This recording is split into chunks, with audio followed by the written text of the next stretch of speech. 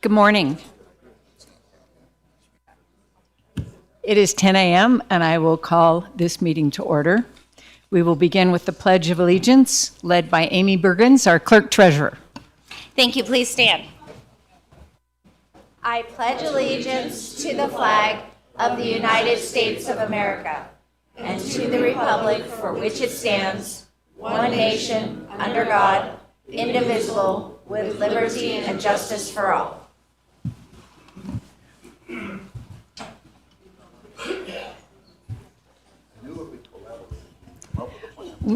We have, as commissioners and county staff, been trying to figure out the best way of approaching this day because we have two agenda items that we believe will have a lot of public comment. Agenda items 6 and 7 regarding the proposed cell towers in Minden and Johnson Lane. And we've batted around several versions of the best way to accommodate the most people. And because it's become apparent we knew we'd have public comment, but it's become apparent that we may have more than we even thought we might. And so, and we hesitate to split these two agenda items with lunch in between. So we're not going to do that. So we talked about hearing them right off the bat, but we're afraid that might push us into 2 o'clock or so. And if we don't eat lunch, we'll get cranky and not do our best. So what we've landed on is we are going to take all agenda items before 6 and 7.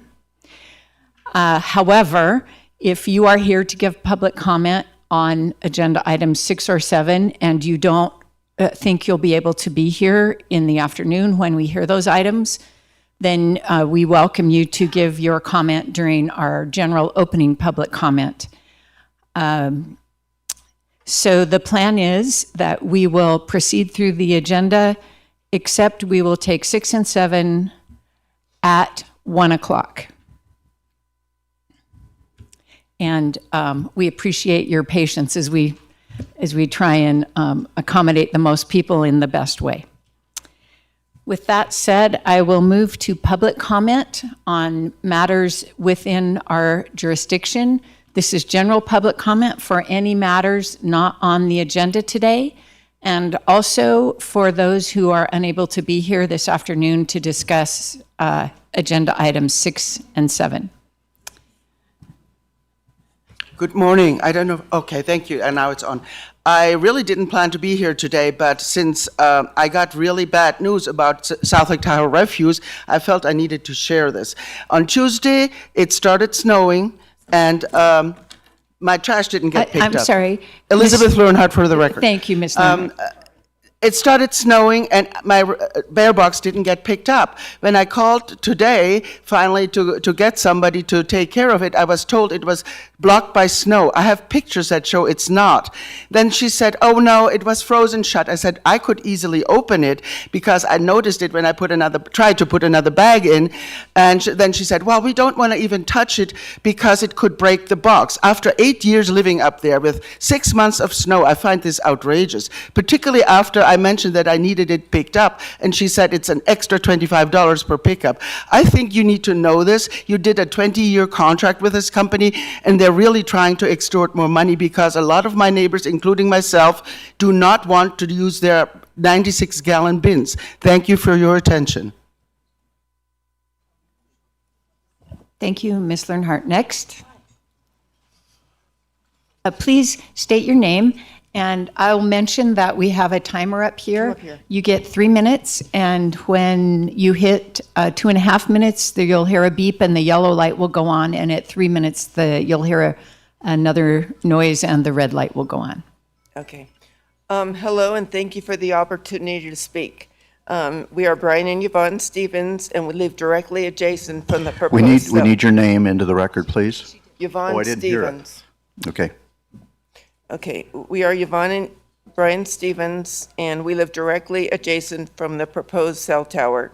We are here today because this project is a direct intrusion into our lives, safety, and our property. We have chosen this location to live in our retirement because of its beauty, peace, and friendly environment. No one should have to live in the shadow of this massive ugliness. Our views will be destroyed and the tower will dominate our skyline. The rural aesthetics that make our home special will be replaced with metal and machinery. Our home values will all go down.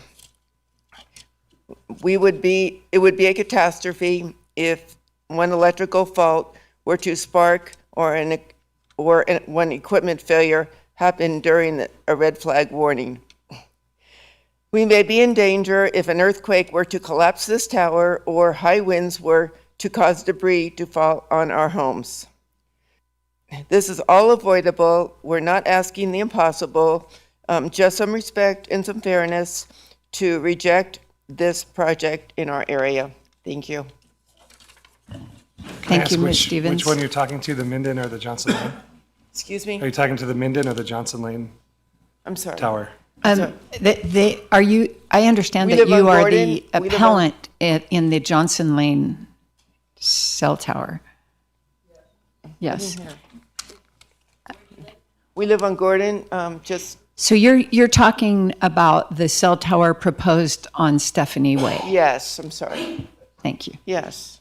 Okay. And Mr. Stevens, did you want to say anything? Not this time. Okay. All right. Thank you.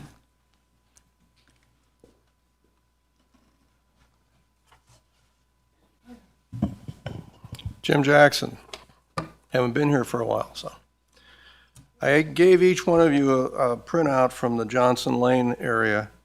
It's about a little fiasco that went on up there the other day. I didn't see the truck when it was loaded, but I did see him when he was coming back, unloaded, about ran me off the road too. An oversized load, he was traveling pretty fast, and there was an ox truck going the other way, who he ran off the road, a good 3 to 4 feet off the road, because there's no shoulders on that road. I don't know if this oversized load needed a permit or needed a pilot car, but something was going wrong up there. Everything. So I thought you ought to see it. The other comment that was on here was they said that somebody might want some feedback on it. This wasn't very flattering to you. Said Danny Tarkanian tried, but that the other board members are impressed with their negotiating skills. You have none as far as I'm concerned. You're 0 for 2 on 2 of the big things that you've been negotiating for in the past months and everything. So I agree with that comment. The other thing is we've talked about these trucks being covered. And it doesn't seem like the county wants to do anything about that. Well, the other day I took a load to the dump with a trailer. And I was informed that if I didn't have it covered, I'd have to pay an extra fine. Now, I'm just a citizen of the county. I would have to cover a load or pay an extra fine. She said I wasn't going to do that today. But these trucks, you let them go without being covered. And there's dust and rocks and everything coming off of them. So it's about time you do something about that. We also are still waiting for the stop sign up there at Johnson and Fremont before we start getting a lot of trucks going through there. Now, if you put out counters, which we think you have, they're way down Fremont, nowhere's near Johnson Lane. So those aren't going to work too well. So anyway, I'm curious to see what you do today to see if your record goes 0-3 or if you stay at 0-2. Thank you. Thank you, Mr. Jackson. Welcome, Mr. Conway. Hello, Ron Conway, Protect Johnson Lane. I'm here today to talk about a 4-way stop at Fremont and Johnson Lane.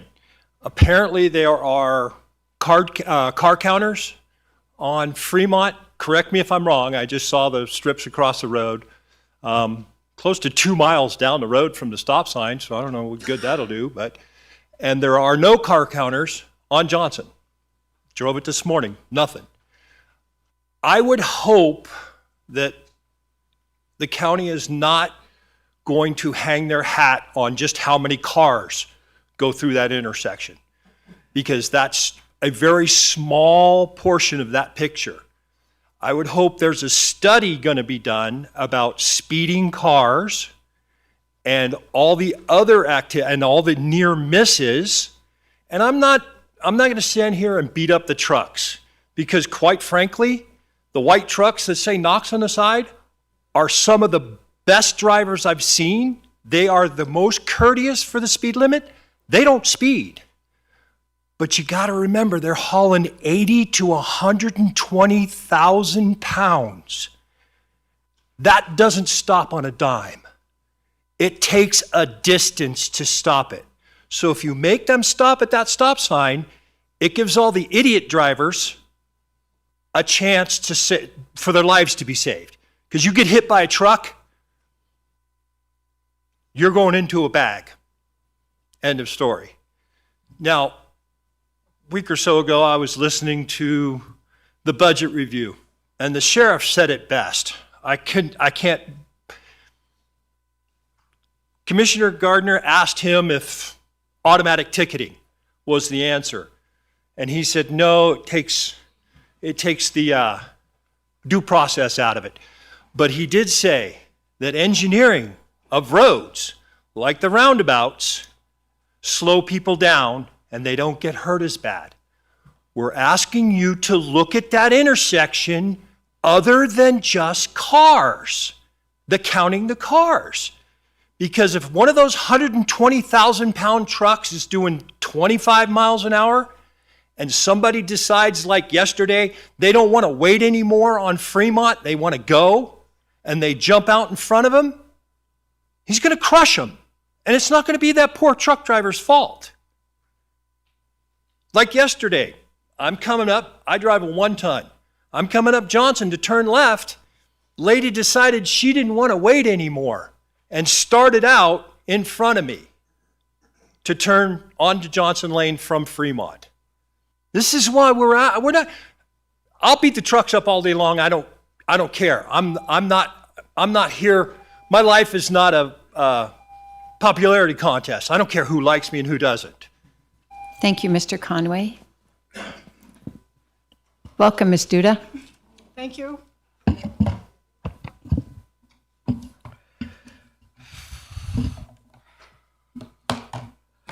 Good morning, Julie Duda. Hoodwink is to cause acceptance of what is false by trickery or misrepresentation. I have 3 examples of hoodwink. A new gas tax was discussed last week during a budget presentation. A county employee put forth the idea of raising the gas tax, and the people would not be aware of the tax hike because gas prices fluctuate. Next, a town board member voted for a 25% trash fee hike and said, now maybe we will have money for road maintenance. Number 3, in the other local town, a board member voted for a 35% trash fee hike, then suggested referring to the fee hike in dollars so it sounds less. These are 3 different examples of hoodwink, but all propose a strategy of trickery or misrepresentation. In the first example, the tax hike, the gas tax, my consideration is for the people who commute long distance to get to their job. Many of these workers are stressing out to pay their mortgage or rent and monthly bills. A new gas tax is a bad idea. Using trickery for a new gas tax is a terrible idea. The second example, trash fee hike used for road maintenance, illustrates a concept of the end justifies the means. More to the point, it's an illustration of circumventing tax caps, of using fee hikes to supplement tax revenues. In the last example, the 35% trash fee hike, referring to the hike in dollars not as a percent, is a subtle form of trickery. After all, isn't it the same whether it's stated in dollars or as a percent? It comes down to intent, in my opinion. The intention to gain acceptance by minimizing the fee hike. For good or bad, this board can influence the use of hoodwinking. Thank you, Ms. Duda. My name is Reggie Bobo. I'm 2770 Gordon Avenue, 6 houses down from where you're planning to put a tower. Now, I know all of you did a swearing in to protect the people and serve the people, not the corporations. Cigarettes, it took all the way to 1965 before they finally, the government said, okay, that's enough. Cigarettes have killed enough people. They haven't been in no testing since 1990 on 1G. That's it. And you putting this tower next to children? What God do you serve to not have a conscience to know that these towers? I have bees in an orchard, kills bees. I won't have any more fruit trees. I'm selling my house in June. I'm getting the hell out of here. But still, my house is going to be 20 to 30% less. So who do I sue for this? Do I sue Verizon's? Or Verizon says, oh no, they did it. So do I sue you guys? When everybody starts coming up sick from the schools, have there been any testing on a tower right next to a school? It's forbidden in many places because they know it hurts children. But there's no proof yet because the big money, nobody can be anybody without the big money. So now they serve the big money. Yeah, we'll kill people and let the big money run us. I hope you guys have more of a love for God rather than the God of this world, because it really makes a big difference in serving the people rather than the corporations. And I don't know who to sue yet, but when it comes to suing because it hurts people and they find this out, is it going to be on Verizon's again, or is it going to be on the county to pay for the damages and the children and the people and the costs of what? Now you have a whole new person putting a whole street up. He didn't know that there was going to be a tower right in the back of these new homes, or he wouldn't have put the street up. That's tons of income for this area, and you're killing it with this tower. It's ugly. It's not good for people within a mile, or bees, and so I rest my case, and I hope you guys have a conscience and a love for God, not the God of this world, greed. Thank you. Thank you, sir. Thank you. Welcome. Yes, I'm Brian Stevens, and I'd like to speak about the microwave or the 5G towers that are going up in residential areas. And the first thing is they're going to lower the home values in all the areas that are going to be close to those towers. Just about everybody moved here for the beautiful views of the mountains. And you put some kind of a massive, ugly tower that's right in front of the view of those mountains, it's going to affect our home values to look at something that ugly in our community. And there's another reason why it's going to lower the home values too, is because people more and more are getting informed about the dangers of radiation from these towers. And I'd like to get out my meter here. I've got a pretty expensive meter. It's called a tri-field meter for measuring radiation. And the engineers there at Tri-Field say that 0.200 milliwatts per square meter is the low safe level for radiation. But if I take this meter near a cell tower, it pegs. So people are becoming more and more aware of this, that the radiation is dangerous. So that's another reason why they don't want a cell tower close to their residence. That's going to also lower their home value. And that's the main reason I'm concerned about putting the cell towers close to a residential area, is it's going to really affect our home values. And why is this radiation dangerous? Everybody's got a microwave oven in their home. And the new 5G uses a similar frequency to the microwave in your home. And why does a microwave work? Because when that radiation hits something, it starts warming the surface and heating it. Now, if you're close to a microwave tower, you're going to be subjected to a low level of this radiation 24/7. And no one has done a serious study to determine what the safe level of that radiation is to be exposed to 24/7. And there's numerous lawsuits around the country where people have been close to these towers and they've become sick and they've had to move. And now they can't sell their home because the realtor has to disclose these people are claiming they're sick because they're close to the cell tower. So now they've got a home they can't even sell.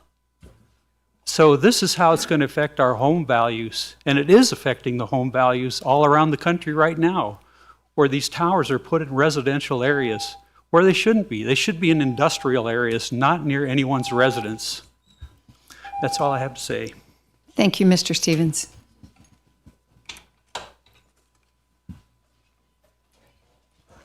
Welcome. Hello, my name is Cliff Nellis. I live in Washoe County, and I represent an organization called We the People Nevada. You can find us at nevadapeople.org. And we're just getting up and running, and we will be working on lawsuits. I want you to know that. These towers are uninsurable. The levels that the previous man said, 200 microwatts are safe, and our phones work just fine on that. You know what a milliwatt is? A milliwatt is 1,000 times more powerful. And when you're exposed to that day and night, because that's where you live, or that's where you work, then we don't really know the effects on the human body, but we do know it can cause cancer and other types of maladies. And so that's one thing. It's like the asbestos situation. When they got proof that that people were being harmed by asbestos, guess what happened? They stopped using it in construction. And what has happened with the 5G is they had to, in order to make these work, they had to ramp up the power really high on these towers. And because really 5G needs to be 1,000 feet between each tower. And they're putting up ones in Las Vegas, they're putting up in just neighborhoods, these little small towers. And in Reno, we got a couple of them at some intersections they put up. And the plan is to put them 1,000 feet apart. But it's something we really need to stand against for the health and welfare of the people, and I hope you guys really understand that this is a critical thing. It's more than just towers in a local neighborhood. This is, these things actually, they need to be a mile away. In Washoe County, we got them right on some schools, right on Vaughn Middle School, Reno High, right on the football field, Reed High, right on the football field. We'll be working to get those moved. But there's money that comes, for those towers located. There's a lot of money. And we don't know where that money goes either. It could go into some slush fund in the back of some politician's pocket, who knows? But, thank you. Thank you. I will note that federal law prohibits this board from considering health as a factor when it decides cell tower matters, locations. So I appreciate your passion, but I want to be very clear to everyone in the room that we cannot consider health factors as we make a decision on the location of cell towers. Other factors, yes, but not health. Okay. Is there any other public comment on matters over which we have jurisdiction? Hello, Mr. Gibson. Good morning. You can spare me the pseudo sentiments, thank you. You're going to jack my time again this morning because I'm speaking the truth. With regards to the federal government not respecting our health in regards to commerce, it's not our government, it's their government. That's why we're building an alternative. It's the original 50 states of the American States Assembly. That's the Nevada State Assembly. Here's your notice and affidavit. This is a Pause, Mr. Gibson. I welcome you to talk to us about anything over which we have jurisdiction. So, my point was we don't have jurisdiction when it comes to deciding health matters in relation to cell tower location. So, but we don't have jurisdiction over that. That's the Are you point. stealing my time again? Are you going to restore the time? Or are you going to use that to steal my time again? Thank you. All right. Okay, listen, I appeared here on April 1st, and you told me that my testimony was outside of the context of the jurisdiction of the board, and Mr. Gibson, we're not going to argue about what's previous things. What I'm telling you is you are welcome to use the rest of your 2.5 minutes to talk about things over which we have jurisdiction, but that is all we are going to hear from you. Let's resume time. I'm going to have the record reflect that when you hijacked my last testimony on April 1st, you said it wasn't within the jurisdiction of the board, and then you used my information to create policy. You used my testimony to create policy for that budget meeting. So you're doing it again today. Sir, this is the last time I will invite you to speak to us on something within our jurisdiction. What's in our jurisdiction, folks, is a process that we've perfected. This will be on the record. You can go to the website to pull these documents, if you will. We've perfected a platform called inpowermovement.com. That's INPOWER movement.com, by which you can redress your grievances. It's an automated system that will use mercantile law and other alternatives to the Board of County Commissioners to seeking the remedies that we need and that we so desperately deserve. inpowermovement.com. These notices and affidavits are due process. The only way you're going to get anything done is if you read your Constitution and apply it, period. These people can't hear a word that you're saying. They're sold out. I still don't hear anything regarding our jurisdiction, and so I will invite you to come back another time when you have something to tell us about our jurisdiction. So thank you, Mr. Gibson. It's all in writing right here. It's called your oath of office. Is next, Ms. Toon, welcome. Good morning. Jen Toon for the record, Main Street, Gardnerville. I just wanted to take a little bit of your time. I know you have a big day, but I want to thank you in advance for the consideration of our festival permits that are on the consent calendar. We're very excited to bring these events back downtown, as I will be stepping down as a reigning 5-time champion of the coffin races. We hope that we'll get a little bit more competition on Slaughterhouse Lane, and we're very excited to partner with Community Services to bring the 4th annual Dia de los Muertos Festival back. This has been widely embraced by your Hispanic community. It means a lot to me and my family, and I'm so thrilled that we can do this again. So also, I wanted to commend you on the 4 days of budget hearings that you guys endured. And to the team for the information that you brought to the public. It was really clean and concise, and I really just appreciate the thoughtfulness that was put into it. I know you have a lot of really tough decisions ahead, but get some rest this weekend, huh? Thank you. Is there any other public comment this morning?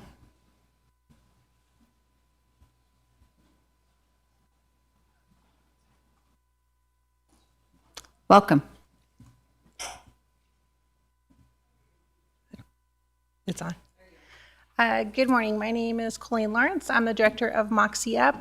And for Autism Awareness Month, we want to invite you all. We're really excited with the Tahoe Night Monsters. We are actually launching the first sensory room on April 12th.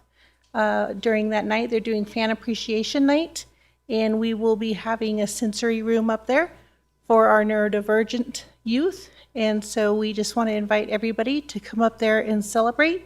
And upstairs in the VIP rooms, we will be having a sensory room for all of our youth that come up to enjoy the night's game. So we want to say welcome, and we hope that families come and bring their youth that are neurodivergent and celebrate. Thank you. Would you make sure and sign, yes, sign in.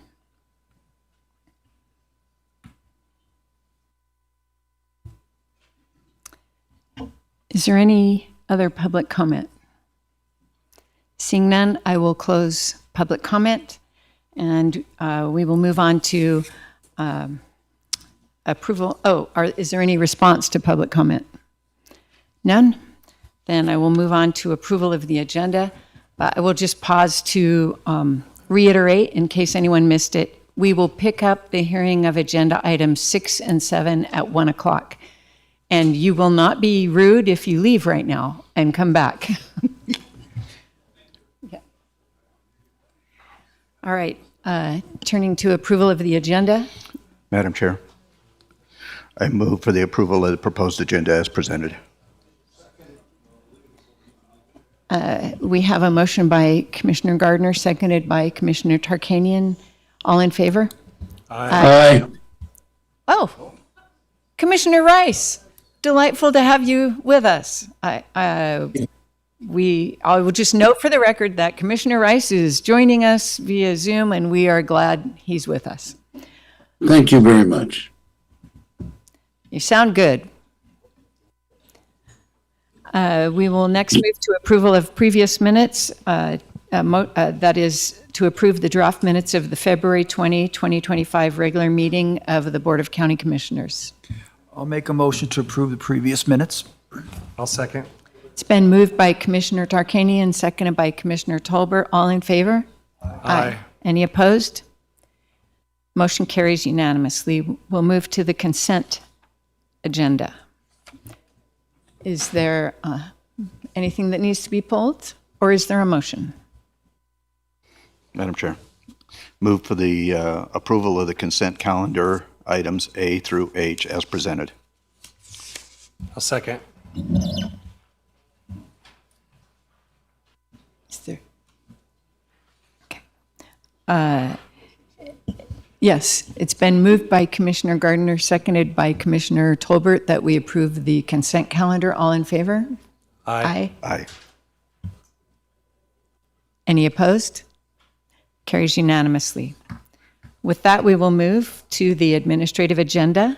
Agenda item number 1, for presentation only, ceremonial presentation of Proclamation 2025P-030, proclaiming the month of April 2025 as Child Abuse Prevention Month in Douglas County.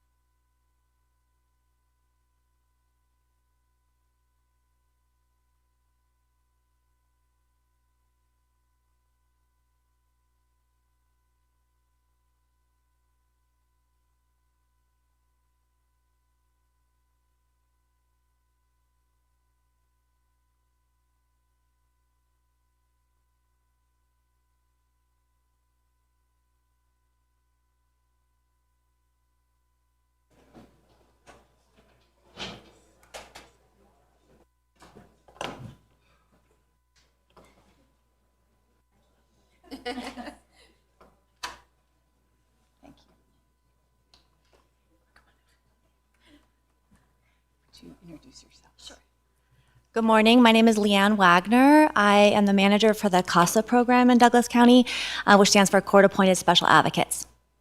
And I'm Megan Sirocco, Social Services Manager for the Division of Child and Family Services.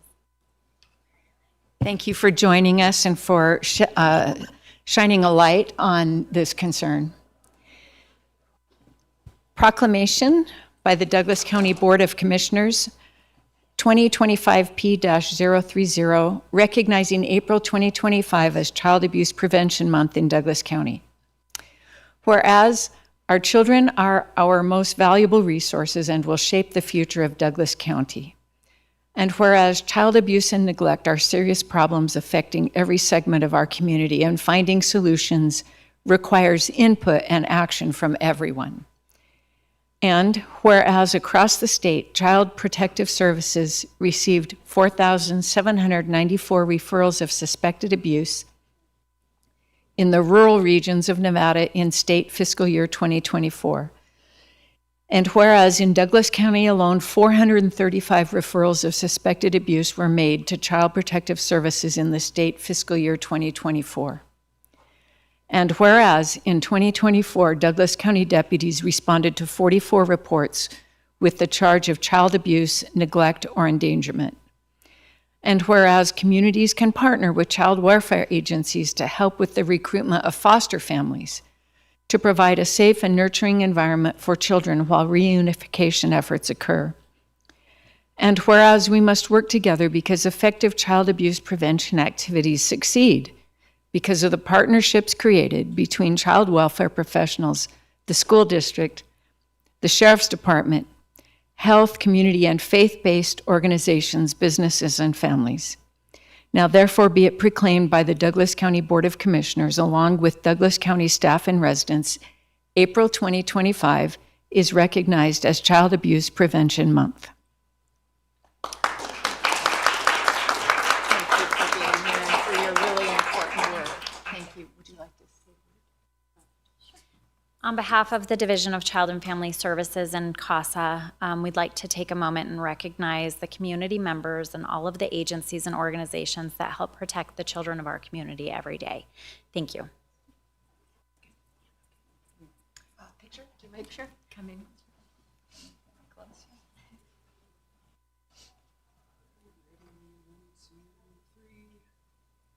Perfect.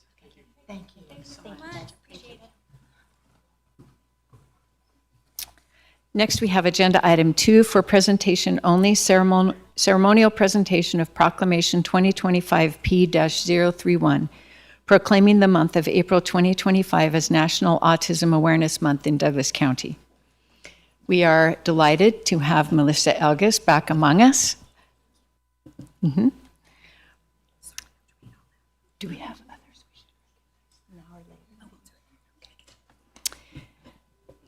Proclamation 2025 P-031, declaring April 2025 as National Autism Awareness Month in Douglas County, Nevada. Whereas autism is one of the fastest growing developmental disabilities in the world, affecting 1 in 36, according to estimates from the CDC's Autism and Developmental Disabilities Monitoring Network. This includes people in the Douglas County community, of course.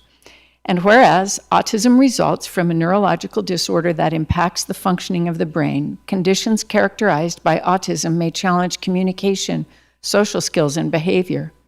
Accurate early diagnosis and the resulting appropriate education and intervention are crucial for ensuring the highest quality of life for individuals with autism. And whereas during the month of April, we aim to promote autism awareness, inclusion, and self-determination for everyone.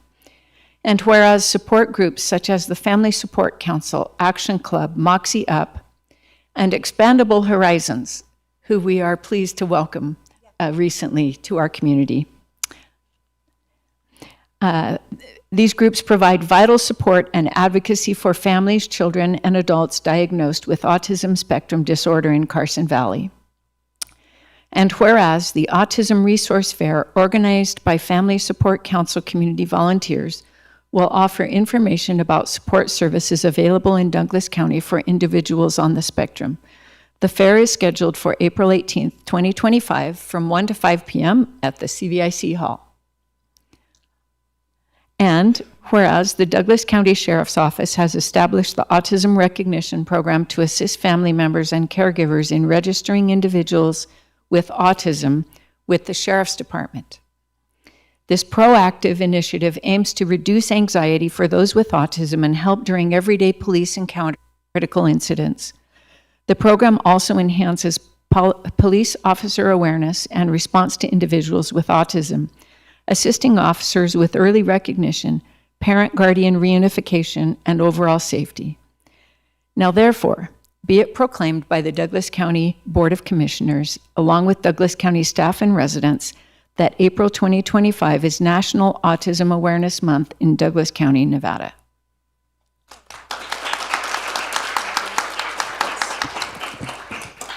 All right, I'm going to make it quick. First of all, just thank you. You knew you would see me again, right? I wouldn't be gone long, so here I am, surprised.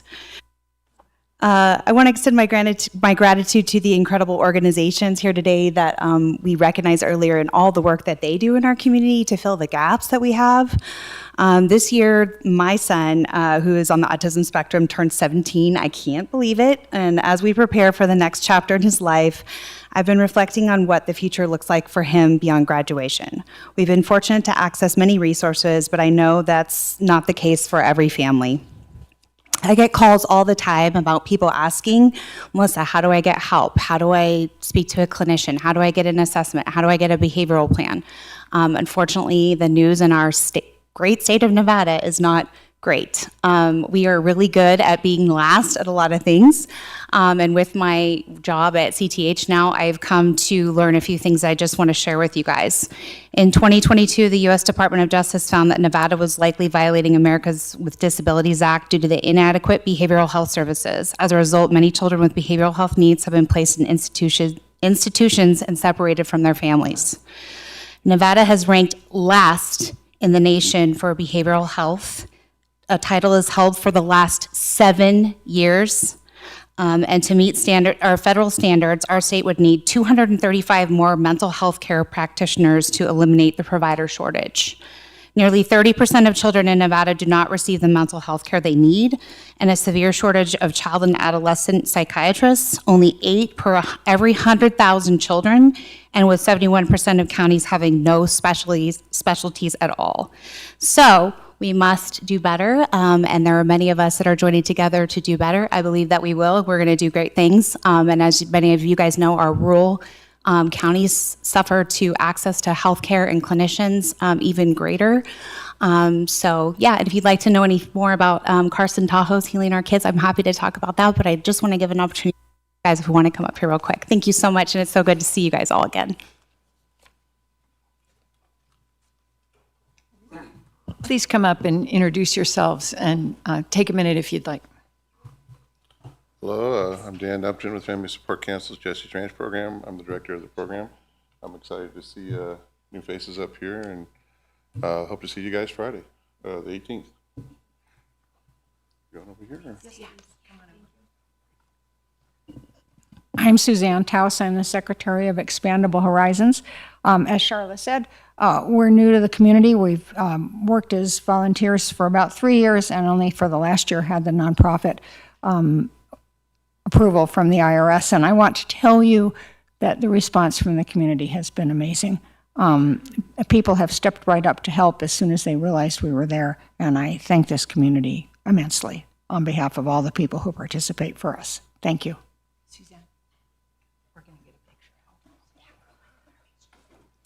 Hi, good morning. My name is Veronica LaChance, and I am the Executive Director for Family Support Council.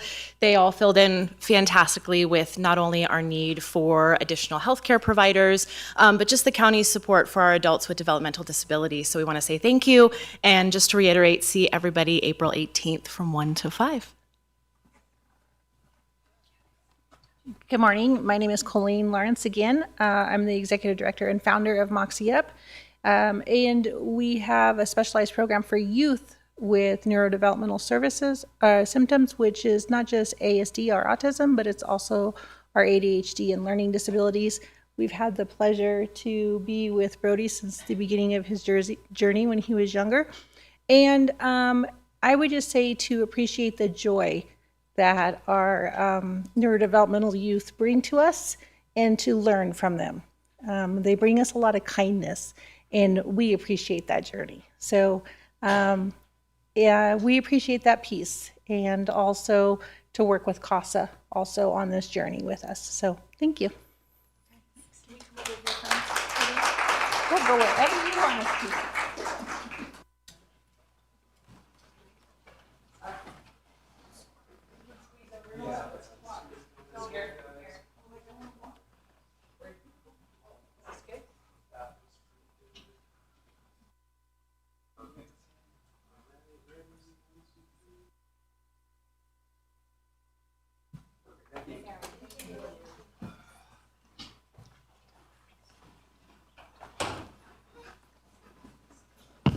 Before we leave that agenda item, I know that we just want to thank each of you who are here for the excellent work you do in our community.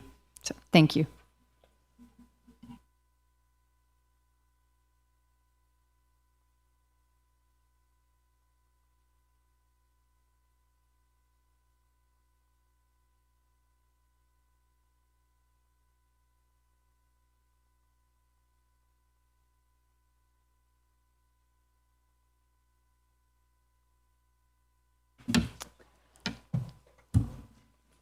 Agenda item 3 for possible action, discussion to 1, accept the business impact statement prepared pursuant to NRS 237.080 for ordinance 2025-1653, amending Title 3, Chapter 3.50 of the Douglas County Code by increasing the monthly surcharge for the enhancement or improvement of the telephone system used for reporting emergencies from $0.75 per access or mobile line and $7.50 per trunk line to $1 per access or mobile line and $10 per trunk line, reducing the limit on the uncommitted balance in the 911 surcharge special revenue fund from $1 million to $500,000 and providing for all other properly related matters.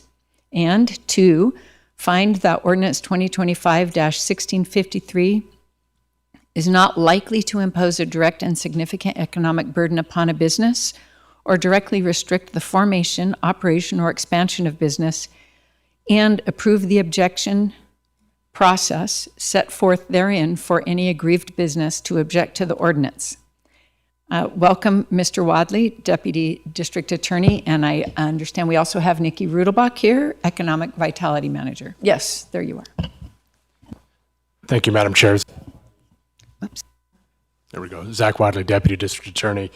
The ordinance that's referenced in the agenda item was initially introduced by this commission on February 26, 2025.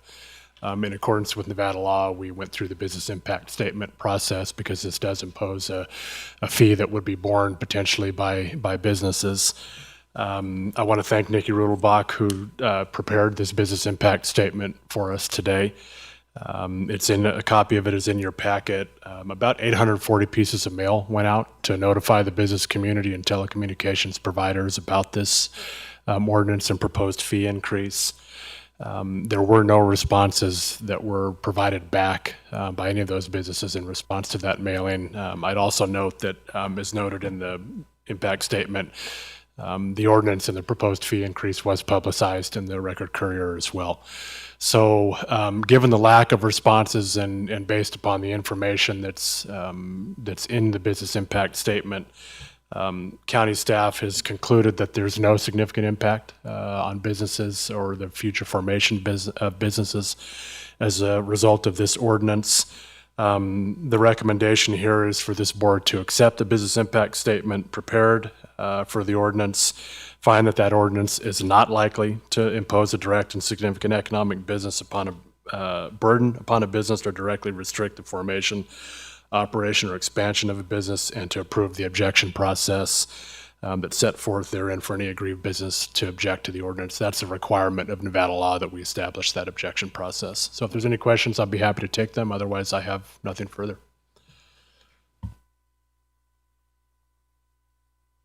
I don't see any questions. So let's then go to public comment. Is there any public comment on this agenda item? Seeing none, I will turn to the board for a motion.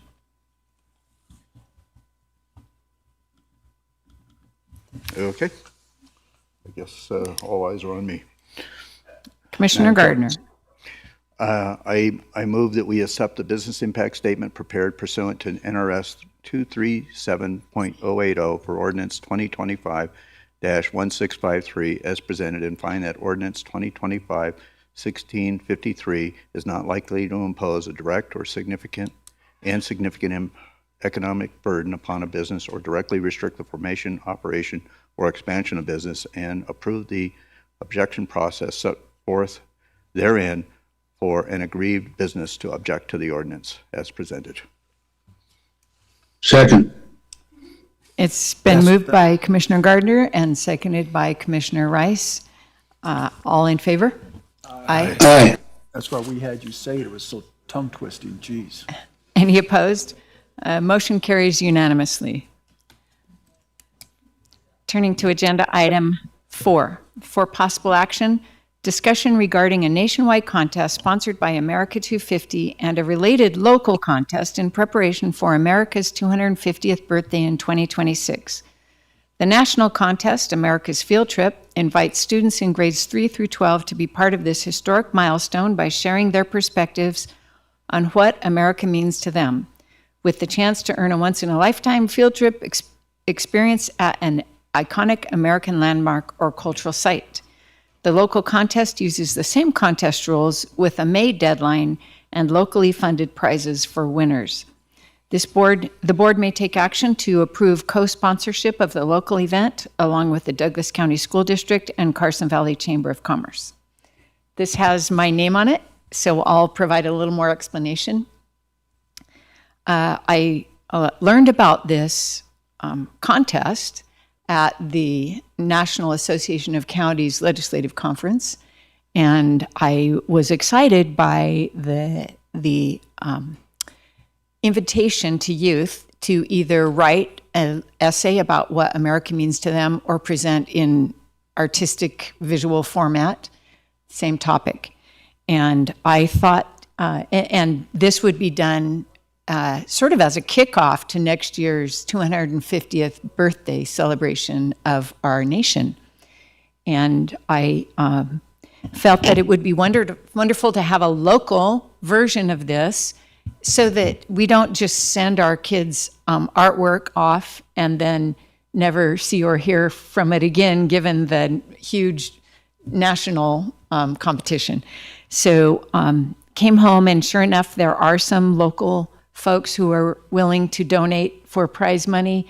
And Alicia Main from the Chamber of Commerce was willing to partner with us, and in fact has a bigger picture of how this will fit into some other activities that are happening by the Chamber. So what we need from this board is, at this point, not any money, just simply support and the approval to use the county logo and officially co-sponsor this contest. Would you like to say anything, Alicia?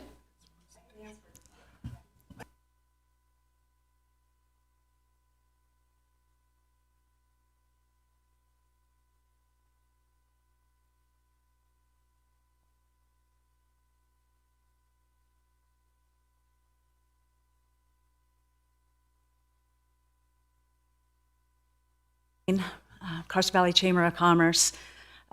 We had some other things that we were working on, so when Commissioner Hales called us, I said, you know, it's a very short deadline because that deadline is April 16th. And what we're currently working on, as you guys know, that I am very passionate about kids and youth sports, but not only that, but career and tech ed. So currently the Chamber works with all of the local schools and just children in general that are trying to get to where they want to go. We're looking at a student signing day of sorts, whether that is career and tech ed, where we can get some businesses to have their step and repeats, kids signing right on with these companies and getting a signing bonus, or these kids that are going off to college, playing a sport, those kinds of things, and kind of doing the wraparound with that. So when Commissioner Hales said, you know what, can we do this? And I said, well, we could put it as part of it. So we're not asking for money. We just want to have everybody together, and we'll move forward. Thank you. Any questions?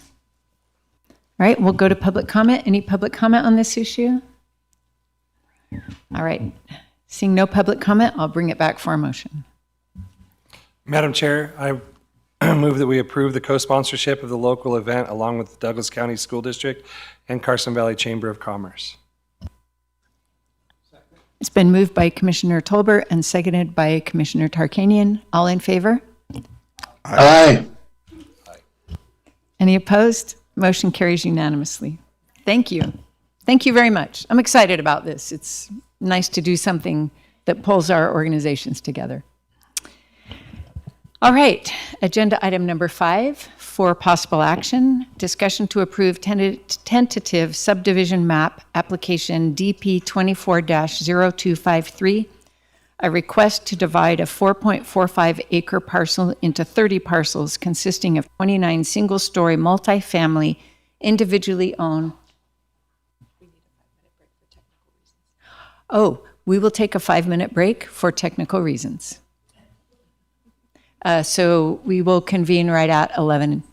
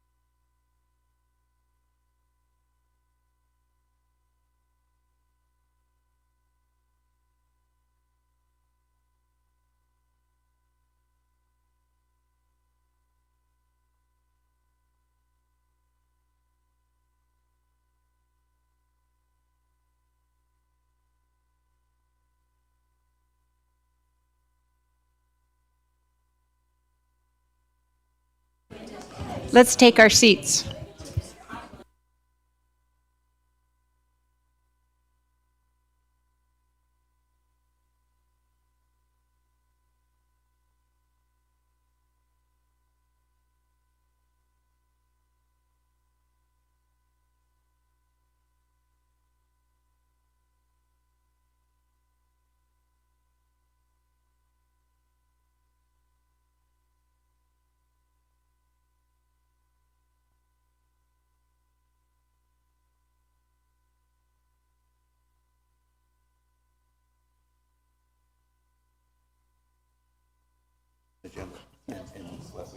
All right, we will reconvene, and before we start up again, I want to recognize that Wes Rice is with us via Zoom. Wes, we want to do a sound check. Can you say hello to us?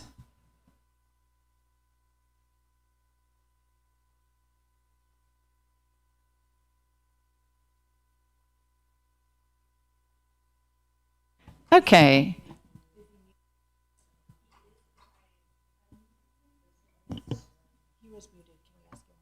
Wes, would you make sure you're unmuted and say hello again?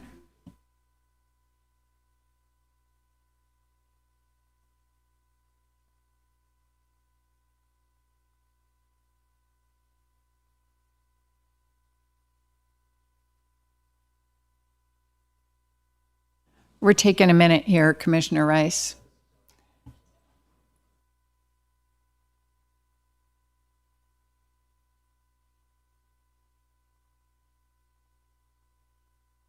I am back. Very good. We've got you. We can hear you loud and clear. So, all right. Thank you. Thank you very much. All right. Also, I want to recognize that we have two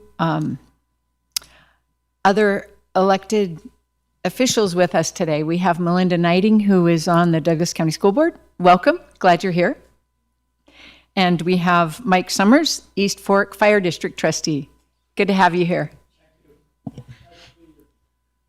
With that, we'll move back to agenda item 5 for possible action. Discussion to approve tentative subdivision map application DP 24-0253, a request to divide a 4.45 acre parcel into 30 parcels consisting of 29 single-story multifamily individually owned units, parcels, and 1 common space parcel.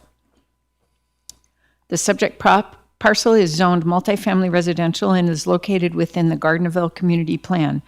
The parcel is located off of, we did this last time, Giles Lane, behind Gardnerville Elementary School. The applicant's representative is Keith Rubin, R.O. Anderson, a Wilson Engineering Company. The owner is Chip Hanley, Santa Ynez Valley Construction, APN 1320-33-402-079. Kate Morales O'Neill, Principal Planner. Welcome. Thank you.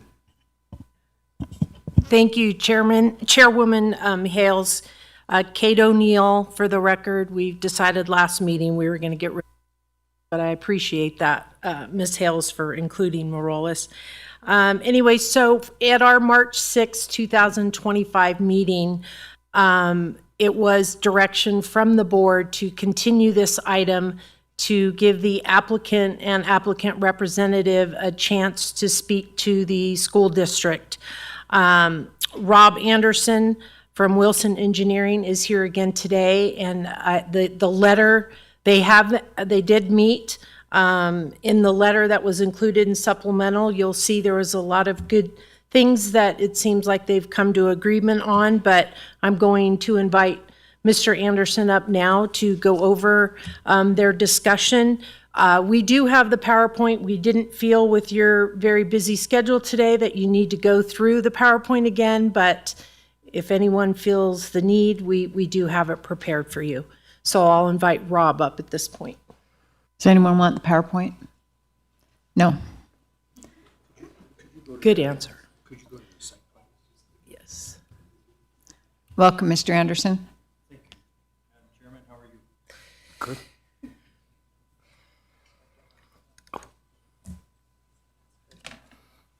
Good morning, Commissioners. My name is Rob Anderson. I'm here today on behalf of Santa Ynez Valley Construction for the application for the Martin Creek Townhome Project.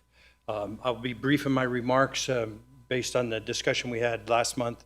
But just as a reminder, this is an application for a tentative map to create 29 townhome sites plus one remainder site for the common area purposes.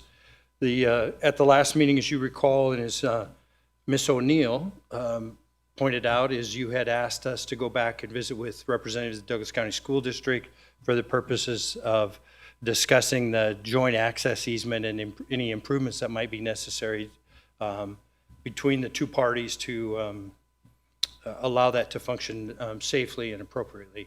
We, in fact, did do that. We met with Superintendent Alvarado, the Director of Buildings and Grounds, Mr. Phil Demas, and also the principal there, Marcy, I believe is her name. We had met in one of the meeting rooms and then did a tour of the site. And the results of that meeting were presented to the school district in a letter format. I believe that you have in your packet. I believe the discussion was very cooperative, very positive, as I would have expected from the school district representatives. So that is kind of where we're at today. I have not received a formal response yet from Superintendent Alvarado confirming that understanding, but in the interest of full disclosure, I did receive an email yesterday from Mr. Demas suggesting that there may need to be a fence modification on the school side of their existing driveway. We have not yet finalized any discussions about whose responsibility it would be or whether or not it's actually necessary and appropriate. Certainly, Mr. Demas's representations are that he feels like it is, and essentially it's to take the existing 4-foot fence and make it a 6-foot fence. So that is kind of the summary and the status of where we are. We very much, the school district has noted in my note to Mr. Alvarado, did request that we add flashers right as the kids come in to the school site, which our client is agreeable to do. There were some other discussions in exchange. They were going to allow us to put the emergency access gate in on the common property line and with a Knox box and then a Knox box on the internal gate. So generally that is where we stand. My client is very interested in receiving your approval today. I'm happy to answer any additional questions you might have. I'm not familiar with what Knox box is. I'm sorry, Madam Chairman, the Knox box is a standard box that is placed on the exterior of buildings or where emergency personnel can get to it. They have a key, a unique key, and inside it is keys to the gates and the locks inside of that. So that's how they exchange keys essentially through a Knox box. Can a Knox box be removed with a bolt cutter? Pretty difficult to do, generally. Yeah, you'd have to be ambitious and have a big, long one. Torch. Are there other questions? No, I have just a comment that I really appreciate you guys taking that extra effort, and it's just another example of keeping communication open where we can find a positive result for all the parties. So I really do appreciate you guys taking that to heart and doing the extra work. Thank you.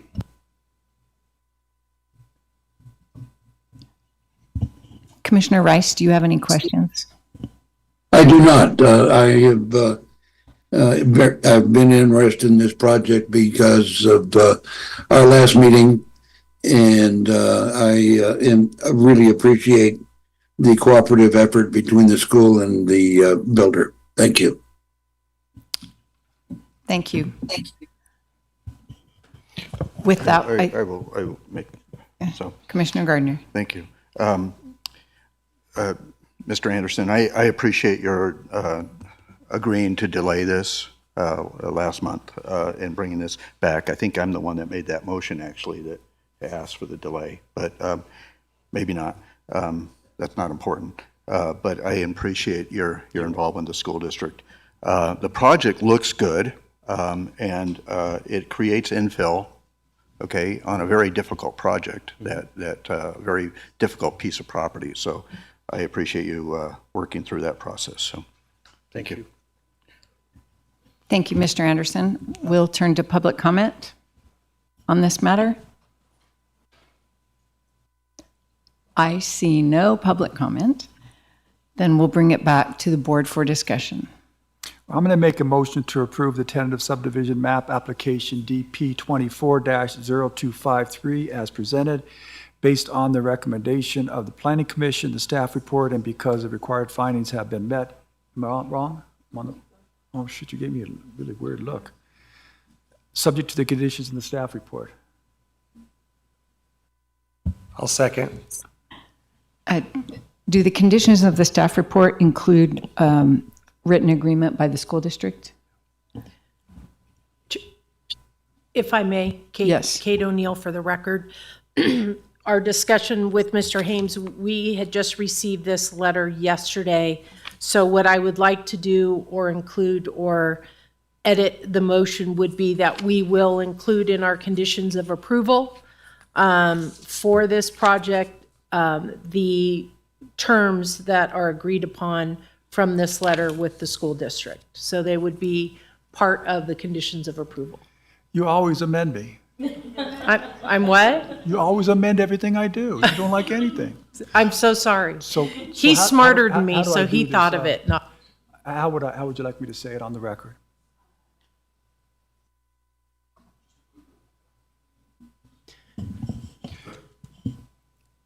You're going to say just include the letter, but I mean, the letter's a letter. Is there a certain title of it or a date of it or something I should put in there so it's recognizable? Madam Chair, if I may, AJ Hames from the DA's office for the record. It is the March 27th letter drafted by R.O. Anderson Engineering.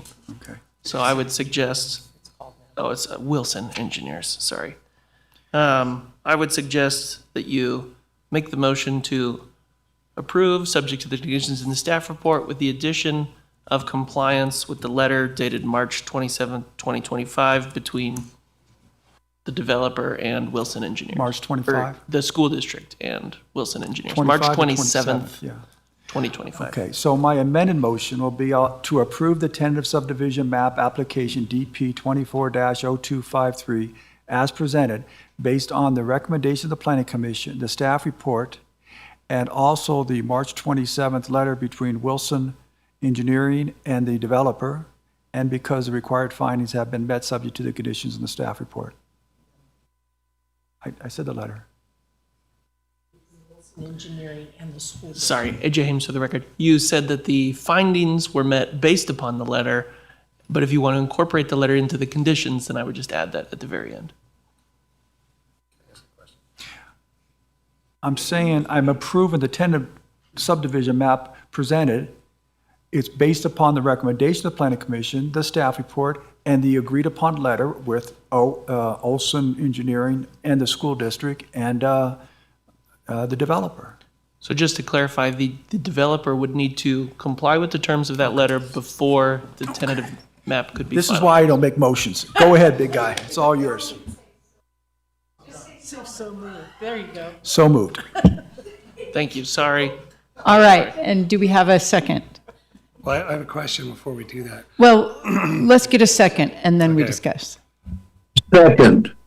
Thank you, Commissioner Rice. Just Commissioner Tolbert. And my only question was, I don't think it was our intent to have the school district put any conditions of approval in.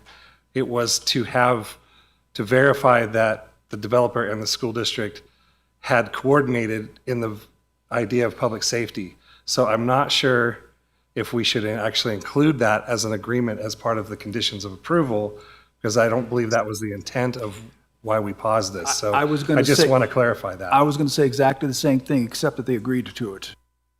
And if they've agreed to it, we might as well put the agreement in there, huh? Okay, I'm good with it. I just want to make sure that. It certainly wasn't a condition. I think Chairwoman Hales made that clear last time. If I may, Kate O'Neill for the record.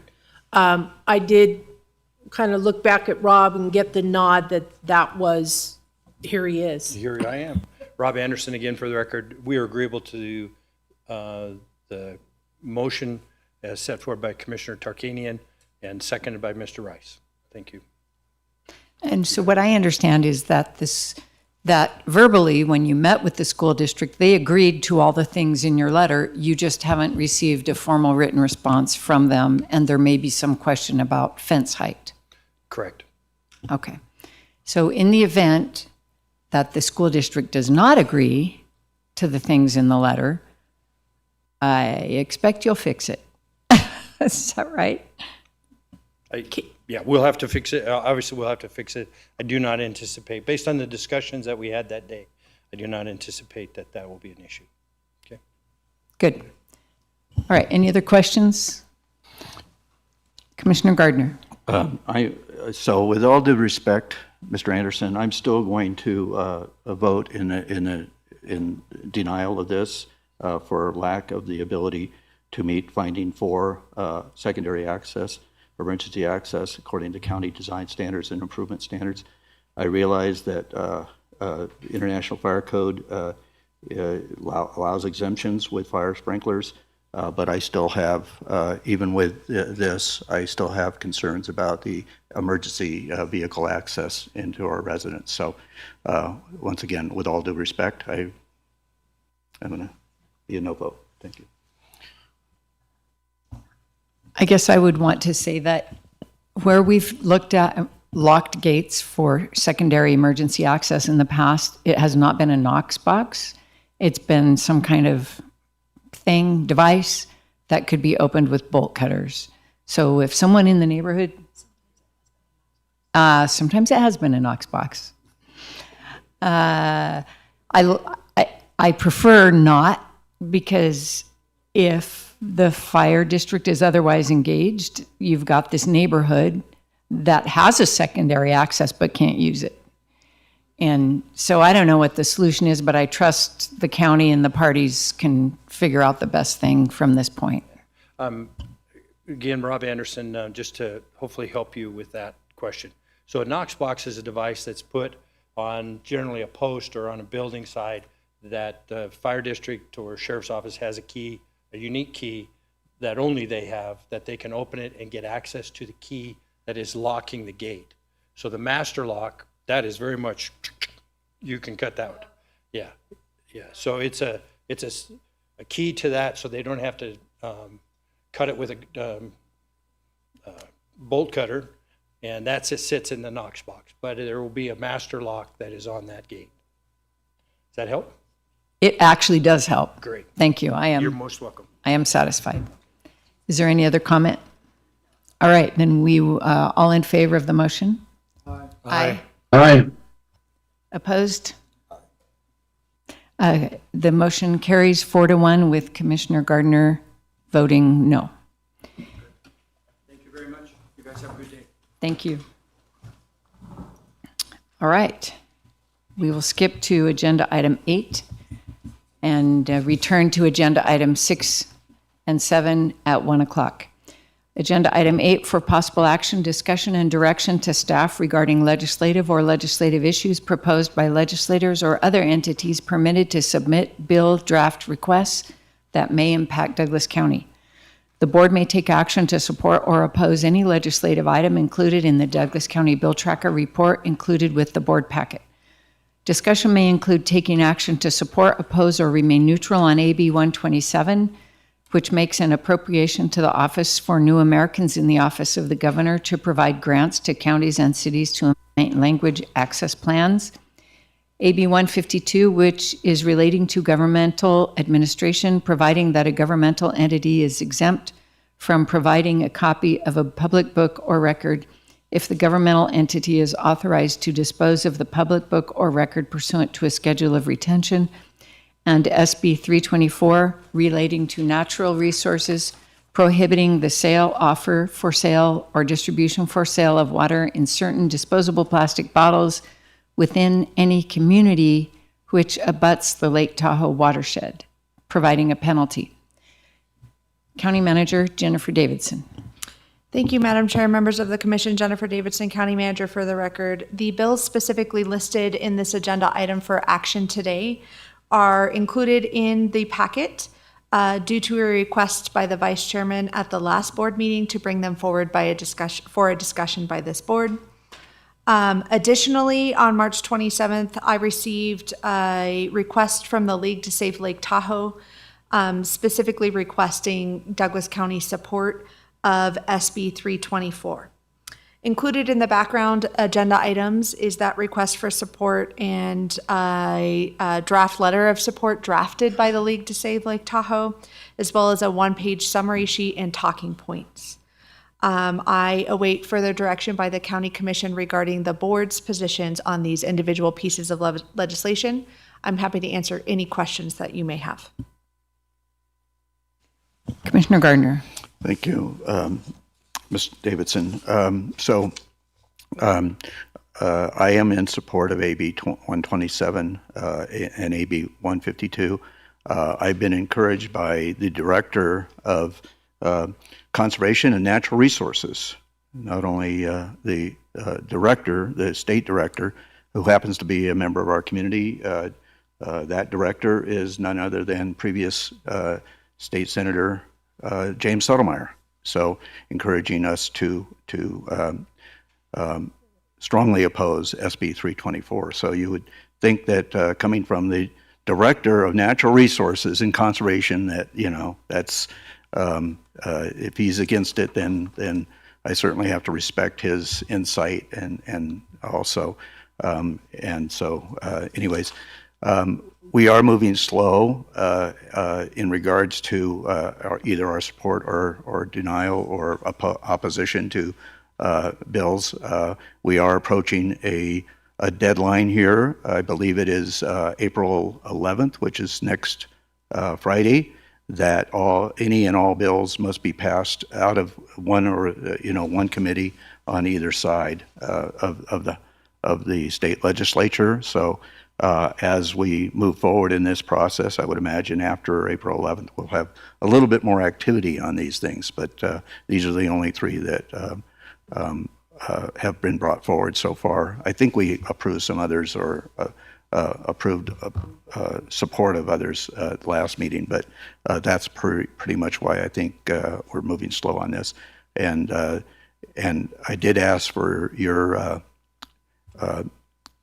to get concurrence from our lobbyist, Lindsay Knox, so I suppose that she supports that position that we're looking at on this. Is that right?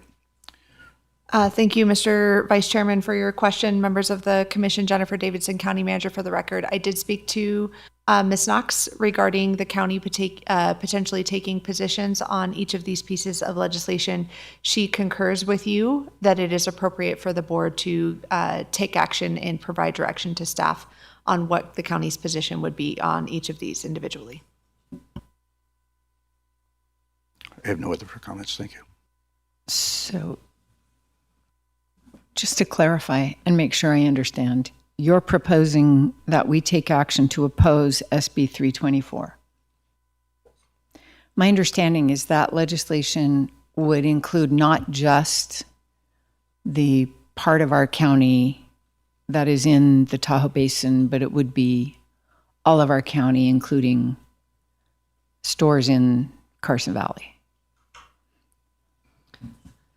Madam Chair, if I may. Jennifer Davidson, County Manager, for the record. Yes, Madam Chair, as written, that is my understanding of the bill as well, that it would impact the entire watershed that abuts the lake, which would include Valley as well.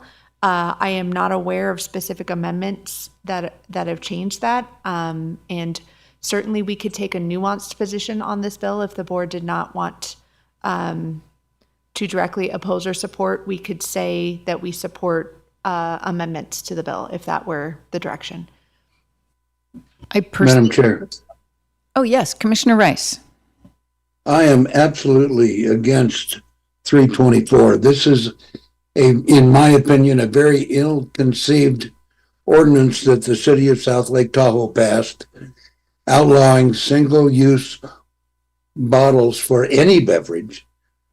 And I think that it is incumbent upon us to protect the citizens of Douglas County from this California overreach. It will serve no purpose. It is another part of, don't get me started on California. Their minions in Clark County have picked up the challenge to dictate to Douglas County and the other lake counties that are in the state of Nevada to conform with their California rules, and I am dead set against this. Thank you. Any other comments on SB 324?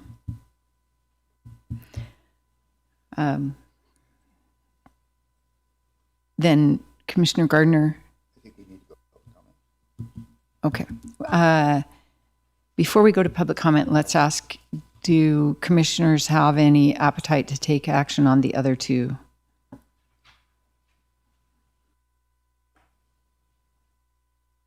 Okay. Madam Chair, if Mr. Settlemeyer has asked our support for those other two, I would suggest that we go that way. That is not the case that I'm aware of. Commissioner Gardner. Yeah, I agree. I'm not aware of that. However, AB 152, I believe, is being proposed by Assemblyman Ken Gray, who is our assigned assemblyman, and so he's asked us to support this bill as it goes forward. I'm not sure about 127. I can't remember that bill off the top of my head. Madam Chair, if I may, Jennifer Davidson, County Manager for the record. AB 127 is related to funding for language access plans. I'm sorry. I was trying to blink on what they were called. Staff would add our support of that particular piece of legislation as it may open up funding opportunities for Douglas County as we look to implement the priorities from our language access planning efforts as we work with this board to define those parameters moving forward. Thank you for that reminder. Yes, not that I necessarily agree with the Office of New Americans that was created by our legislature 2 years ago, but if they're going to require us to have, once again, that was an unfunded mandate 2 years ago, and this is an opportunity to get funding for that mandate. So yes, that's why I'm in support of 127. Yeah. Okay. With that, we'll go to public comment on this agenda item. As he brings back this single-use water bottle. Mr. McCallop.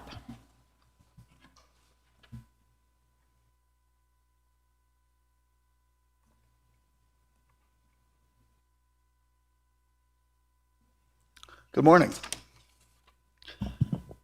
And I would concur with, I think, what's been said. The importance of 127 is that, as I think Commissioner Gardner mentioned, we're always facing unfunded mandates. It's easy for the legislature to pass stuff. It's a lot harder for us to pay for it. So not thrilled with the Office of New Americans, but absolutely do agree that if we can get funding to help us deal with it, then that's fine. I also agree with 152, and I strongly opposed SP 324. I think we need to be very definite on that. Thank you. Thank you. Is there any other public comment? I will close public comment and come back to the board. I would suggest that we do 3 separate motions, if that's okay, because they are 3 separate bills, if we want to take action on all 3. So, Madam Chairman. Commissioner Rice. Madam Chairman, I move that we oppose SB 324. Thank you. Second. It's been moved and seconded that we oppose SB 324. Is there any additional comment? All in favor? Aye. Aye. Opposed? Carries unanimously. Is there another motion? Madam Chair. Commissioner Gardner. Can I include both of these as one? I think I move for I move that this board support AB 127 and AB 152 as presented. Is there a second? Second. It's been moved and seconded. Moved by Commissioner Gardner, seconded by Commissioner Rice, that we approve that we support formally support AB 127 and AB 152. All in favor? Aye. Any opposed? Carries unanimously.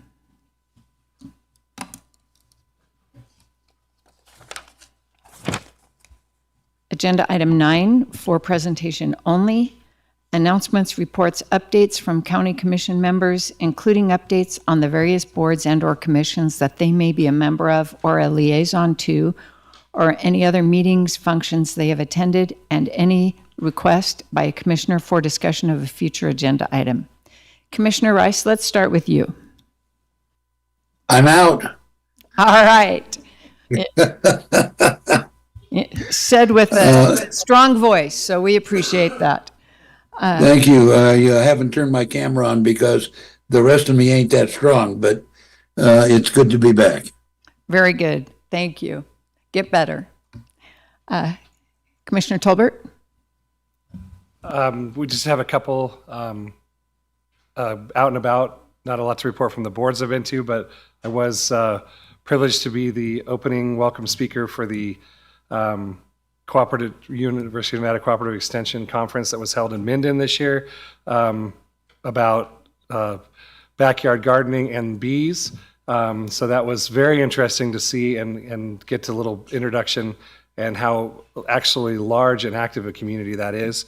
And the other one is I'm one of the co-leads of the 4-H Speaking with Confidence class, also through the Cooperative Extension, and we will having our final where the kids will actually be delivering their 5-minute speeches next Wednesday at 4 o'clock at the Cooperative Extension office. If anybody wants to come and listen to some of our young people give their speeches, there will be limited space, but it is open to the public, and it's a great opportunity to see what some of our young people are doing and learning to speak with confidence.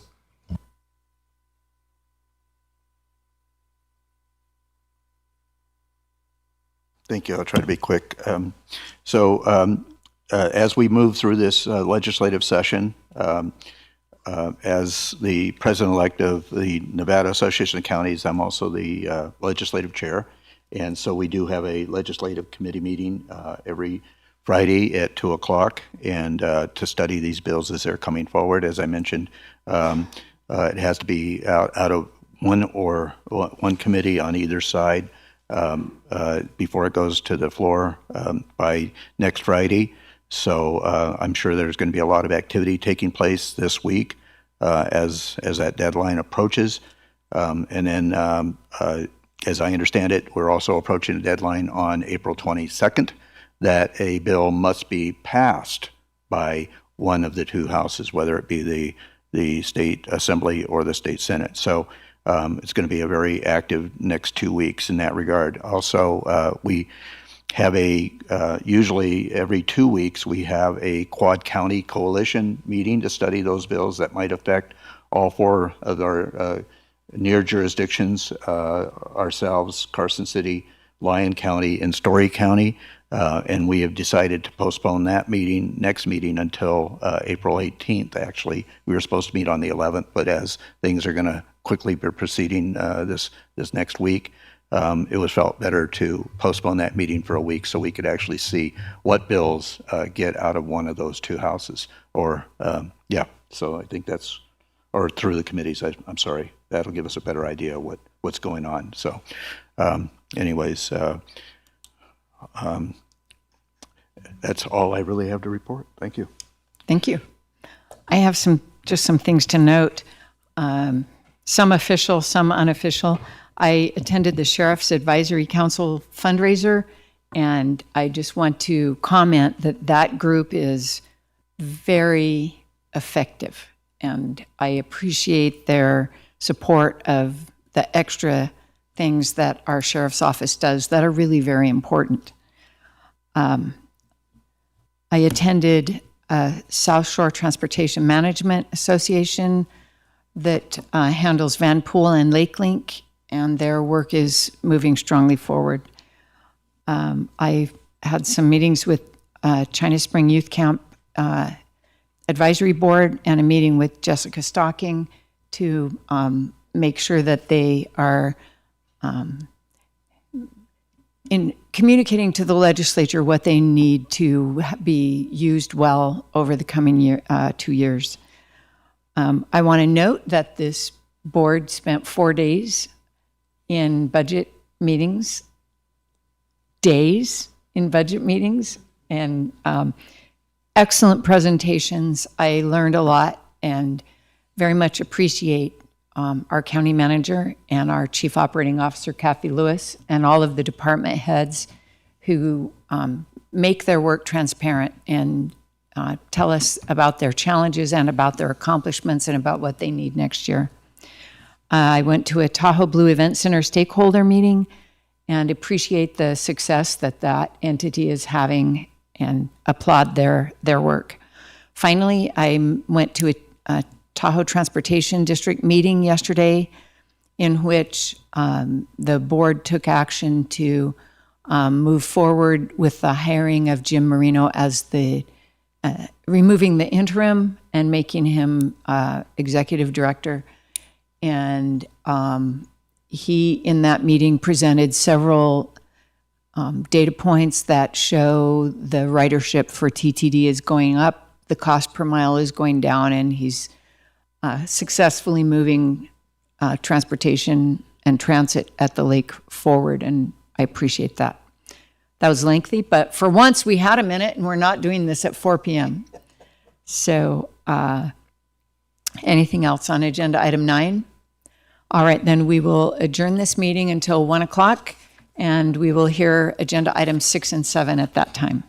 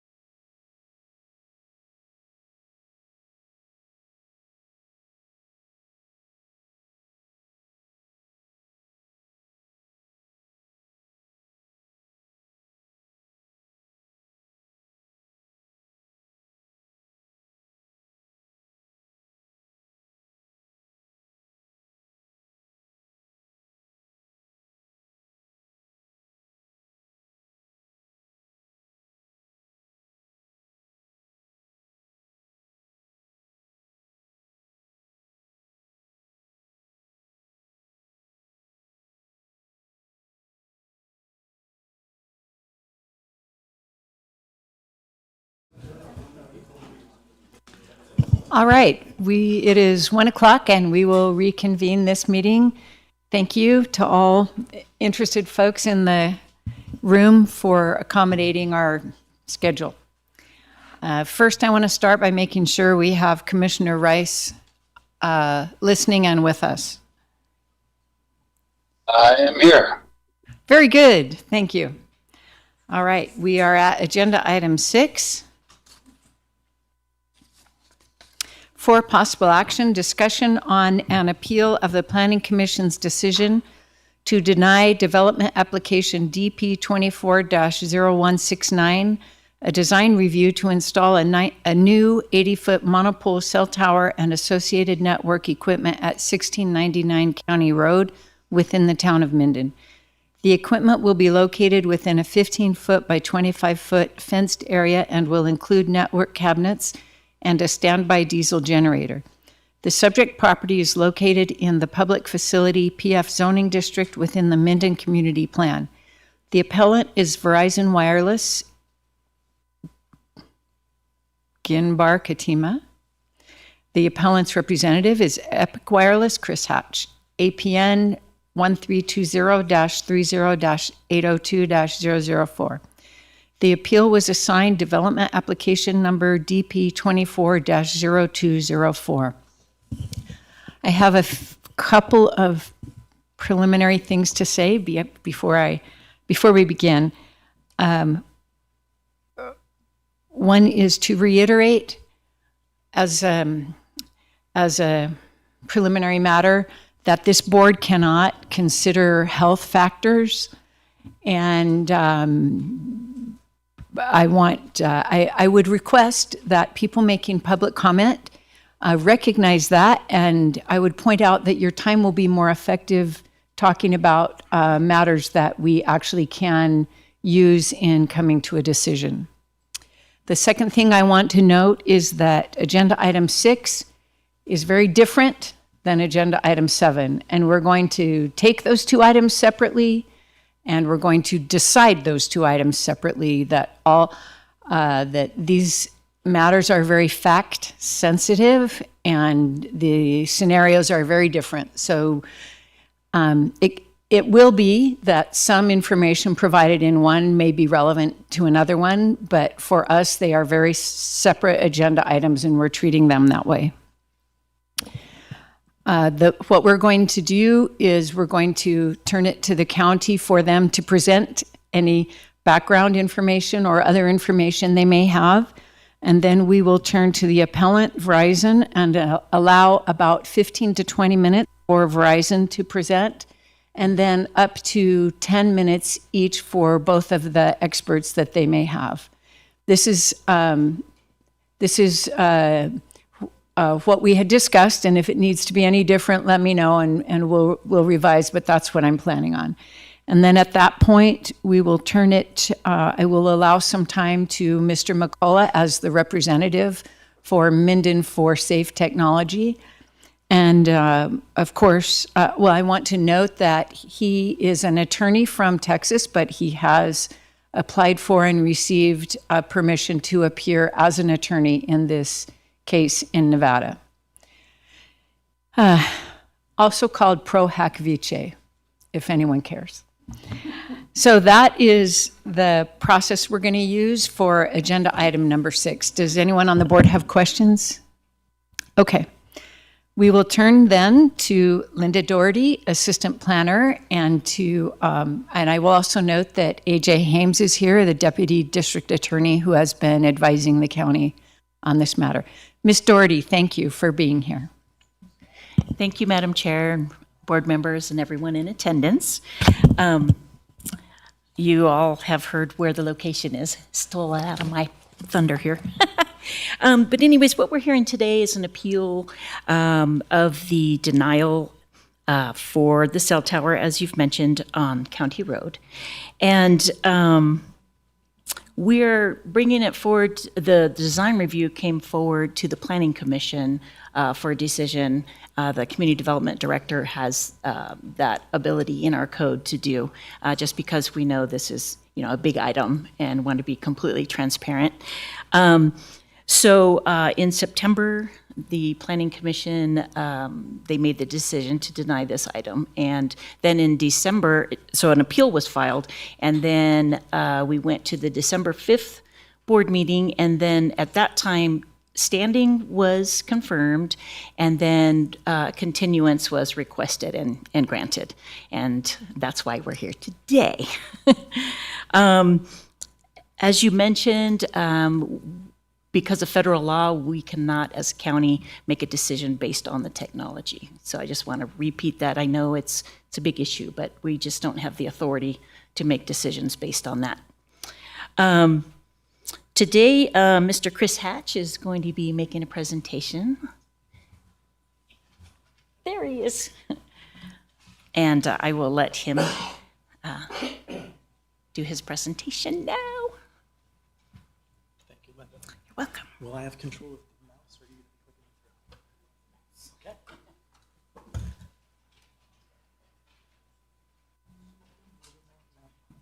I'll work that way. And we've got it. Okay. Welcome, Mr. Hatch. Just want to make sure everything's set up over here, so thank you so much. Would you like to take questions as we go, or should we save our questions for the end? Let's save the questions to the end. So I'll get through the presentation. We will be breaking into a presentation with Paul Britton after mine, as well as a few other folks who will be presenting some information on the health and safety and some studies that were created. So that'll come in line after my presentation. So if we have a little bit of time for that, might hit 25 minutes if that's acceptable. Okay, thank you so much. I had a question. We're not going to allow the public to discuss health and safety, but we're going to have Verizon discuss it? This is a very good question, and I have thought about it. And the public, I'm okay if the public wants to talk about health and safety, but I want the public to know we can't consider it. However, it seems relevant to me. Not relevant. It might be helpful to members of the public to hear what experts from Verizon or experts from Minden for Safe Technology want to say about health. So I think we let them talk about health, but we cannot consider it. I don't know. What do you thought? Is that okay with you? You're the boss. You're the chair. Well, no, we're the boss. So if you want to do anything different, I'd be open to it. I mean, there isn't one person in here that's going to, I'm talking about the residents that are against this, that are going to listen to the experts from Verizon and say, yeah, I agree with it. My dad used to say this all the time. I'm not going to argue with somebody because I'm never going to convince them that my position's right. They're not going to convince them of that. So I mean, either you let people talk about it and Verizon's not going to be convinced, or you let Verizon talk about it and they're not going to be convinced. But it's really up to you. It just was sort of sounded weird to me that we're going to let one person discuss and the other not. But it's your call. It's not. I'm going to make the decision based upon what the law allows us to base it on. And I appreciate your observation, Commissioner Tarkanian, because I had the same observation. Is I was very surprised. But anyways, you're right. I mean, we can only base our decision based on what we're allowed in law. Okay, so. So why don't we say if anyone wants to talk about health and safety, they can. We can't consider it or talk about, we talk about it. We can't use it in our decision making. Commissioner And I agree. The only thing I'd like to add is that it's been said about this board that we don't care about the health and safety of Johnson Lane in particular. And I believe that it's appropriate for us to hear from many different professionals that have standing in this industry so that we can clear up some of those issues possibly and put it on record what some of these potential are or are not, so that people know that we do in fact care about our residents, so that it's out there. Appreciate that. And Mr. Hatch, there goes half your time. Sorry about that. I just wanted to, just kidding. But I wanted to make an observation also. Commissioner Tolbert just mentioned Johnson Lane, and that's not in this particular, okay, so. All right, Mr. Hatch.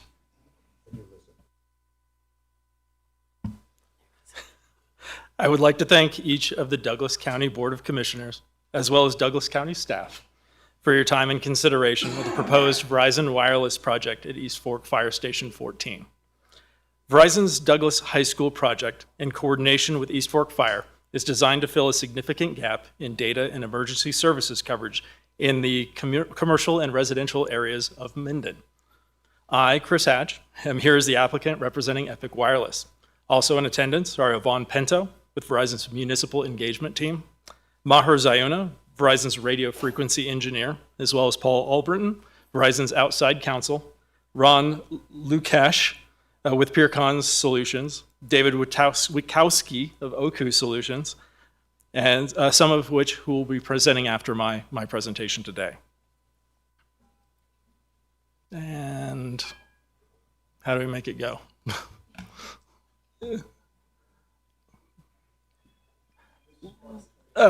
All right, Linda, I'm going to have you run that. 3 years ago, Verizon's radio frequency engineers confirmed FCC-identified coverage gaps in the area. Epic Wireless, including myself, were asked by Verizon to identify the best locations based on local code and expanded coverage. The work to identify and present viable site locations included many rounds of review with the fire and planning staff to present the appealed project and its alternatives before you today.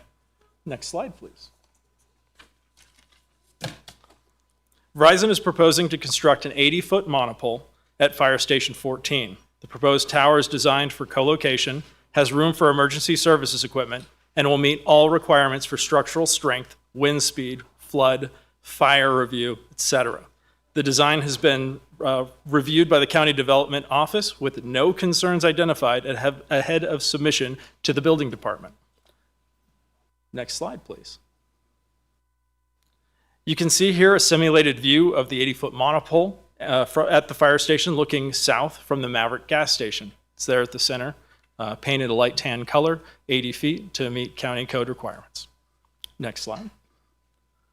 And here is a view of the cell tower from County Road looking north to the front at the front of the fire station. It's the one on the left there, not the right. Why must we fill gaps in service? Users are unable to make or receive reliable phone calls. Call quality is delayed or compromised. Applications cease to function, keeping you from using these tools. Internet connections time out, and data speeds fall, making phone service unusable. Next slide. In October last year, Verizon sent out text messages to existing wireless users in the area asking if they support expanded wireless coverage. The response was a resounding yes, with 167 replies saying these things here, as well as messages confirming Verizon coverage is really bad in the Minden area, that adding a tower would be great, and that lack of coverage is unsafe for students unable to reach their parents due to bad service and poor connections. Only 13 replied that they were opposed. Next slide, please. Here you will find the local Verizon network map in Minden. Lack of coverage in the area is primarily due to the distance from existing Verizon towers. The closest being the Verizon Gardnerville Tower, located 1.1 miles southeast, with a number of the significant obstructions such as trees and buildings in between.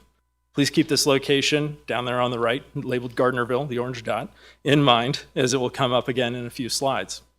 The second closest site is the Minden Tower, which is to the north there, located near the airport, some 4.7 miles away.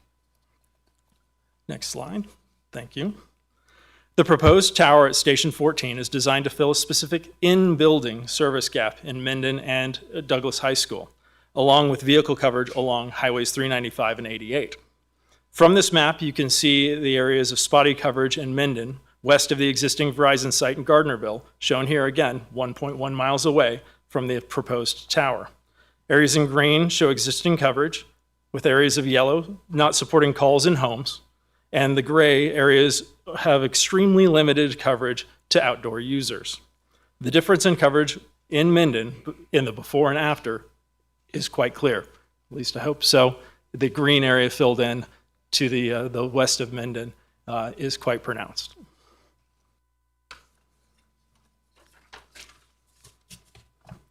The project will provide needed coverage and meet Verizon's objectives for improved service. It will provide reliable in-building coverage for Minden residents, visitors, emergency personnel, and much-needed in-building coverage at the high school, with 8.4 square miles of coverage for over 1,300 residents. Further detail about this was provided in Verizon's response to the appeal and can be discussed in greater detail following the presentation. Increasing demand is evident from the data provided in this chart. The data shown here was recorded by the existing Verizon Gardnerville site between October and November of last year. The box at the center of the graph shows the reliable performance range of this site. Based on this data, this sector of the site is exceeding the 80% mark and seeing significant degraded service, with the site reaching 100% capacity more days than not. And that's that green line bouncing up and down above the tan box. In tandem with the capacity issues, you can see data speeds, the red lines, plummeting below the data degradation threshold, which clearly shows that the network is beyond its limits and exhausted. This is recorded real-world data showing the site can no longer support phone calls, which is a clear case for expanded service needs in the area, and will offload the site to provide necessary capacity coverage in the area. Next slide, please. 27 alternative locations were reviewed and found to be less viable due to inability to fill gaps in service, lack of ground space or access, unavailable properties, zoning restrictions, etc. The map shows the existing Gardnerville Verizon Tower in orange, down at the bottom right area. Thank you, Linda.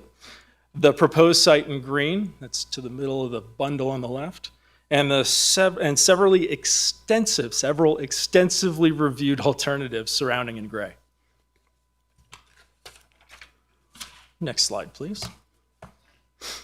Each potential candidate was ranked by overall coverage and the fewest variances or modifications to county code and impacts to the community. From this list, the fire station was identified as the best overall candidate to fill the gap in coverage, mitigate impacts, and meet and exceed all county code requirements for site development. This includes some of the most recent alternatives requested for review during the continuance. Next slide. The new alternatives are shown here. Some of these include the Minden Gateway, Bentley property, county properties, each having their own specific development and coverage challenges. Verizon's analysis of each alternative is comprehensive and covers each of these challenges in detail in the alternative sites analysis provided for your review. With the exception of the Rand property, no other alternative location could be identified that would provide a less intrusive means of development, with each suggested alternative being closer to more residences, schools, and more visually intrusive to the surrounding community. We are happy to take questions on each of these following the presentation. The appealed project meets all code requirements and was recommended for approval by county staff. This is an 80-foot monopole tower in a public facility zone designed for future co-location, with no need for variances for height or setback. With these considerations, county development staff reviewed the design and verified that this project meets all the findings for approval in a major design review application. And now, to respond to the appeal, I would like to introduce Verizon's outside counsel, Paul Albritton. Thanks, Chris. Good afternoon, Chairwoman Hales, members of the commission. We really appreciate your time today. My name is Paul Albritton. I'm outside counsel for Verizon Wireless. I'm here with Bill Peterson, who's from the Reno office of Snell and Wilmer, and they sponsored my Pro Hoc Vice today so I could appear. I want to touch, before I get into federal law, just touch on the fact that we are the appellant here.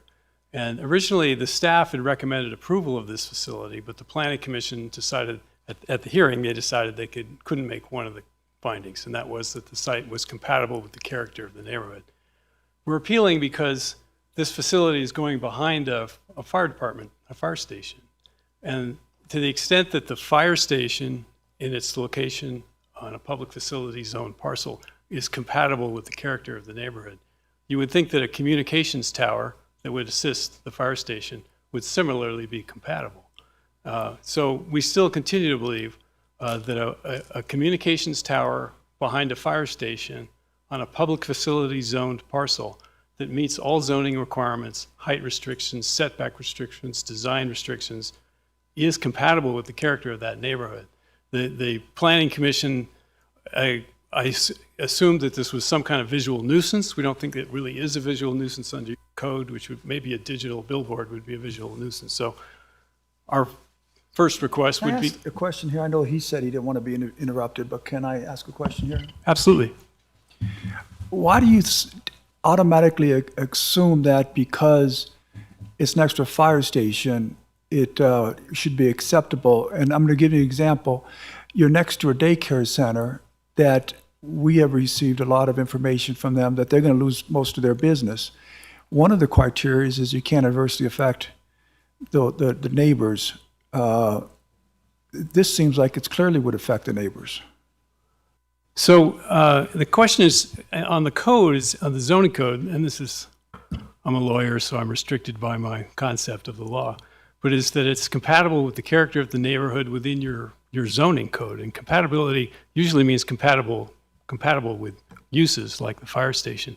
The nursery school is 250 feet away from where this facility is going to be located. I understand that. I'm talking about the value, the loss of value, economic value to the adjoining properties. I'm not talking about this. Yeah, You're talking about aesthetics. You stopped our time, I trust. Yeah, and property values is something that we can absolutely get into. Property values, first of all, is not one of the findings that you need to make for a conditional use permit, and that's primarily because the staff doesn't go through and do an economic analysis of what's going to happen to adjacent parcels with every development application that you receive. You can only imagine what that would mean for every development application if there was some kind of economic analysis of how it affected the property values next to it. Second, property values generally can be broken into two buckets. One is aesthetics. Okay, we accept that there's an aesthetic question to be asked here. And I think I already know the answer that will come back. But if outside of aesthetics, the only concern about property values is usually the fear of RF exposure. And that, as we've heard from the chairwoman, is really off the table. And the case law concurs. So I'm gonna interject again. I'm looking at number H, because again, I don't have it memorized which one it is. But number H, one of the requirements is a proposed development will not be materially detrimental to the public health, which I thought we couldn't talk about that. But safety, we can't talk about that. Convenience, welfare, or result in material damage or prejudice to other property in the vicinity. That's loss of value. Well, material damage, I think, really speaks to material damage. When you're talking about a nuisance, you're talking about a smell, an odor, it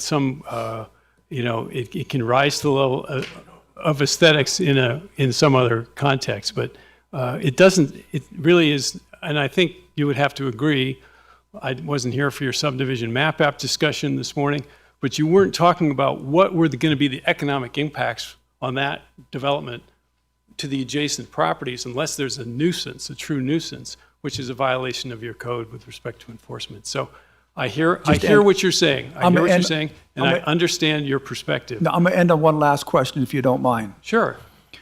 You guys are a business, Verizon. They're a business. How should our board determine which businesses we want to succeed and which ones are we going to put in a position not to succeed? And if this was the only location, then I could say yes. But you're sitting here saying that this is the right location and it's not going to affect other people. And it does, in my opinion. I just gave you a reason why. It's going to hurt another business to help your business. And I would just have, that's an area where we would have to disagree. And we have David Witkowski coming up, he was going to speak about RF exposure and confirm the report that was issued by Waterford. But in addition, David's done published two studies on property values versus the location of cell towers. And in many cases, cell towers can actually increase the value of properties that are nearby. So it's not any kind of set in stone in terms of what the impact is going to be on other properties.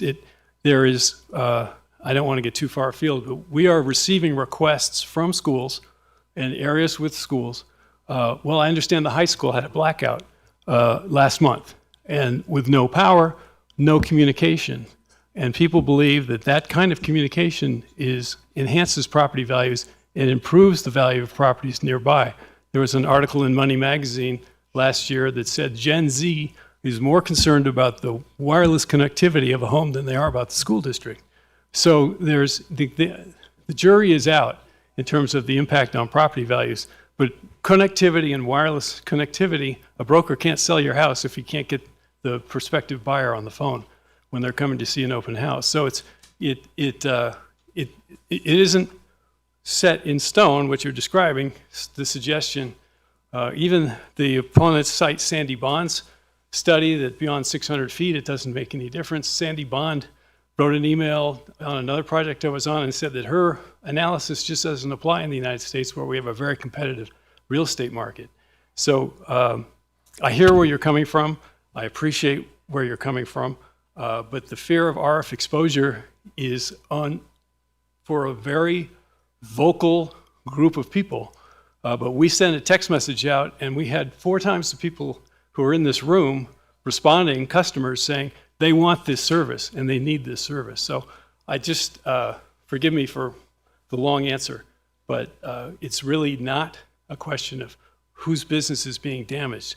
Verizon is actually enhancing people's businesses, their ability to work at home during a pandemic, to transact business over a mobile phone, have small businesses. It's really, it generates value rather than detracts from it. And that's, I guess, I'm a company guy, that's my perspective. Shall I continue with my presentation? You could have a long time ago. I just wanted to make that one comment. I'm not arguing that Verizon needs better service here. It needs better service. And yes, you're enhancing a lot. You just spent a lot of time talking about that, but that wasn't the question I had. I'm talking about the adjoining businesses that may end up losing their clientele base because of this. I don't want to prolong anymore. Please continue and have any other questions I'll ask. Yes. And I don't think they'll lose business. It's important that parents be able to reach their children in a catastrophe, and we have schools asking for service like that with facilities on their properties. So I will continue. So I made the quick point about the appeal, and I'll move on. And thank you. Except I have lost track of time. How much time do we have remaining? Oh, well. For Verizon's presentation, you have hang on one second. That's I right. have to do the math. You have about 15 more minutes. Okay, we won't take that long. Okay.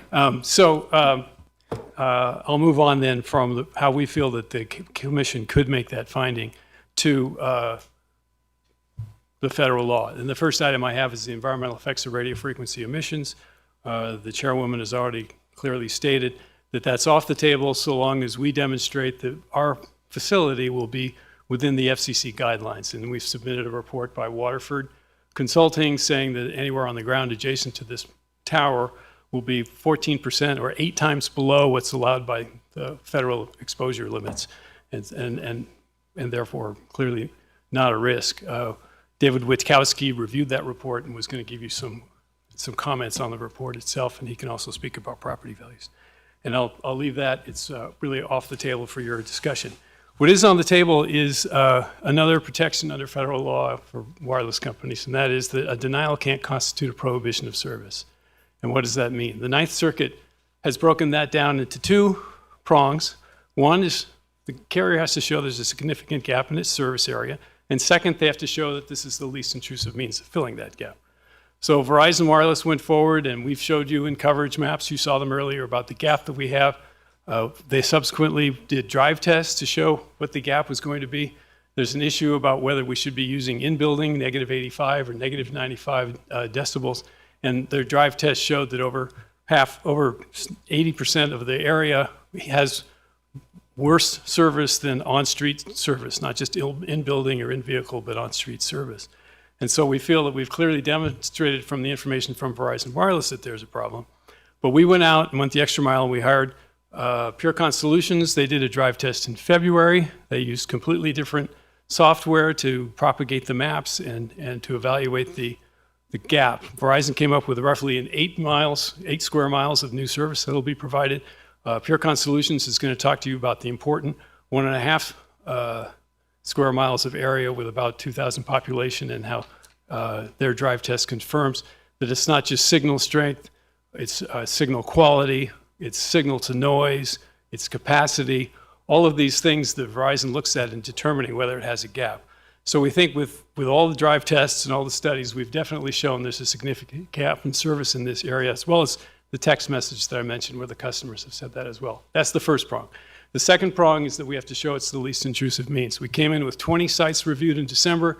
We talked to you, we talked to the commissioners, we listened to what you had to say and what the appellants had to say. We looked at 7 additional alternatives, and we were unable to come up with one that had a willing landlord. We went to the swim center, we went to the sanitary district, we went to the school board, and really looked for where can we go that's going to be less intrusive, and we really didn't find something. Commissioner Tarkanian suggested the Rand property. We did go look at that. You got to be careful with that. I didn't suggest the Rand property. I suggested an open space. I stand corrected. And you came up with the Rand property. Very good. I stand corrected. Thank you. I appreciate that. And that is on the table. I'll talk a little bit more about that. It's going to require a 100-foot pole, which we think is going to be less intrusive than the one that we proposed. But to the extent that that's not on the table, we feel that we have demonstrated the effort required to show that there is no less intrusive feasible alternative to the Fire Station 14 location for our facility. Having shown those 2 prongs, significant gap and least intrusive means, we feel we've met the requirement, submitted the substantial materials under federal law to show that a denial of the facility would constitute a prohibition of service for Verizon Wireless, which would supersede and preempt any county codes related to aesthetics or compatibility or anything else. There's an additional FCC standard now that the site can't materially inhibit our ability to provide service, and that would apply for delays in time or extensive costs that you would potentially impose on us in order to provide service. We're in a very competitive market. Wireless service is a national interest, and so this is how the law helps provide that service by preventing decisions that would deny us the ability to provide service.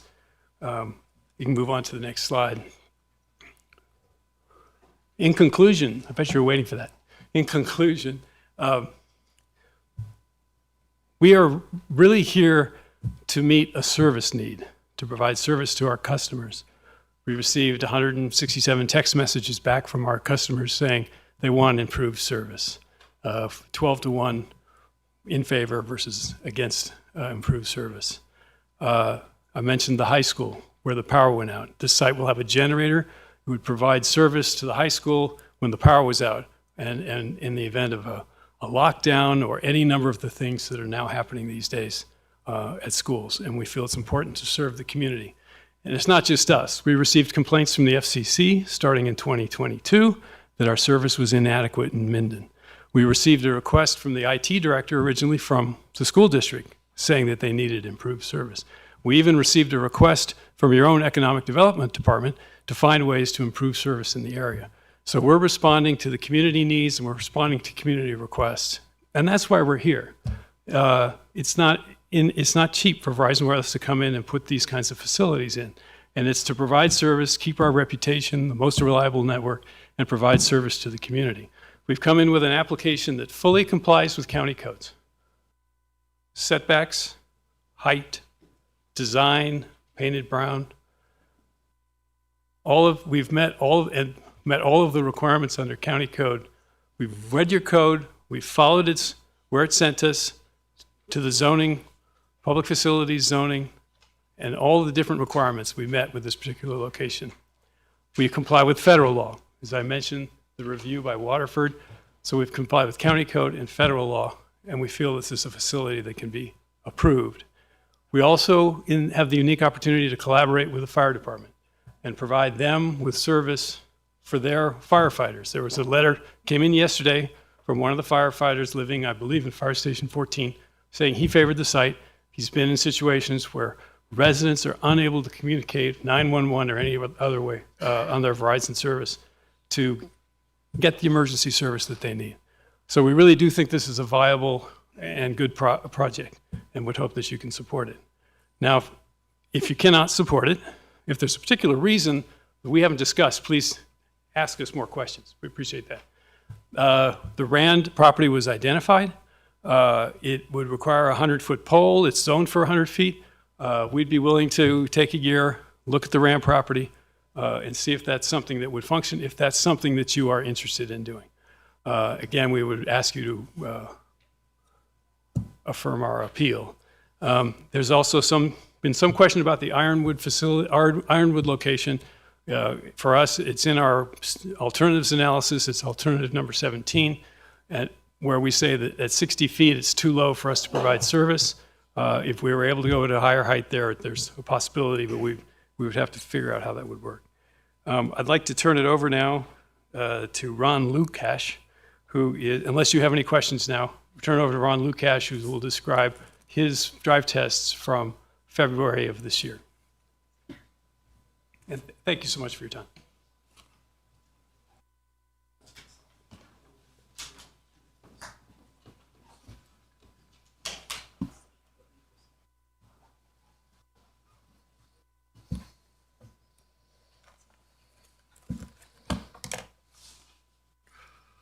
Good afternoon, Madam Chair, Commissioners. My name is Ron Lukacs. I am employed with PureCon Solutions. We're an independent consulting company out of New Jersey. I'm a senior RF engineer, have 30 years experience. And PureCon has been asked to conduct an independent analysis to confirm some of the information provided by Verizon previously, namely the RF reports. I know we're keeping these applications separate, so I'll keep specific to the Douglas High School for now. There were coverage reports, drive test analysis, and additional information that was provided for consideration in this application. And PureCon's independent analysis, we also conducted an independent drive test analysis of the immediate area surrounding the proposed site. That consisted of gathering data with regard to the cellular signal level, the signal strength, and also, among other things, the signal quality. As I'll come back to, really to indicate and to demonstrate there's a significant gap in Verizon service due to the limited amount of sites in the area. You must really have two things. One is significant signal level or signal strength that's qualified or determined by a measurement called RSRP, equivalent to signal strength. And then signal quality. Signal quality is really the lack of interference or a strong enough signal to overcome the non-desired signal levels. And I'll illustrate that our independent analysis confirmed, yes, there is a significant gap in the area of the proposed site at Douglas High School. We also reviewed the existing sites. Verizon is licensed by the FCC. They hold certain bands to provide these wireless services. The low bands, which consist of 700 megahertz and 850 megahertz, they hold a total of 20 megahertz of bandwidth. And the upper bands, which are referred to as mid-band frequencies, are 1900 megahertz, 2100 megahertz, and then the C-band, or the 3700 megahertz, and they hold a total of 225 megahertz of bandwidth in those areas. All that to say, and the RF characteristics, is that the data will show, and both in the Verizon reports that were submitted and our independent analysis, that the low bands, although they cover larger areas, geographic areas traditionally, they have the smaller amount of bandwidth to offer. The higher bands cover less distance, but they offer the more bandwidth. So that's the trade-off of those two elements of which Verizon is licensed for by the FCC. So in our independent analysis, again, we found that in a drive test of the surrounding area around Douglas High School, there's a significant gap in service at minus 95 dBm, which is the minimum threshold for reliable in-building residential service. That equated to 0.7 square miles and a population of 1,285 people, according to the 2020 census data that we were able to pull from our GIS tool. Significant gap was also seen by our measurements of commercial in-building signal level along, and that would apply, the commercial in-building would apply to areas along 395, Highway 88, and the Douglas High School, where it's not a typical residential wood structure requiring additional signal to penetrate and provide reliable service. The other thing that we measured, and again, I come back to having the two criteria. One is adequate signal level, and then the other is sufficient lack of interference. And at the low band frequencies, what we discovered was that 83% of the area actually measured less than a minimum threshold in terms of interference. So that means that Verizon is essentially interfering with itself. It has poor signal service levels, and it has poor signal quality. Both of those result in diminished user experience, lower throughput, other metrics we also analyze in terms of key performance indicators. And so it's not a capacity issue per se. And the reason I bring that up is that the question may come up as well, is there anything that could be done from the existing sites that are there? And the answer is no. You can't add capacity or antennas or change the antennas where the signal is emanating from, because it's not a capacity issue per se, it's a coverage issue per se. And how do you, or coverage, again, signal strength, level, and I'm sorry, and quality. Did I speak too quickly? No, you're doing fine, but there's a question that's been asked of me through constituent emails, and I just figured now's the time to ask you because you brought it up. Some of the emails we've had said that if you upgraded your existing cell towers, your coverage and frequency would be sufficient. Can you address that? If upgrades to the existing infrastructure would be sufficient? The existing cell towers that you have? No. Well, can you explain? Because that's one of the issues that some of the people sitting here have. Well, so maybe I went quickly before. So this is not particularly, again, in the bands, I've only introduced low band. Again, they have Verizon's license at low band and mid band, but as our drive tests will also show, we had insufficient signal level. That means there's not enough presence of RF signal. So enhancements from further away, where you're limited in terms of the RF characteristics, or adding capacity, or transmitters, et cetera, will not address this issue. A new telecommunications site is necessary to provide the reliable coverage level. That's the correct solution.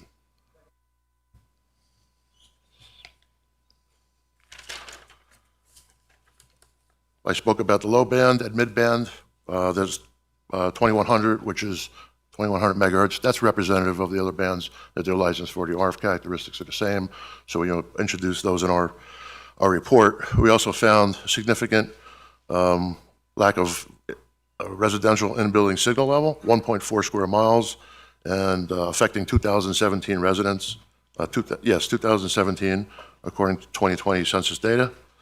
And Verizon, I'll state that Verizon also found similar results in their drive test.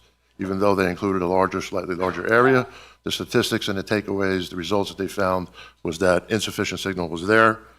And with regard to signal to noise, which is again, the Verizon desired signal to the undesired signal, which is the signal coming from the faraway sites competing for signal, is that 87% of the area measured poor signal to noise ratio. And 41% of the actual area had less than 0. And according to LTE standards and values, a value of 0 means that you have two signals that are exactly the same signal level. One is not any stronger than the other, and essentially that results in disconnection or no service. So again, I noted that Verizon found similar data in their reports submitted, similar percentages and similar values, resulting in poor quality service overall, both for the low bands and mid bands.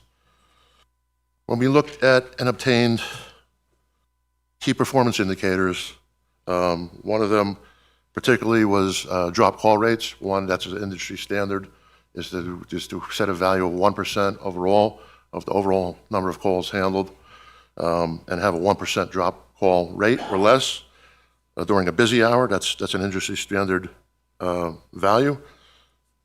Let's see, we saw for the serving sectors, and I may need to explain that, there are competing sites. Gardnerville, which is the closest one site to the subject area, is to the southeast. There are two sets of antennas that are more or less pointing in direction and providing service. Essentially, they're providing 63% of the overall contribution. We were able to tell that from our drive test data. It not only gives us signal levels, but it also identifies what cell is serving the area by a cell ID. So the overwhelming site was the Gardnerville site, again, providing 64% at low band, 63% in mid-band. And on the lower bands, 700 and 800 megahertz, the drop call rate for over a 90-day period analyzed, I believe it was between November and February of this year, the drop call rate exceeded the 1% nearly the entire 90 days period. Similarly, at the 850 megahertz band, the 1% drop call rate was exceeded 75% of the 90 days. So that is consistent with having not proper level signal strength or signal quality, et cetera. What happens is users will establish a good connection on the upper bands, the mid bands, and as they traverse away, they run out of coverage. They're handed down to the lower bands, and then the lower bands is statistically where you'll see the drop calls rates increase. And in our analysis, that's exactly what we saw. We didn't see drop calls at the mid bands, so not necessarily a capacity problem, it's a coverage problem, and the drop call rate is highest at the low bands, and that's consistent with how LTE networks operate.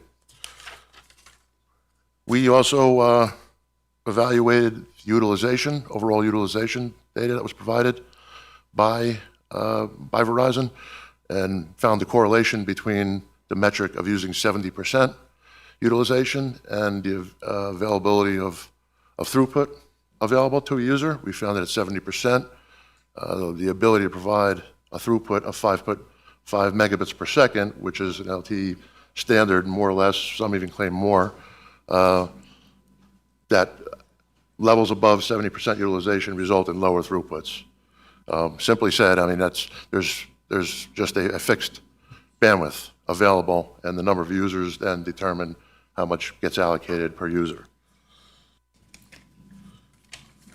PureCon also analyzed the proposed site. So again, the conclusion is looking at the key performance indicators or drive test data indicating poor signal level and poor signal quality. Upgrades to existing sites is not a solution. It will not remedy the gap area as I identified in terms of the overall geographic area, the population. So then, therefore, a new facility, wireless facility, is the proposed and correct solution. So PureCon analyzed what is being proposed by Verizon. Verizon is proposing a 76-foot monopole in a public facility, which is an allowed zone. It is essential to the coverage gap. Geographically, it was in one of the packages. It was essentially, that's the ideal location, is that if you have an overall gap, let's say it's a circle, you would want to be in the center of the circle so that you could equally distribute coverage and capacity using a typical 3-sector site, maximizing the site's performance, also addressing most of the gap, which would be, which is the goal, is to provide the least amount of sites to address whatever issue you would have. So in looking at what the drive test data indicated, plus the modeling what the new site at 76 feet would remedy 61% of the significant gap in building residential coverage. And that's a significant amount when we looked at alternatives and their ability to also remedy the gap. And it was I just want to note the time and encourage you to move the presentation on. I'm sorry. Can I just wrap up real quickly? Yes. Okay. So, well, in summary, I wanted to address that we also evaluated alternates that were proposed, including a co-location at the high school, other locations, and the number that I presented here and the ability, none of the other candidates had the ability to provide that percentage in terms of overall population, the 61% of remedying the overall service gap, the significant gap in service compared to the proposed site. So therefore, we would conclude that the proposed site is the optimal solution to remedy the significant gap, and given that it's an existing permitted zone, the least obtrusive means to do so, and further lessen the necessity for additional wireless carries due to the fact that it's projected to cover quite a percentage of the gap that exists. Thank you. Thank you, Ron. I'm going to have David Witkowski come up and make his quick presentation. I wanted to say that Maher Zayuna, the RF engineer for Verizon Wireless, if you want it, has a short presentation about this concept of cell splitting and how that's technologically infeasible. We have slides for that. We could do it after public comment or before, if you want to address that question of cell splitting. Mr. Witkowski, about how long will your presentation be? I'll try to make it very fast. Okay. I think there's some issue with the slides being rotated, so I apologize for that. But I will talk through my presentation as best I believe we saw your slides in our supplemental materials. Okay, great. So, I mean, not that we don't need them up, Yeah. but Okay. yeah. So my name is David Witkowski. I'm the founder and CEO of Oku Solutions. We are a consulting engineering firm. I am here today to discuss the results from the EME analysis. And as you had discussed earlier, as long as the site is within the FCC guidelines per standardized methodologies, then the site is considered compliant. We reviewed the EME report from Waterford Consultants and found no issues with that. I'm qualified to render this decision. I am a member of the IEEE Standards Association, the International Committee on Electromagnetic Safety that produces the C95 standard from which the FCC derives its OET 65 safety guidance. Next slide, please. The ICES is an organization that has over 250 professionals who meet twice a year to review the current state of research on the topic of health and safety. That the last time the standard was updated was in 2019. Next slide, please.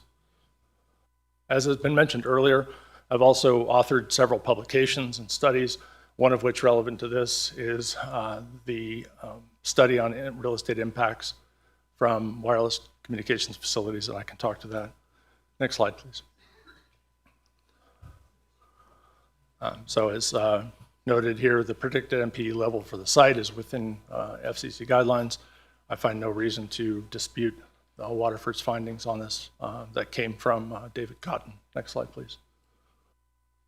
To talk, give a sense for relative level of EMF. You know, EMF is all around us. EMF is both RF, it's microwave, it's millimeter wave, it's infrared light, it's visible light, ultraviolet light, everything, electromagnetic energy is all just a form of EMF. We are constantly bathed in EMF at all times. When we go outside on a sunny day and we feel the heat from the sun on our bodies, that is EMF.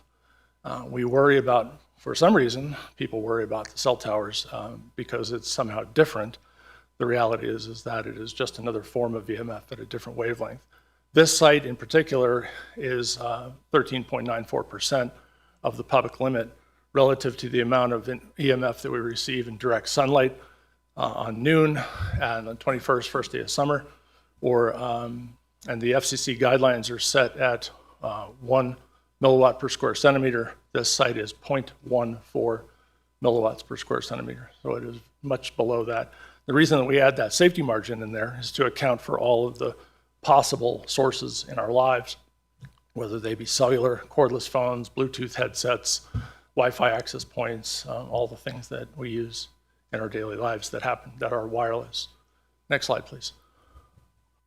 Before you move on, I just want to make sure I understand. Yep, sure. Can you go back? So 1% is the FCC's... One milliwatt per square centimeter is the FCC's level. Well, That's, the unit 1 is... Well, yeah, okay, 1, yes. Is the standard. Sure. Yes, yes. And this is, the proposed tower is 0.14. It is, yes. But then I don't get the other two. 1 degree Celsius core temp rise in mammals. Yeah. So we set it relative to the point at which medical science can measure an effect on the human body. So when we look at the data and the research on this, when we expose human beings to EMF, In order to induce a 1 degree Celsius rise in core temperature, we need about 50 milliwatts per square centimeter of EMF. So in order to not induce a temperature rise in the human body, they set the standard 50 times, 98% below that level. And that gives you headroom in which to have other sources, because other sources can be cumulative. Okay, got it. This is within the frequency range, by the way. This does not account for infrared sunlight. Right? Okay. This is just RF. And then if I was standing outside on June 21st at noon, I would get 101 units. About that. It's about Okay. Got it. 1 kilowatt per square centimeter, which is a pretty significant amount of energy. Okay. And that's why this morning I walked outside. It was cold. It was like 21 degrees, and I was waiting for somebody to come out, and I went and stood in the sun because it made me warm. Right, that's sunlight inducing EMF into my body, which causes my body to warm up. Thanks. I just wanted to understand that graphic. Sure. Thank you. Got It's it. It's a great question. Thank you. Yeah. Next slide, please. So when in being very particular about the levels for this particular site, and not just talking in general about the maximum exposure level, the study was done to specifically point to locations that had, to get the levels that would be predicted for those sites. So for example, at the daycare center, it is actually lower than the maximum point that would be received on the ground, which is in the parking lot of the fire station. The dance studio is lower than that. All of the areas around that are lower. It's important also to note that when we do predictive analysis, it always uses a worst case analysis. So when I say that this site is going to be 13%, 13.9%, when we measure this site after it's constructed, if we were to come out with calibrated equipment and look at the actual levels, they would be 5 to 10 times lower than what is predicted. Because when we do a predictive analysis, we presume absolute worst case for everything. And of course, in the real world, that never occurs. Next slide. I want to make one comment, which was in the comments earlier this morning, somebody brought up one of those meters that they purchase to do EMF exposure. To actually do EMF measurements requires some pretty sophisticated equipment. The equipment that we own to do that kind of work costs about $13,000. And it has to be calibrated. It has to be traceable to a standard that's held by the US government. When you buy these meters off the internet, they're just, in my experience and having worked in the test and measurement industry, where we actually produced an EMF meter at a company that I was at, these tri-field meters, these other things, they're just toys. They don't have any calibration. They have no relative to any number. They're just basically buzzers that when they're in the presence of some form of RF, they make a meter move around and make a light blink. So I would argue that if you're going to test this site, or any site, you should be using calibrated equipment to do that. Thank you, Mr. Wachowski. Then Mr. Hatch, does that conclude Verizon's? Oh, Mr. Albert. Thank you. Yes, it does. And we'd like, as the appellant, to be able to come back and respond to public comment. It's up to you. But we may have some things to talk about with respect to Ironwood or Rand. And then Verizon also does post-installation testing. And once a site's constructed, if the neighbors invite us to, or whomever, we can go out and test the actual RF exposure after it's been constructed. So with that, it concludes. We're open for any questions, or we can wait till after public comment for questions. Thank you, sir. Thank you. At this point, I know I asked you to hold questions. We did take some along the way, but I would like the board to be able to ask any questions of the Verizon folks at this point.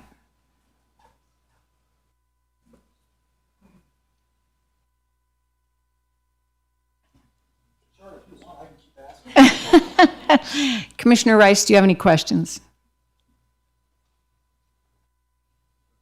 How do I unmute myself? No, actually, this has been very enlightening. I'm going to reserve my final comments till after everything is done and when I make myself very unpopular. Thank you. All right, I do have a question. I have a couple of questions. Okay. I wanted to ask, would this cell tower provide internet service in homes, Yes. separate from cell service? Well, it is the cell service. So it's the wireless 5G service. We'll be bringing C-band 5G service, which I think is marketed at 600 megabits. And it will, so for hotspots, for homes, or for other wireless receiving devices, it will provide internet speeds available. Verizon also has an in-home service where you can buy an antenna that boosts the signal into your house and provides you with internet and very fast internet. I think the speeds for Elon Musk's thing is 136 megabits per second, and this would be depending on where you are and so forth, faster than that. Commissioner Gardner. So basically, and I find this to be the case, and a lot of times when I'm on conferences and at a hotel where they offer free Wi-Fi, often I fail to be able to get acceptable Wi-Fi through that process. And so I have to activate my mobile hotspot on my cell phone. And that's what you're saying, is that this would provide that. Yes, in addition, there's the in-home or in-business service that Verizon provides that would be served by this tower. And it's an additional But that would be an additional expense, would it not, for the homeowners? You know, I don't have that service, so I believe so. But frankly, I think like many people, my hotspot right off my phone is faster than my Wi-Fi, and so with the unlimited data plans, it's frequently a good alternative. And you know, the reason I bring this up is that I understand our obligations regarding cell service, but I don't believe that also includes our obligations in regards to providers of internet service. And if your tower is needed to provide internet service that we're not obligated to allow for, I would want to pull that out. Well, that's a great debate that's going on right now with the free internet internet neutrality. You're probably familiar. Was Obama put it in, and Trump's taking it out, and that separates information services from commercial mobile radio services, which is information services is basically broadband, and commercial mobile radio is a different service. So there is this back and forth legal distinction between what you're talking about. So we're here, Verizon is really providing a wireless service, but as a commercial mobile radio service, but it also has the benefit of providing internet speeds and connectivity. And Yvonne is from Verizon Wireless. She may know more about their in-home service than I do.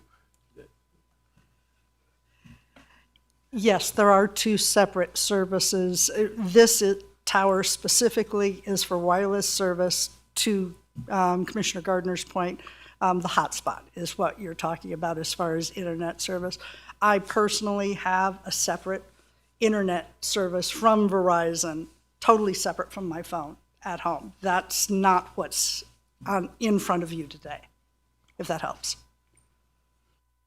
So would this cell tower provide that home internet service? Or is that run through separate technology? That would be a wholly separate, they have to run the infrastructure to support it. Okay, I stand corrected. Thank you for that. I want to ask this question. When you approached potential landlords, did you discuss payment?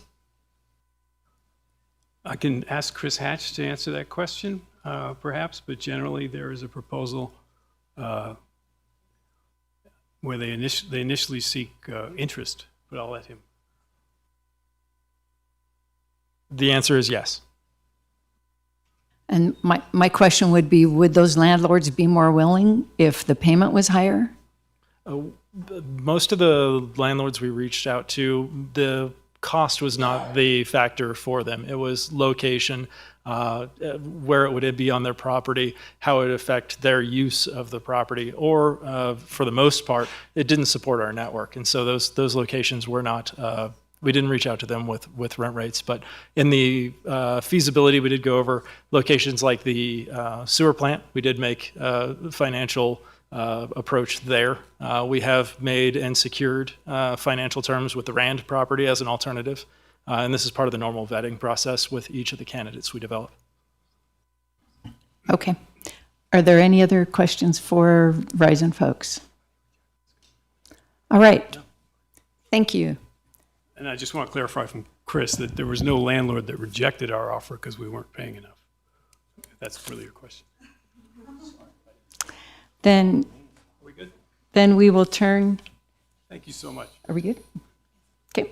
We will allow, at this point, the representative for Minden for Safe Technology, Mr. Scott McCullough, a chance. We talked earlier about maybe 5 minutes, Mr. McCullough. Is that going to work for you? Yes. Okay. If there are questions, maybe. If there are questions, we'll add on. Okay.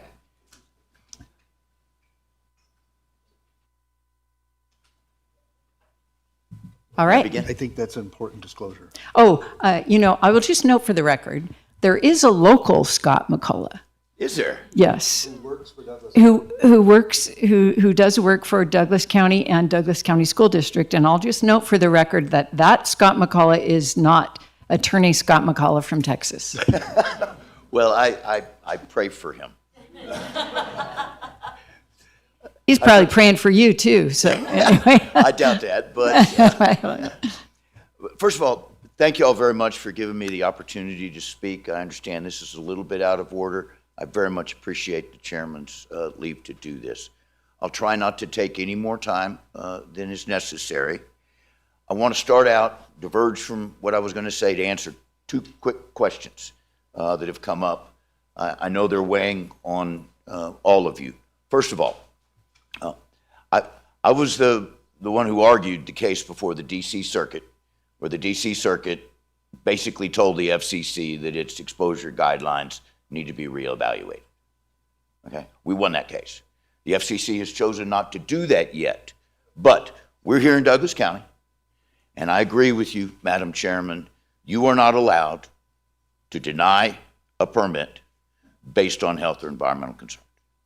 So while we all have our concerns about health and environmental issues, and sometimes we feel compelled to speak of it, we do understand that you can't say no because of that.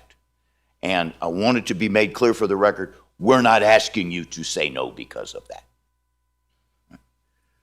Second, you were asking some questions, Madam Chairman, about home internet service. I had some difficulty following some of what was said. I will tell you, yes, this proposed tower would be used to provide home internet service. 2, home internet service is not personal wireless service under the current law. 3, while the FCC has spoken to home internet service kind of falling within its material inhibition test, and therefore it has tried to impose some restrictions on your ability to say no if you think this is really for home internet. The Ninth Circuit decision and the way that the small cell order, the FCC small cell order, which this all came out of, it doesn't apply here. You want to know why? 1, this is not a small cell, so the small cell order doesn't apply. 2, the small cell order was about high frequencies, millimeter wave stuff. We're talking about low band and mid band here. 3, they say it's 5G, but it's not really 5G. Yes, you get a 5G on your phone. You have a 5G connection with the wireless tower, but they're not using a 5G core. If you look at their materials, you will see that all of their analyses, all of their signal strength stuff is their LTE network. So 3 times over, the small cell order does not apply. Therefore, if you believe that this is really all about home internet service, I think it is. But if you believe that, that is a basis to deny. But there are plenty of other reasons to deny this appeal. We're talking about the Douglas High School. Let me speak about jurisdiction. You are properly concerned about your jurisdiction. Verizon only appealed the negative finding under B. It did not appeal the failure to enter positive findings on the other parts of 20-614-040. The other discussion items that are in the code, A, B, E, G, and H, in your development code, you have to have affirmative findings that it meets those criteria. Indeed, they're the ones that are right up here on your board, fitting within the rural character of the community, preserving things like property values. Okay, that's not just B, that's the other points. Verizon did not appeal the failure to enter affirmative findings on those. Those are not before you. Therefore, you cannot grant this even if you reverse them on B. Do you have a clarifying question? I don't understand what he's talking about. Are you talking about these findings that are in our packet, that it was A through H? Because it says underneath that this finding can be met by the Planning Commission. The staff says that. No, the Planning Commission response. The Planning Commission entered a negative finding only under B. And under the other ones, they say this finding can be met. But they did not make it. They didn't establish, they didn't set the predicate for any of them. I'm just reading this. They did not set the predicate for any of them. I believe what Mr. McCullough is saying is that the Planning Commission did not take action to find that affirmatively all of the other findings can be met. Well, what does it mean this finding can be met? That's what the Planning Commission, or the staff. This is Planning Commission response. This finding can be met.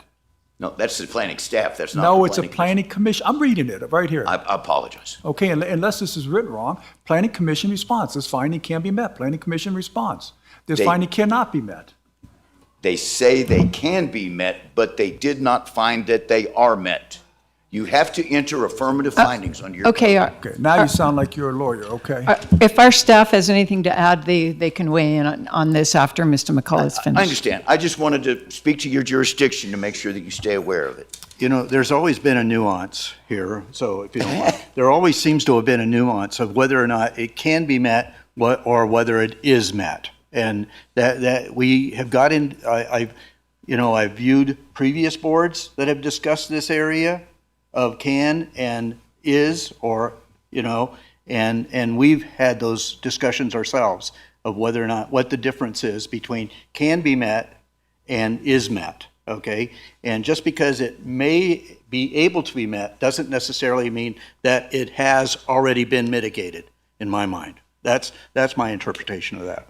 This takes me to my next suggestion. I'm going to ask you to deny this. Before we move on, just tell us what page you're on. I'm on the one that's on the Supplement? No, the regular one. It's page 363, 364, and 365. Okay. Thank you. Okay, Mr. McCullough, go ahead. Findings. I find myself in the strange position of agreeing with Verizon on one thing. And that is, if you are going to deny this appeal, you have to have better findings in order to support that decision. And that's a requirement of the federal law.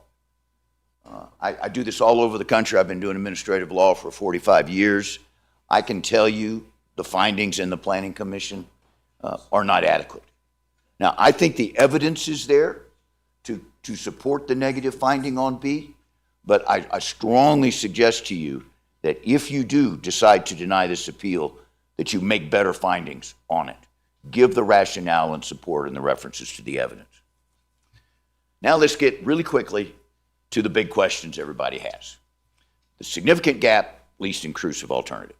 Again, I agree with Verizon. That's what you need to look at under the Ninth Circuit test. We do not believe that they have actually proven there is a significant gap. Are there some places where calls are dropped? Yes. Is that a significant gap? No.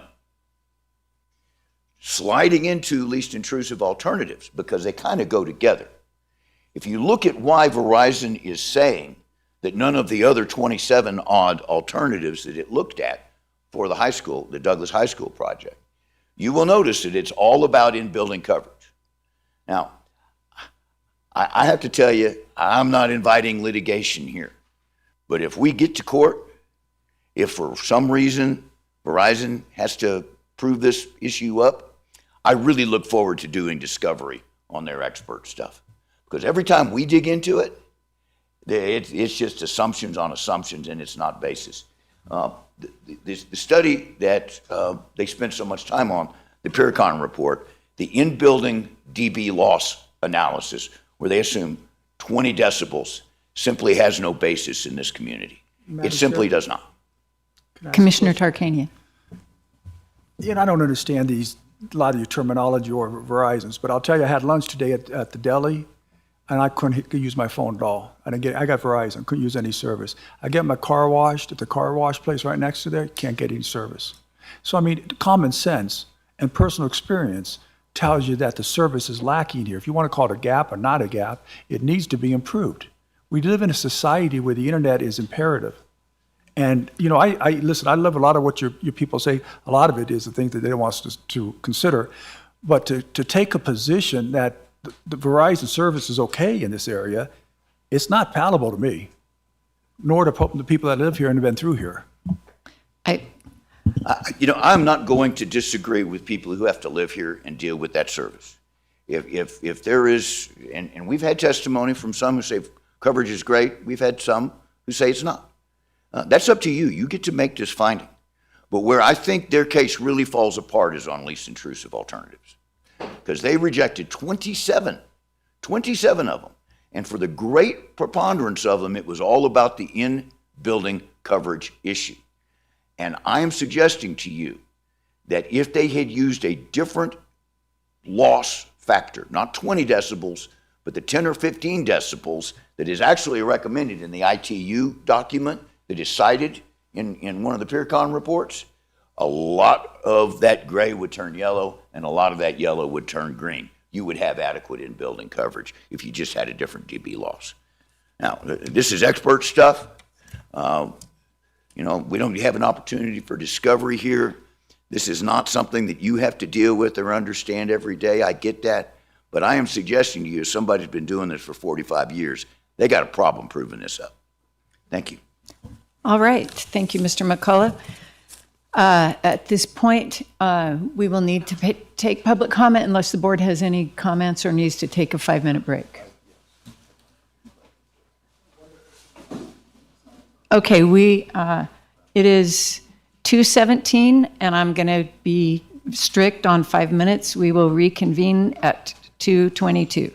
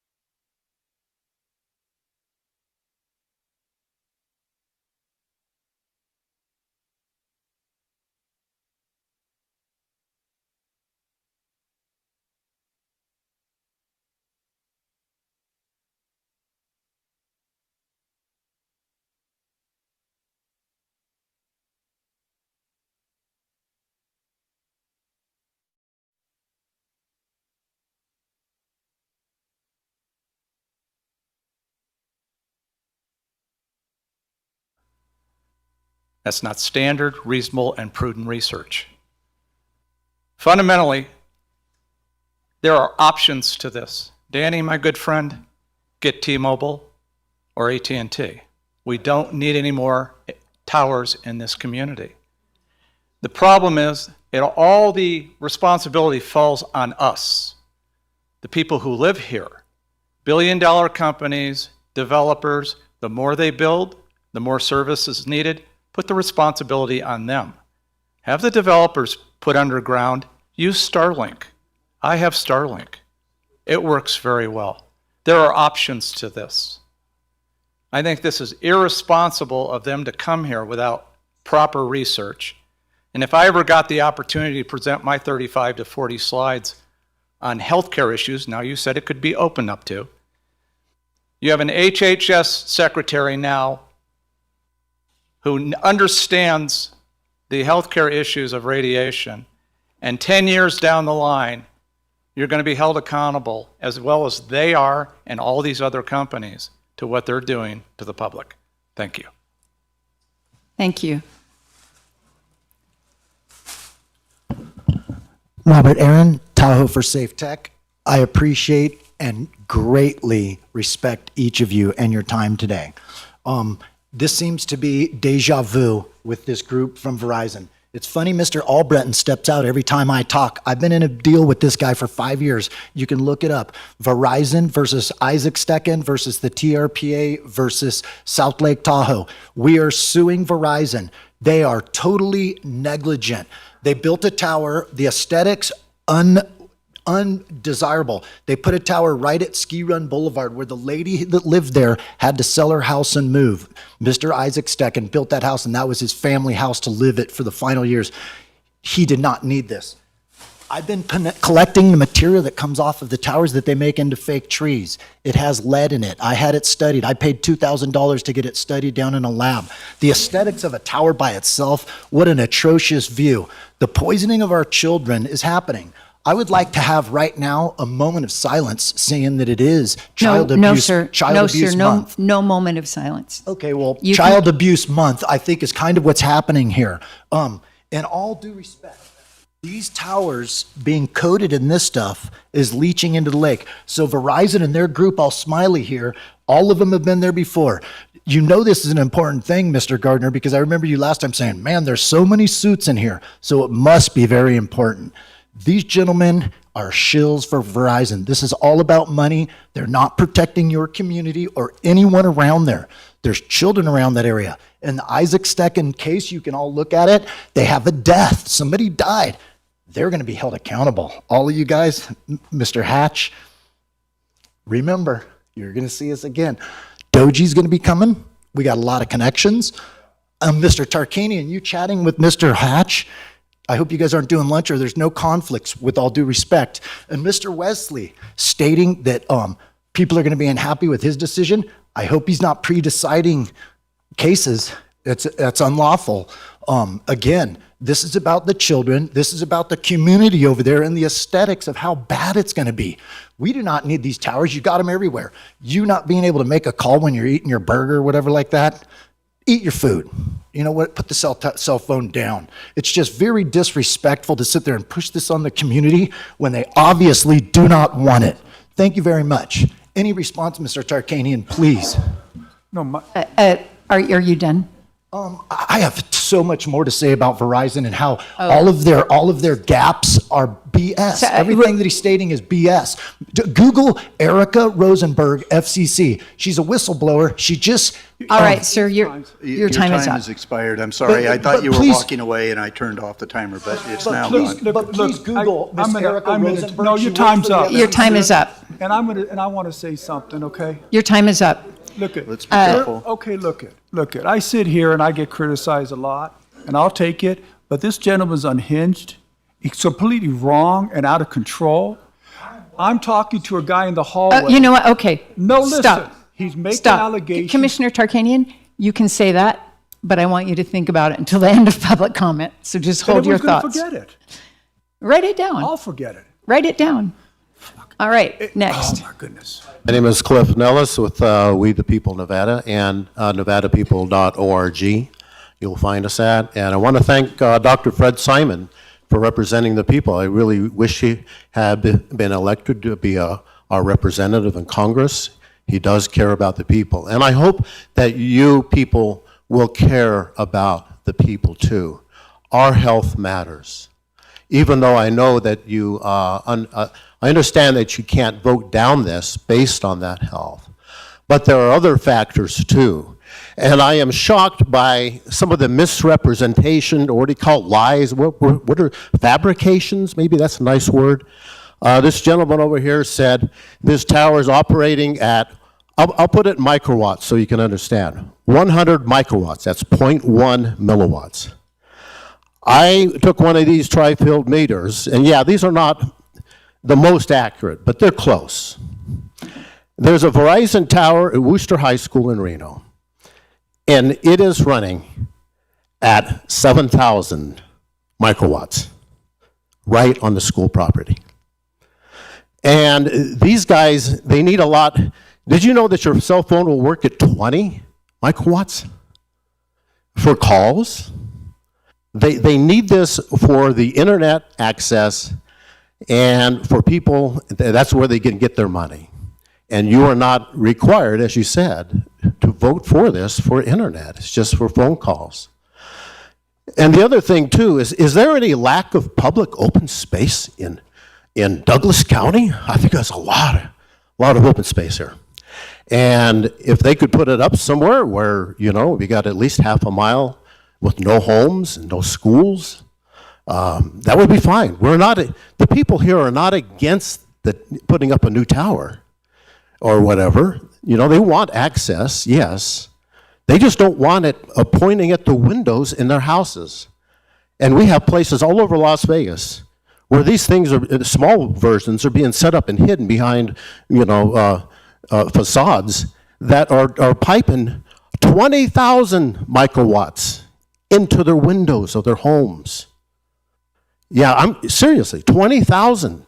This only goes up to 20,000, and we've measured it.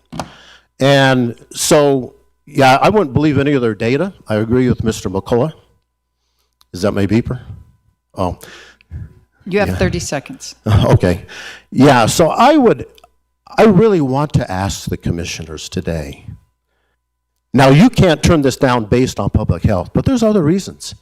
And it will destroy property values. There's becoming more and more public awareness of the dangers of RF radiation. And as people become more and more aware, it'll be like, you know, yeah, they'll be taking these little $150 meters. Your time is up now, Okay, sir. thank you. While we're switching speakers, I want to thank everyone in the room for your patience, and also thank you for your restraint. We know that emotions are high, but the meeting it will not be improved by displaying those emotions inappropriately. And so I just want to thank you for being restrained and being appropriate and using your words at the podium when it's your turn. Okay, thank you. Hello, my name is Laura Koski. I've been appointed by President Trump. I represent the 4th District here in Tahoe. And Newsom signed the MOU to burn us out, and he signed for over 1 million acres to burn out. Across the country, they firebomb everybody, and then they bring in the smart city. I recommend everybody Google smart city. Now at Heavenly, we had 3 ski patrol die, and the tram operator die really soon, within, I'd say, 3 months after the CV-19 came into play. The 5G towers activate the poison in the vax. The poison is the graphene oxide, and other. You'll have to Google it and go. Deborah Tavares did phenomenal research on these 5Gs and the dangers that they are. Our children in Lake Tahoe are having seizures and nosebleeds, and we've had a few that were paralyzed, as well as deaths around the lake. And so this has been well documented. There's been whistleblowers with AT&T, and one individual blew up the whole area to try to warn people that it attacks the immune system. The bears, the coyotes drink out of the waterways, so the microplastics from the fake leaves get into the waterway and poison the bears, as well as the bald eagles are destroyed within 30 minutes of any type of micro frequencies. So I think this is detrimental. I'm not for any of them. I think we need to pull them down. Many states have already removed them. And obviously, this is just for surveillance and control and data for these telecommunication companies. Thank you. Thank you. Mr. Roldson, welcome. Good morning, or afternoon. My name is Greg Rolson. I represent Minden for Safe Tech. Clearly, this is a contentious issue, one that I hope you guys aren't going to take lightly, which I don't think you are. But I would like to address the assertion that the proposed cell tower at Fire Station 14 is essential for addressing a coverage gap.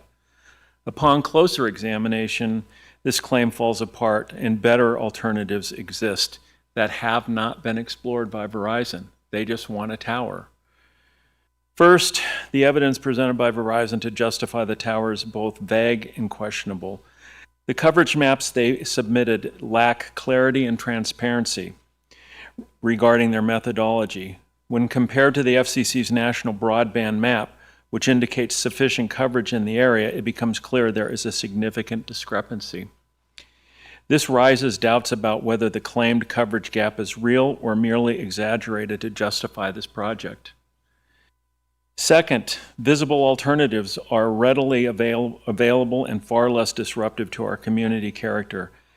Fiber optic networks, for instance, or other high-speed, reliable connectivity without the visual environmental impact of an 80-foot tower. Additionally, Verizon could address any genuine connectivity issues by upgrading existing infrastructure, which they deny can't happen. We have alternative references that suggest that it can.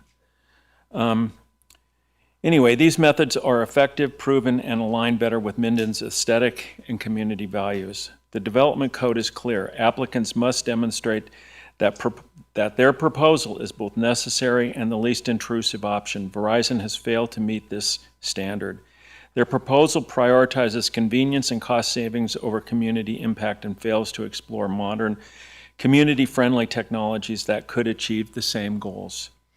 I urge this board to hold Verizon accountable to higher standards and demand that they pursue a solution that truly respects Minden's unique character. Approving this unnecessary and intrusive project would be a disservice to our community. Please deny this application. Thank you very much for your time. Thank you.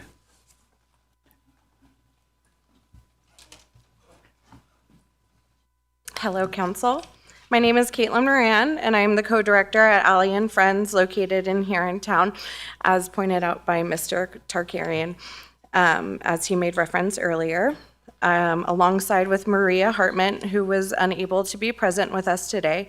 Maria has been a member of the Minden community for more than 26 years and has dedicated her career in education for over 43 years as a prominent educator and currently the owner of Alley and Friends Daycare. Our daycare serves 105 children ages 1 to 6 in a unique preschool setting set feet within the proposed Verizon plan. This proposal raises serious concerns that we have all been here to address today, of which impact health, safety, and stability to our community. Our school is a vital resource providing essential, high-quality care and Montessori-based education to children in the community with the help of over 15 dedicated teachers, most of who have been with us for many years. This is no small feat in the industry with high turnover. This is due to our philosophy in creating a safe, nurturing environment where children thrive, teachers grow, and parents find peace of mind entrusting our care for their children. Parents and staff alike are deeply concerned with the risk posed by the proposed tower placement, which addresses health hazards and an increase in fire danger. Many have stated that they would remove their children from our care due to the proximity and impeding threat potentially forcing us to close our doors. The implications of such a closure are profound to our provided services in the community. The U.S. is already facing a childcare deficit, with rural areas like ours being hit the most. Losing our school would leave families without quality childcare, and in turn, putting our dedicated career teachers out of work and out of this community. Further, fires near cell towers are not uncommon, and due to the proposed proximity, our center will be among many other amenities in our communal area, such as Douglas High School, the local dog park, walking trails, swim center, dance studio, library, etc., impacted by Verizon's perilous plan. From a safety standpoint, as these are types of drills that we practice at the center, evacuating the thousands of children and residents in the event of an emergency would prove to hinder our safe residential hub. And understanding there are many financial benefits towards Verizon's proposed positioning of the tower in our community, I urge you to consider all that I have shared with you today and the broader costs. Our 5,000 square foot facility would lose significant value, families would lose trust in childcare, and our community's sense of security would be shattered. Thank you, ma'am. Thank you. Yes, we appreciate your thoughts. Ms. Rolson. Hi, Susan Rolson. I've lived here for 34 years. Our family has deep roots in this community. You know, I'm going to remind everybody, there's no safety test done on children with RF EMF at all. 22% of all studies that are being done saying that RF is safe is done by the industry, and 68% of studies being done that say it isn't safe is not done by the industry.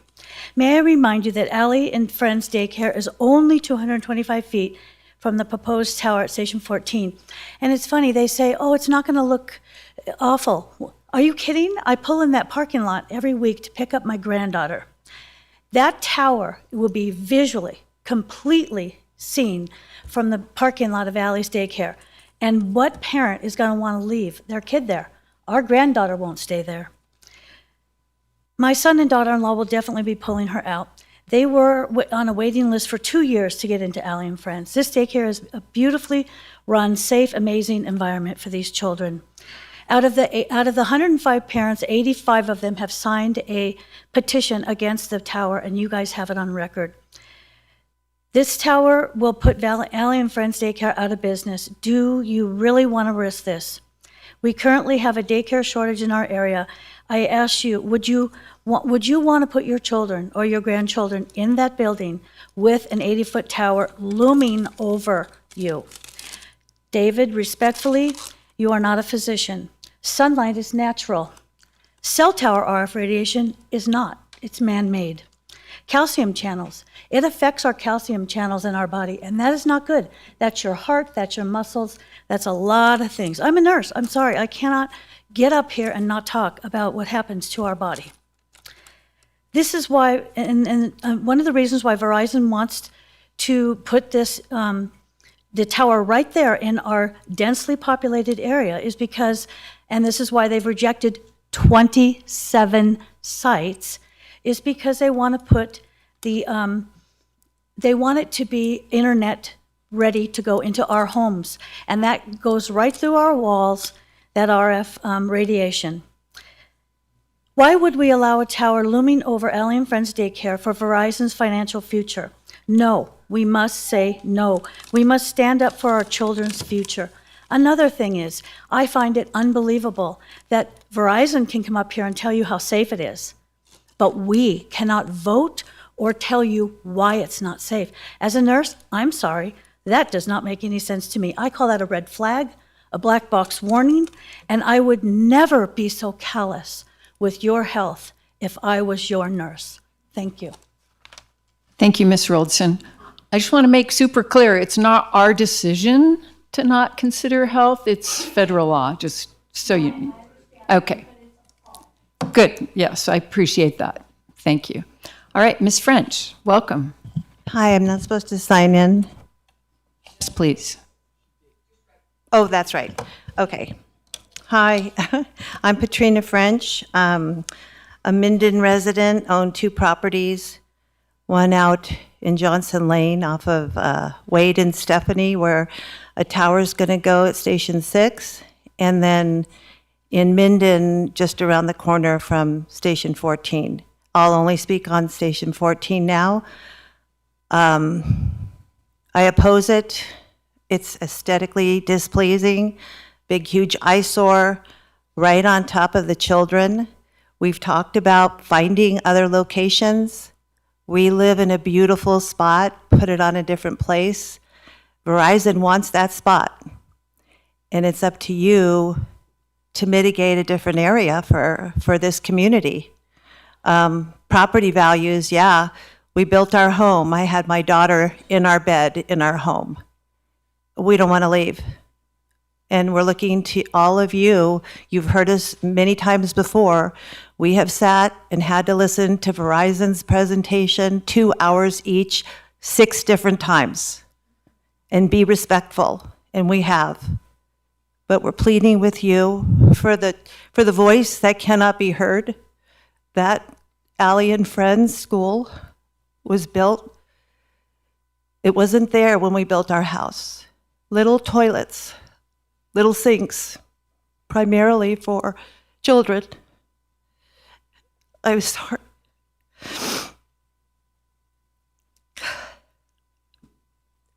If I don't speak about the children, I'm okay. So I'll talk about aesthetics. Oh no, I'll talk about property value.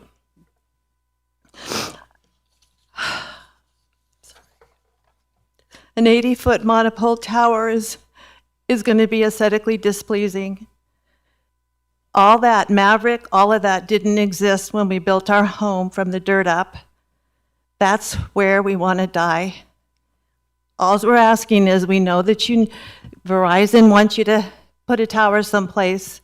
Please don't put it at Station 14 or 6. It will deter our property value, and then we'll have to find another location. That's all I have to say. Thank you. Ms. French, it looks like Verizon's following you. Two Pardon homes. me? Looks like Verizon's just going to follow you. It's two homes and 2 locations, huh? Oh, that's my pen. Ms. Sawyer, welcome. Hi, Adrian Sawyer for the record, Minden resident. I support new cell towers in Douglas County, but I do have some reservations. There is a significant gap at the high school. I want my children to be able to contact me if something happens at the high school. For instance, a couple weeks ago when there was the power outage, granted I know everything was fine, Mama Bear, I want to know my kids are fine. I want to know that my children can also call out for help if they need to. That is my main concern. Wherever you want to put the tower, as long as Douglas County High School is covered. That's my main concern. I do have other concerns though. I am concerned about first responders. The gap in cell service also there is poor radio reception for public safety personnel. The new towers are going to have, or might have the ability to have public safety radio equipment, which would increase the capacity for the radios, which I know the county is working on right now. The proposed cell towers benefit East Fork Fire, Douglas County Sheriff's Office, Washoe Tribe, Douglas County Fire, as well as the Douglas County Emergency Management System, or Management Office. The East Fork Tower supports the towers that will literally be in their backyard. In terms of the aesthetics, Title 20 clearly states that what a tower can look like, where it can be located. County code does not allow towers to be hidden in a water tower or with fake trees without a major variance to the code. The Planning Commission discussed reviewing Title 20 to change the language to allow something that would fit the character of Douglas County, but until this happens, Title 20 requires a monopole no greater than 4 feet in diameter, no higher than 80 in a public facility zone, painted a non-reflective color. According to the Planning Commission, the towers meet these requirements of Title 20. Again, this is a design review. It is not a building permit. Even if this is approved, Verizon has way more steps they're going to have to go through before they actually put anything in Douglas County. For those, even those that are opposed to the cell tower at this location are not against cell towers in general. I urge the board to take Verizon's offer of a year to exhaust all possible locations. Ultimately, it's the board's decision to move forward, and I know that you do not take the decision lightly. Thank you. Thank you for your thoughtful comments. Ms. Rogers. Casey Rogers for the record. The former speaker does not speak for me. I am against cell towers. However, I will tell you that we understand that other people would like their cell tower and their service improved. So we're trying to be as fair as possible ourselves. The presentation earlier today had me wondering, they say they can't upgrade. However, the specific tower will reach 8-mile radius. Don't they have a tower 1 mile away and another one 4 miles away? What makes this tower able to reach 8-mile radius and the other towers are not? Make it make sense. How can we help make you see the play in the player? Verizon says we evaluated 10 locations. The only viable location is at East Fork Fire Station. They give their excuses of why those locations would not work. Yet on March 20th, they revisited the idea on a plan that was not feasible before at the school district. To me, that just says something that's feasible and now feasible is, not truthful in their evaluation. This is a game, player. Same dog, same pony show in every county across this country. The significant gap issue has been disproven by our RF engineer. It's in our lawyer's report to you. I suggest and hope you've read it. Under FCC law, cellular towers are to serve cellular phones. This law does not cover in-building coverage, in which Chris Hatch specifically stated in his presentation to you this morning or this afternoon.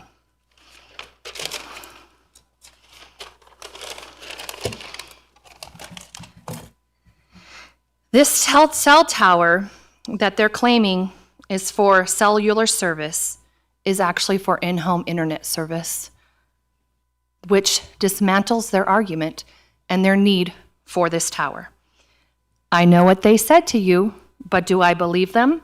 Sorry, I can constantly disprove everything they say. They have a little key that green is good, yellow is reliable, and gray is reliable outdoors. They have another key coming into the next tower. I suggest you look at it. It talks about green in building, yellow in vehicle, and gray outdoor. So now you have 2 reasons to say no. Aesthetics. That is all. Thank you, Ms. Rogers.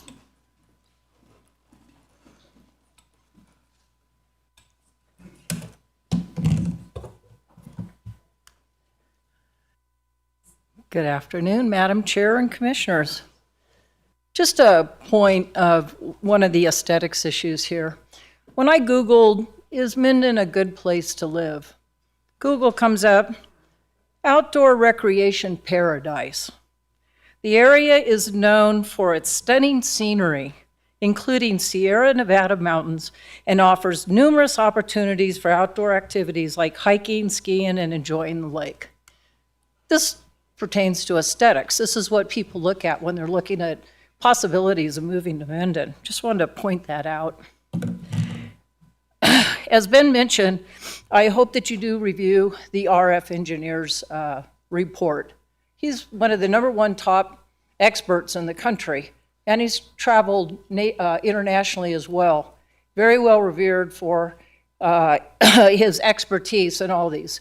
I'm sure you looked in the board pack to see the probably 6 or 7 pages of all the accolades and acknowledgments and papers he's written, etc. He totally said that if they were to consider, which has not even been discussed until today, and we keep asking about it, about upgrading the towers. He talked about moving the current panels so there's no spaces between them. maybe adding a few more antennas or take an antenna and direct it where they have the gap. He talked about, Can I ask you to pause for 1 second? Sure. We didn't turn the timer on, so let's set it to about maybe a minute and a half-ish. I don't think I've talked a minute and a half. Okay. 2 minutes. Okay. Well, thank you for. Oh, that timer job is Thank the you for being attentive. hardest job in the Yeah. room. Yes, continue. Yeah, so the directive of the antennas and cell sectoring, these are all options. I mean, just because someone says it isn't, let's get the analysis and do it right. I mean, we've gone from no tower to having a tower, and yet there's some options and to explore in between, and that seriously has not been done. So please take in consideration the RF's report. It's very clearly stated. Also for the school issue, I've talked with our lawyer, and he mentioned that you can get boosters and you can get a small receiver for inside the school. That might help take care of the issue the school has. On the codes and the ordinances, first time I've seen in Verizon's proposal that they say can't rule on or consider aesthetics. Wow. We've had a whole year of meetings, and this is the first time they've put this in their presentation. I'd like to know how it's not applies to this, because that's an ordinance. And also with the aesthetics, like Commissioner Tarkanian actually eloquently put, is you can't create an adverse effect for the residents. And that is definitely going to do that. And I'll talk later about the Station 6 stuff. The mid-range band, by the way, we've all, as Minden for Safe Tech, been working with all of you in partnership to come up with alternative locations, listen to what the concerns are. You're saying you have constraints. We're trying to figure out what all those constraints are, so maybe we can help you. But why not even think about putting it on that new sheriff's station out there? Wouldn't that create some revenue for the county? That'd create some, and that would be a great place to put it. So hopefully that'll be taken in consideration. Thank you, ma'am. Would you please state your name? Oh, I'm sorry, it's Cindy Trigo from Minden and Safe Technology. Thank and you. by the way, the tower is not in compliance. You got the You know what? Your time's up. you got the tower that's got to go on top of it, so that's not a compliance thing.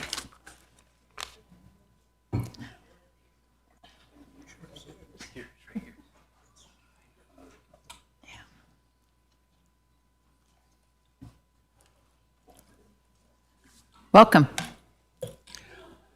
Good afternoon. My name is Bill Cerrito. I'm with Minden for Safe Tech. Here before me is the report you received a few days ago, a 101-page report from Verizon.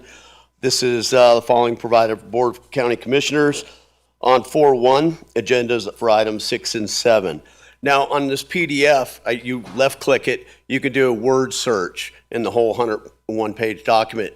And I word searched the word in-building. According to our lawyer and our RF engineer, in-building means in-home internet. Page 11 states gaps in building, reliable in-building coverage. In-building coverage due to 8.4 square miles. Page 34, gaps in building. New reliable in building. Total new mid-band in building. We got page 45 of 100.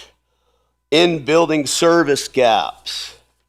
Page 54, reliable in-building coverage. Page 65, in-building coverage. Lack of in-building coverage. Page 71, in-building coverage. On and on. Page 81, in-building coverage. Page 82, page 84, page 84, page 84, 86, 88, 90, and 92. This stands for in coverage means in-home internet. And it's so obvious. I can't believe I didn't catch this sooner. But we've been bamboozled. We've been misled to think this is about cellular. It's not. See, there's no new money in cellular. But in-home internet TV, it's a huge market. That's why they don't want to move these towers. We've given them 22 different locations, and it gives them arbitrary reason why it's not feasible. Well, give us a real reason. No wonder they want it in the middle of the neighborhood, because they want to sell in-house internet. It's unbelievable. And when I found this out just a few days ago, I was really upset and mad. And it's not about emergency services or why Johnny can't call his mom at the high school. They want to sell internet. And that's why they have to have it in the middle of these neighborhoods. Now, the local government denial of wireless facility permit violates effective prohibition. Cause of Federal Communications Act, a wireless provider can show two things. Number one, that it has a significant gap in service. Well, our RF engineer can't find out why there's a significant gap. He thinks that they just need to be maintained and the antenna array adjusted. Mr. Cerritos, your time is up. You can't be sued for in-house internet. Thank you. Thank you, sir.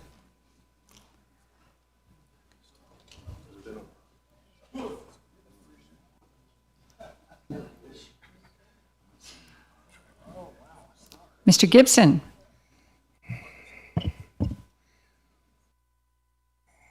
Thank you for your patience, Chair. 2 key points. This is going to be brief. You won't have the opportunity to steal my time. 2 key points. The attorney that was here advocating for Verizon said, I am a lawyer, so I'm restricted with regards to my concept of law. The second key point, this is from Charlotte Hales, a British accredited registered agent of the Crown, an attorney who's masquerading as a patriot today, not allowed the authority to deny a permit based on health considerations. I don't know what kind of government you're running or who you think you're serving, but it's not the American Republic that we signed up for. And if you're referring to statutes, codes, and regulations of the United States Ghost Corporation, which is now bankrupt and broke as a joke, what you're witnessing is the largest bankruptcy and reorganization in the civilized world. That's what's going on today. It's been a swamp that's been going on for over 150 years. So whoever it is that you think you're serving, it's not we the people. And yes, you do have a personal responsibility, and we will be pursuing your personal properties and effects when it comes to our personal safety. You took an oath. What don't you understand about your oath? Do we have to recite it for you? Your priorities are first and foremost the safety of the people, not some federal regulation or some ghost corporation who's by and large operating unlawfully. So there you have it. Once again, what are you going to do? You're going to be honest about your responsibilities, or are you going to pawn it off as being something that you can do nothing about and that your hands are tied?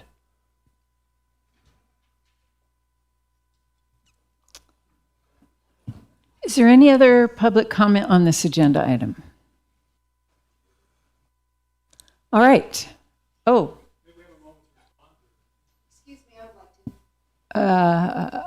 We will go with you as a member of the public. Yep. Hi, I'm Teresa Elgis, and I'm a realtor in Nevada here in Douglas County. I'm sorry I wasn't going to get up and speak, but so all this stuff about the internet. It's funny, I just got an email from Verizon this morning at 10:25 stating they're doing a bundle with the internet home in the area. So I think that's a little ironic that this just came in. So I'm just asking and urging you that you look at the real reasons Verizon's trying to push this cell tower. And it will affect property values. I've talked to several of my clients, past and current, and they will not look at any home that has a visual view of a cell tower. So, but I'm just asking, please look at the real reason that they're trying to do this. I don't think it's for the cell. I think it's for the internet. So just please do your homework. Thank you. Thank you, Ms. Elgis. I haven't forgotten you. Is there any other public comment? Mr. Albrecht, yes, I will allow you, but I want to I want to pause before you speak because I told Mr. Tarkanian he could respond to public comment. And because you know me so well, you got me to calm down, and I'm not going to speak now, even though that guy was so belligerent in the hallway, running up, taking a picture of me and saying stuff. But I'm not going to say it now because you got me to calm down. Thank you. We have each other's backs. We got this. We got this. All right, Mr. Albrecht. I think you said you need 3 minutes. Yeah, Mr. McCullough's got me beat. I've been only doing this 40 years, and staying calm is extremely important. But just to reflect quickly, I believe it was what we were commenting on was the resolution, draft resolution of denial by the Planning Commission. With respect to Mr. McCullough said that we were using the wrong threshold, and if you look at the link budget analysis provided, we need negative 78 dBm for C-band up to neg 95. And so we very carefully examined what we need to get in building. With respect to in building, we're talking about using your phone right here. 80% of 911 calls are from cell phones, and over half of those are done from inside the house. So that's what we mean by in building. We're not trying to build it. Ultimately, hope to have a system that provides in-home 5G, but this is needed today to meet the capacity and coverage demands to make phone calls. That's what the purpose of this tower is, and that's very clear from the analyses from both Verizon and from PureCon. The calls, when you make a call, it has to go to the public telephone network to get to 911. And that's what our phones do. They connect to the public telephone network. There's a comment about why don't we use a better design. I think you know it's because the code prohibits a design other than the monopole. Otherwise, we'd be happy to do a design. There was a comment about cell splitting.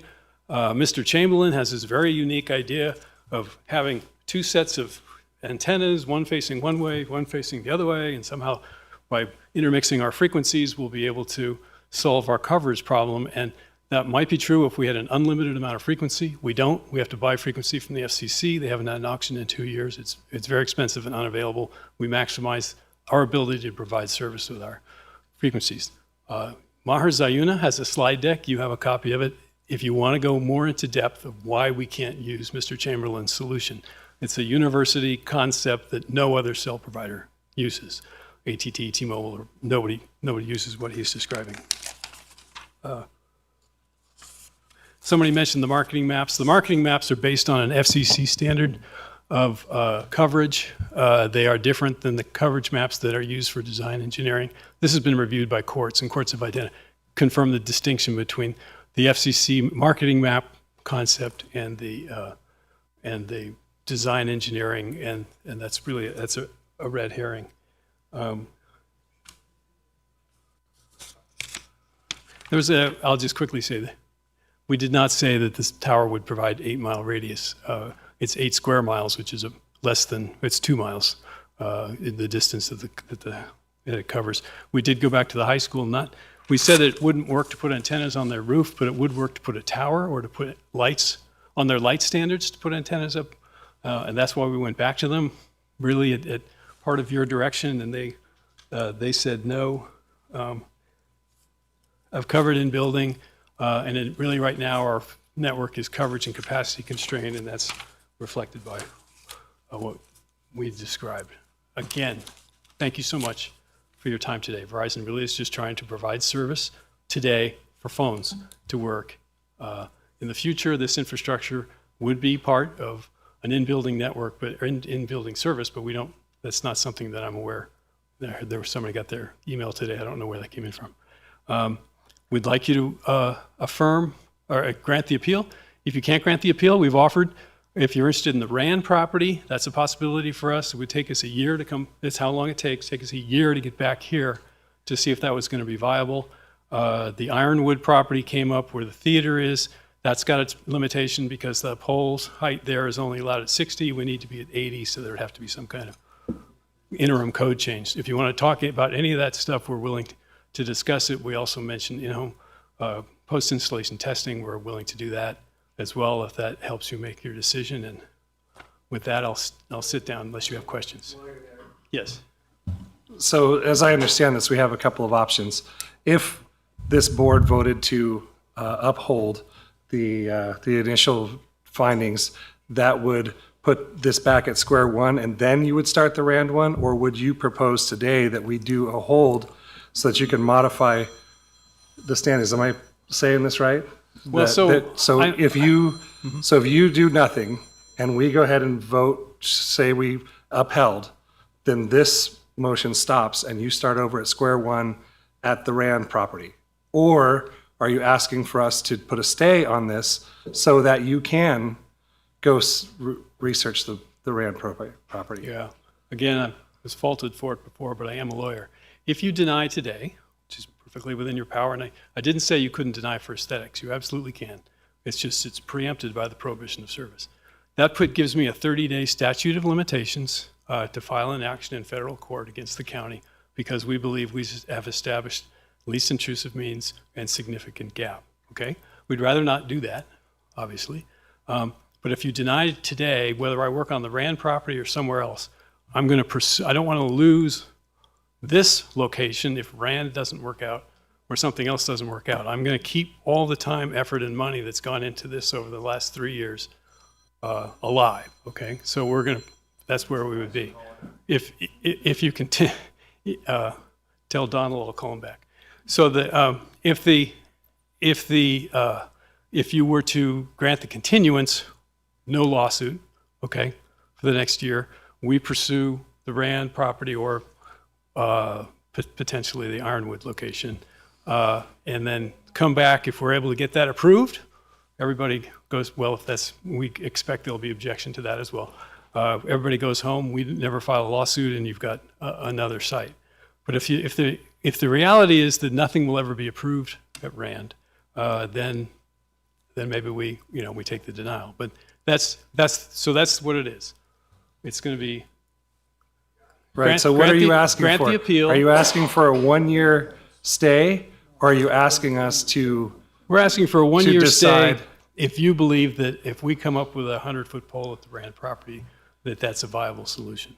We don't want to come back a year from now and have the RAND denial from you, and then we'll have 2 lawsuits. We'll have the high school and the RAND property, and I think we have a very good case that service is being prohibited. Right, we cannot approve the location at RAND at this point today. We haven't filed an application. Right. So there are a lot of hurdles. We can't guarantee that if we granted the stay, that would be approved. So I guess it's coming to you. Are you asking for us to go ahead and vote on the appeal, or are you asking for a 1-year stay?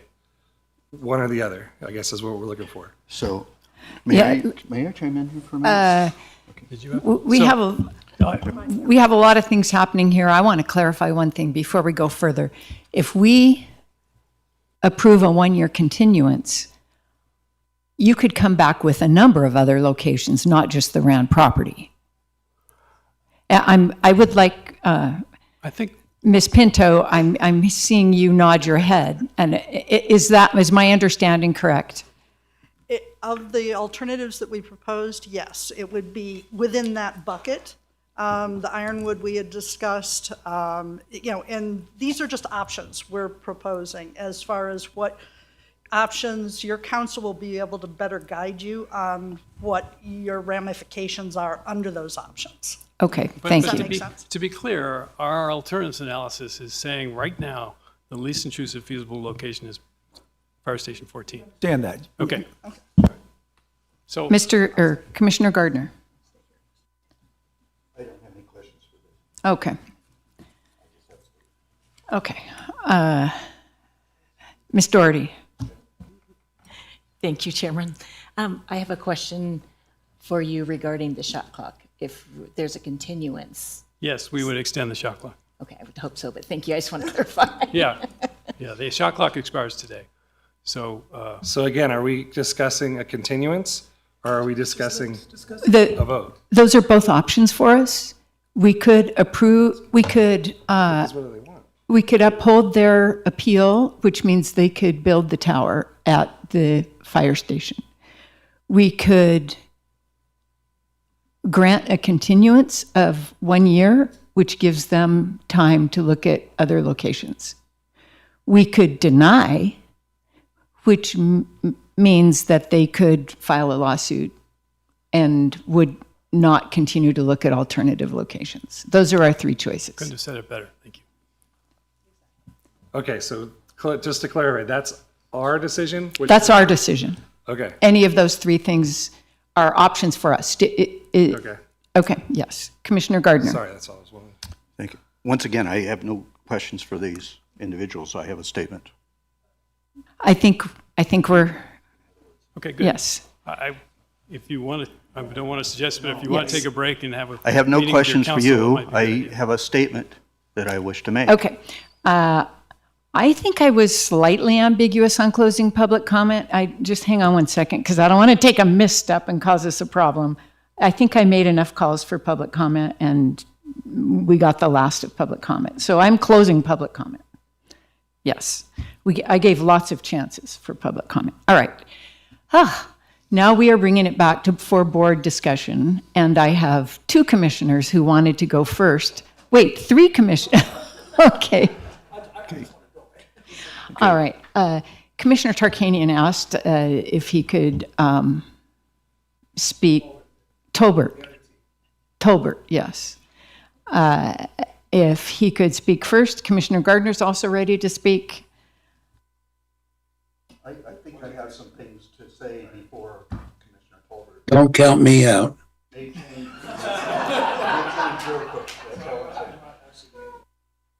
Okay. Commissioner Gardner? Thank you. Oh. Oh, goodness. We're going to go with Commissioner Gardner, then Tolbert, then Rice. Then. Okay. Wait, are you ready? Okay. That's where we're going. Gardner. Thank you. As I see this issue, it's an appeal by Verizon on a planning commission decision. As such, I feel that they are required to identify how they have been able to meet finding B, which was identified by the planning commission as a reason for denial. Nothing I've heard today has identified anything of mitigating and the ability to meet finding B. In addition to that, I can't overturn the planning commission decision based on that inability. I also find, as I look at the findings, the design review findings that are necessary, I don't think that the planning commission went far enough in suggesting that finding E can also not be met, that the proposed development incorporates features to minimize adverse effects, including visual impacts, of the proposed development on adjacent properties. I don't believe that finding can be met either. In addition, I don't feel that finding H can be met. And that proposed development is, in my mind, material detrimental to safety, convenience, and welfare, or result in material damage or prejudice to other property in the vicinity. So it's not just finding B, it is finding E and finding H. Therefore, I can't support a motion to either delay, postpone, continue. There are three findings here that I feel are overriding, and I haven't heard anything from Verizon today that assures me that any three of these findings can be met. I'd like to ask you, Commissioner Gardner, to be specific about H. What is it in H that you feel has not been met? I feel it could result in material damage or prejudice to other property in the vicinity. Thank you. All right, Commissioner Tolbert. Thank you, Madam Chair. And so there's a lot of things in this that were brought up. First and foremost, cell towers are only allowed in certain zonings. That is true. They are not permitted in certain zonings. They are not guaranteed. They are allowed, an allowed use subject to design review. So they are not, it was said that these were allowed. and they are not necessarily guaranteed because of the zoning that they're in. So I think that's very important, that it's not a P for a permit, it's a D for a design review in these specific areas. And in the design review, you must make specific findings to verify that the proposed use is compatible with the neighboring properties, thus all the A, B, C, Ds that we're looking for.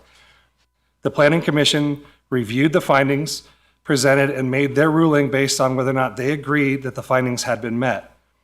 In the case of the Minden project, they stated during the discussion that they did not believe that condition B or condition E were met, and the staff indicated that in their writing out of that finding.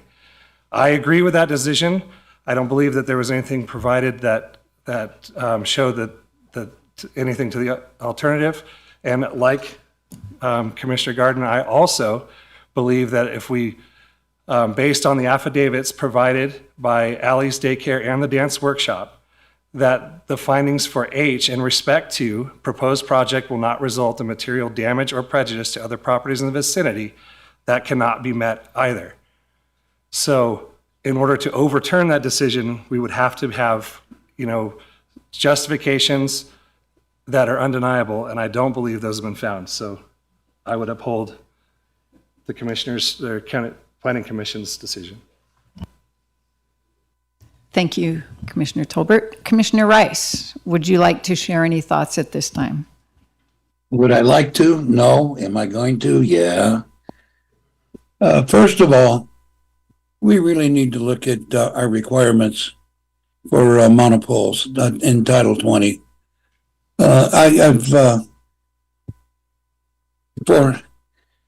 Before all of this came about, I was able to do a little bit of traveling, and I have seen some innovative poles or alternates to poles that are absolutely aesthetically pleasing.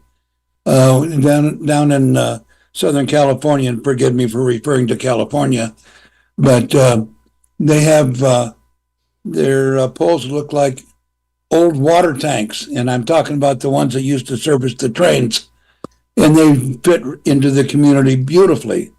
And I don't know why we could not incorporate something like that here instead of having this ugly 80-foot pole sticking up that we are requiring currently. I think that's something that the county really needs to look at changing. Number one. Number two, I'm looking at the community impact, and I am going to be completely unreasonable here, because I think that they have met all the requirements that we have asked, and I think that we are putting ourselves in jeopardy. However, the community impact on local businesses would be very impactful. And for that reason, I'm having trouble supporting it. Another thing I wanted to say is, Ms. Pinto, it's nice to put a face on the voice. I've enjoyed our conversations. Don't always agree, but you've been very pleasant to work with. And secondly, or thirdly, fourthly, fifthly, or whatever, I have to say that Verizon is my internet provider, but that has no impact on my vote in this case. And I do not feel that they are the evil empire that some of the people have made them out to be today. And thank you for indulging me. Commissioner Tarkanian, thank you for your patience. So I agree with what Commissioner Rice said with respect to number one. There's no reason not to make things more attractive compared to the environment or the community. I also agree with the H that we talked about here. I think I made that before, but I'm going to make a quick statement. It's not going to be so quick. I'll make a statement. It's going to also carry over to the next one, so I don't even have to say anything in the next one. This is a very contentious and very confusing issue with regards to this type of technology and the type of scientific stuff that's gone in there. But I think the solution with what we have, with the cards that we have to play with, is pretty simple.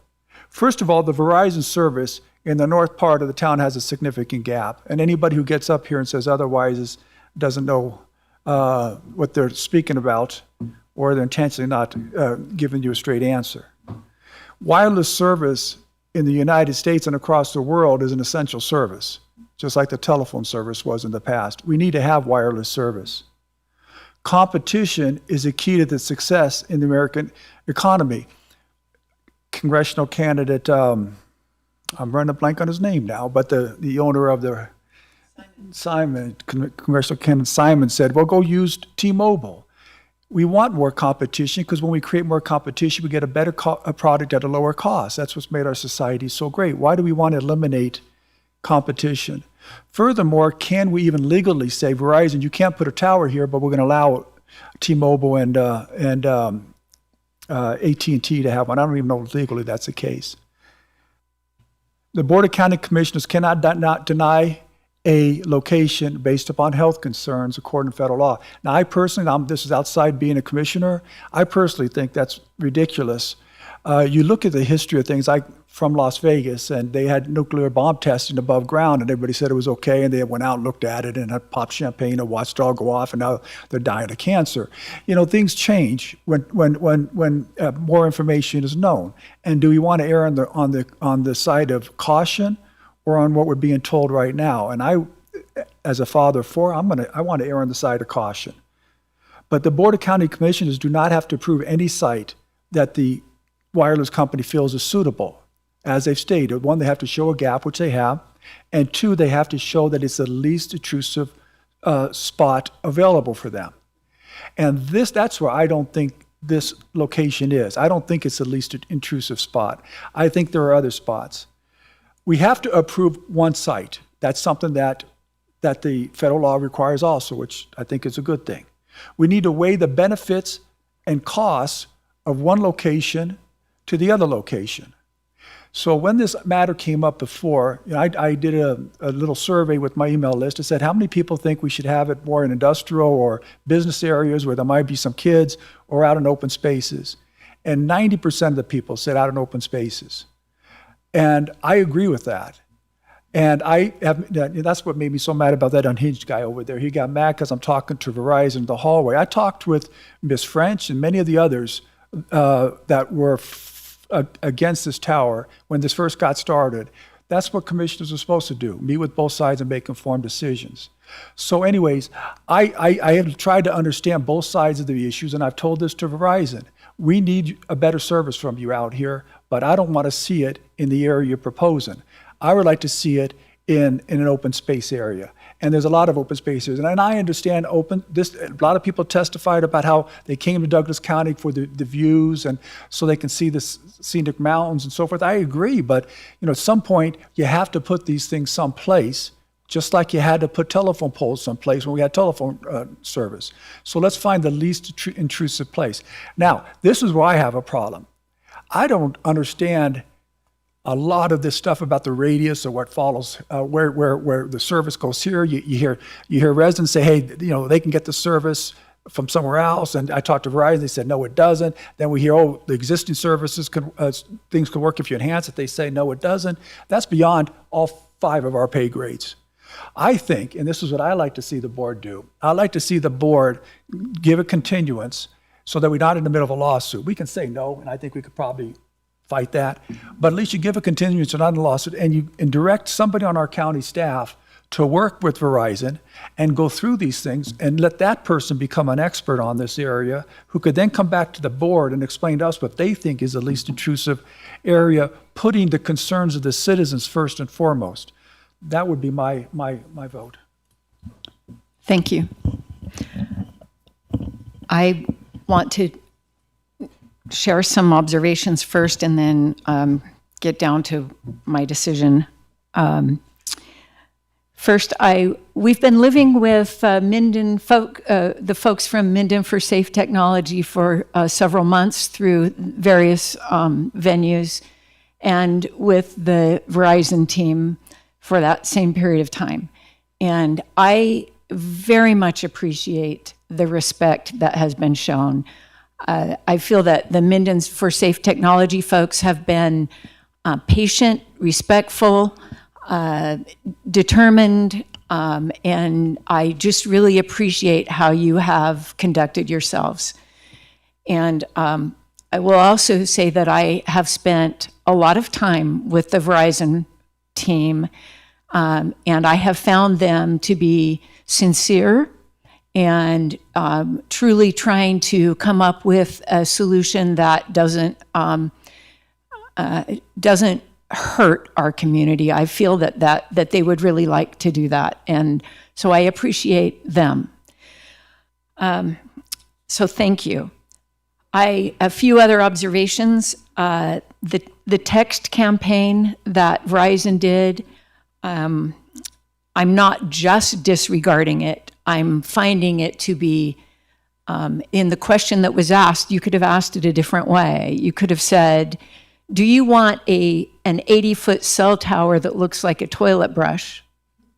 And you would have got the same numbers, different result. It was slanted.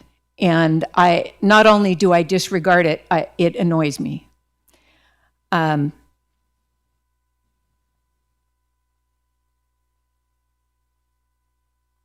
I also want to say that I have tried to provide thoughts and ideas of alternative locations that I think would work. And I believe there are possibilities that have not been adequately exhausted. So when you say that this is the least intrusive alternative, I don't go with you on that. I do not think that that is the case. I believe we can come up with a better alternative than this one. So that said, I absolutely agree with the majority of the Planning Commission that this proposal does not fit with the character and integrity of adjacent development and neighborhoods. I also agree that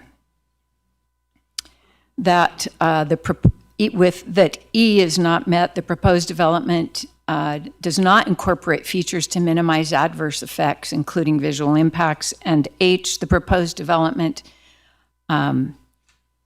will not result in material damage or prejudice to other property in the vicinity. And for those reasons, I also support a continuance because I believe we need a cell tower.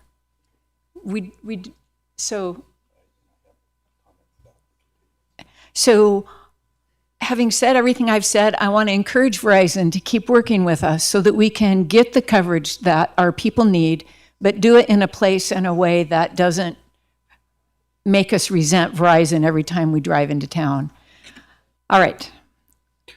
Commissioner Gardner. Thank you. I understand your desires to have a continuance. My concerns about a continuance is that it still reserves this site as a potential site in the future if Verizon determines that no other site is available. Okay? It still gives them the right to come back and seek this site. And we have already found that this site does not meet the findings for B, E, and H. Therefore, I'm not in favor of a continuance. If they want to research other sites, they can do so once we deny this. They can do so at this, a continuance leaves this site on the drawing board, and a denial takes this site off of the drawing board, and now they have to and are forced to go out and find another site. That's my objections to the continuance. It doesn't take it off the drawing board. It forces Verizon, forces them to file a lawsuit within, 30 days. By continuing it, you allow them not to file the lawsuit. And that's, no, look, you may think we can win. I think we could win almost all the lawsuits we've talked about. And I don't have a problem battling them, but do we want my man Doug Ritchie over here or AJ spending all their time on this if we don't have to? And I don't see what you lose on the continuance except you delay the possible lawsuit a year later, because then if they come back and they do it and we say no, then they file the lawsuit. Let's kick it down. Let's kick the can down the road another year. I'm not in favor of that. And save a lot of taxpayers' money in legal fees. I just want to clarify. Madam Chair? Commissioner Rice. I just want to throw my hat in this ring. I concur with Commissioner Tarkanian. I think that the continuance is the wisest way to go. Number one, it staves off a lawsuit and saves the county a whole lot of money. And number two, it allows further investigation into more proper sites. Thank you. Thank you, Commissioner Rice. I just want to clarify that our ability to deny is not compromised by a one-year continuance. Yeah, Deputy District Attorney Ritchie. Yes, thank you. Doug Ritchie with the Douglas County District Attorney's Office. That's correct. The continuance would not prejudice. Counsel for Verizon has already said that they would agree to waive the shot clock, so there'd be no prejudice other than it would delay a final adjudication of this particular site. Thank you. All right, then, is there a motion? I want to make Or a more motion, but add comments? something. I hope the rest of the board goes with it. I'd like to make a motion to continue this for 1 year and have county staff direct somebody to work with Verizon so they can understand and and can inform us as commissioners a clear understanding of what other alternative is feasible, and then we can determine what's least intrusive. Is that Second. Did you make a motion to continue and direct staff? Yeah, see, this is a thing that I have. We can come back a year from now and they're going to say the same stuff, but we don't have the understanding, and nor do we have the time to become an expert in this with all these other things coming before us. But just as we do with anything else, if you have staff work with somebody, they can come back to us and say, hey, this doesn't work because the radius here, or this one does work, and I just think it'd be better that way. I worded it poorly, I normally do, but if there's some way you guys want to word it better, but yes, it was a motion. Commissioner Tarkanian, or Tolbert. Totally insult me every time. I'm sorry, compliment me every time. So my question is, yes, I think that's a good idea to have a point of contact for the county so that when these questions, they're the ones working in it. But I guess my question for staff, and maybe Ms. Davidson, is I don't know that we have a staff member that is specifically has that skill set. So would we be having to educate somebody else? I mean, because this is a specific industry. So I guess, yes, I like the idea, but is this a proper ask of having a point of contact for the county? Thank you, Madam Chair, members of the Commission. Jennifer Davidson, County Manager. For the record, I appreciate the question, Commissioner Tolbert. Frequently, staff are asked to step into situations where we're not necessarily subject matter experts, but we do our best to get up to speed, and we also utilize professional services when appropriate to bring in subject matter experts to help us gain an understanding and properly analyze the situation. I can count a number of times in the last 7 years of my career where I have suddenly become a subject matter expert on a variety of topics. So it is not uncommon to be asked this, and I would be comfortable if that were the desire of the board to work with my team to adequately address this. I would like to make a comment on that, which is it would be nice for commissioners to be able to sit down one-on-one with whichever staff member is so assigned and share their priorities and thoughts. That would be a very satisfying process. We have a motion and a second. Is there any other discussion? Yes. Commissioner I Gardner. have a question for our Chief Deputy District Attorney. Does a continuance still keep this site as an option for Verizon? Doug Ritchie with the District Attorney's Office. Yes, it does. It does keep this particular site as one of the options. If I may add, though, it's fairly clear that the board doesn't like this site, and neither does the public. All right. Commissioner Tolbert. So in order, kicking the can, I don't want to kick this can to another board, given that we've pretty much unanimously agreed that this site is not going to work, and Verizon coming back with this particular site would be asinine. So if we can set this clock that it will come back within a time that we're not going to have any a potential of a different board. 1 year is the same board. I just want to make sure. I want to clarify that we set that year, that it's still going to, there's no a year from, a year from now, whatever. I want to make sure that we clarify that basically we are taking that site off the board and allowing the continuance to provide a better spot. Yes, that a year is a year. Okay, we have a motion and a second. Any other discussion? All in favor? Aye. Opposed? I vote no, and I'm sorry, but I guess I'm going to be the contrarian today, but. Welcome how it feels. Okay, Commissioner Rice, I believe that you voted in favor of the motion. Is that accurate? That is accurate. The motion carries 4-1 with Commissioner Gardner voting no. All right, we will move on to agenda item 7 in 5 minutes. Actually, a little bit longer than that. At 10 minutes to 4, we'll reconvene.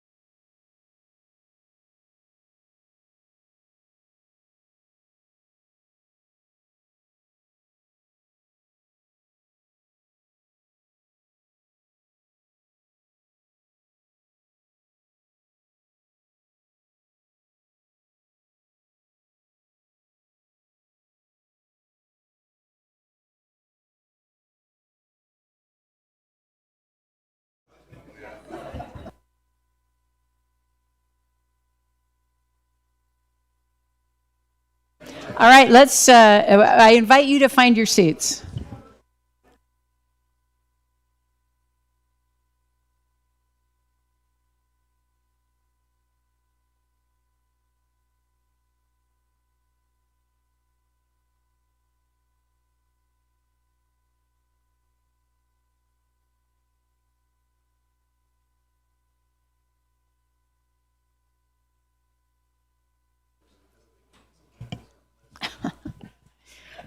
All right. We'll move on to agenda item 7 for possible action, discussion of an appeal of the Planning Commission's decision to approve development application DP 24-0170, a design review to replace an existing monopole cell tower at 1450 Stephanie Way within the Johnson Lane community with a new 80-foot monopole cell tower and associated network equipment. The equipment will be located within a 30-foot by 30-foot fenced area and will include network cabinets and a standby diesel generator. The subject property is located in the Public Facility Zoning District within the Johnson Lane Community Plan. The appellants are Brian and Yvonne Stevens and David Magnotta. The appellant's representative is W. Scott McCullough, Esquire, not to be confused with Scott McCullough, who is our building person. APN 1420-27-401-011, development application DP 24-0202. We will turn to Linda Doherty, assistant planner. Good afternoon. Sorry, I'm tongue-tied. Good afternoon, Madam Chair, board members, everyone in attendance. This appeal is for an 80-foot cell tower, as you mentioned, that was approved by the Planning Commission on September 10th. And an appeal was filed, and it was to be heard at the December 5th board meeting, but there was a continuance granted at that time, and standing was established at that meeting. And so here we are today to discuss the appeal. And I will ask the appellants or Mr. McCullough to come up and make their presentation.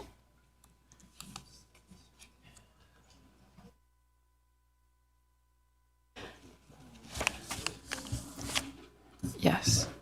So we'll, Mr. McCullough, welcome. Do you think you need about 15 minutes? Yes. Okay, and then the appellants will have a few minutes to speak? Yes. Earlier, and I'm not sure that we need to repeat them. Yes, I agree. They did that because Yvonne had to go to the doctor and I'm sure they were able to do that. So really all that remains in terms of the appellant speaking will be David Magnotta. Very good. Then we'll hear from him after you.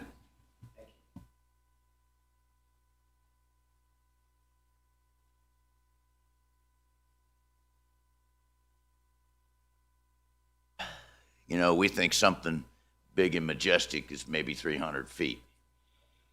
When I flew in and then had a chance to drive in here, I was just struck with the view.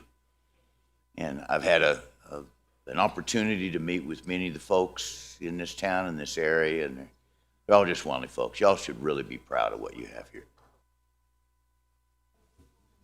We're here today to ask you to try to keep that for the appellants and those who live now around this proposed tower by Station 6. They invested there. Their home is their biggest investment. They were hoping to stay there. These are people, they're your constituents. We come before you today, we don't have a bunch of fancy PowerPoints. We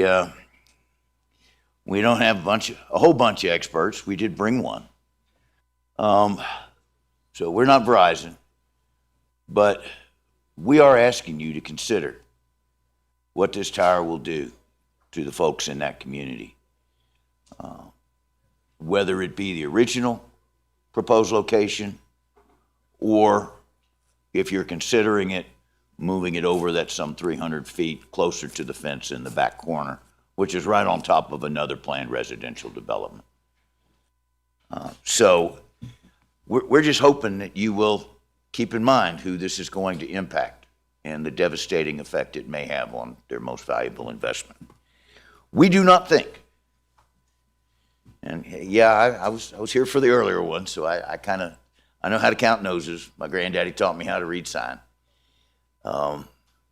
We do not think, and we are hoping to convince you that you cannot make all of the affirmative findings that you need to make in order to approve this tower. They're basically the same ones that were under discussion before. I don't need to go back into all of that. We can just save that time. But this tower on Station 6, and yes, each one is different. I agree with you, Chairman. This one is going to be right on top of some houses. It's going to be really close to an elementary school. I do not think you can fairly make a finding that this fits within the character of the community, that there will not be an adverse impact to the adjoining properties and the adjoining community. I do not think you can find that it fits within the master plan or the Johnson Lane community plan. I do not think you can make any of the necessary findings that are required by your code. And we are here today to ask you to reverse the planning department, planning commission's decision to approve. I can't resist playing lawyer, but I do have to say that decision, in my view, was deficient in any event. It was lacking important findings. It did not adequately explain its rationale. Yes, you have a lot of discretion in these matters. I'm hoping you do it my way, but I will acknowledge that you have discretion. We all are looking at the same evidence, but you need to support the conclusions you make with much better findings.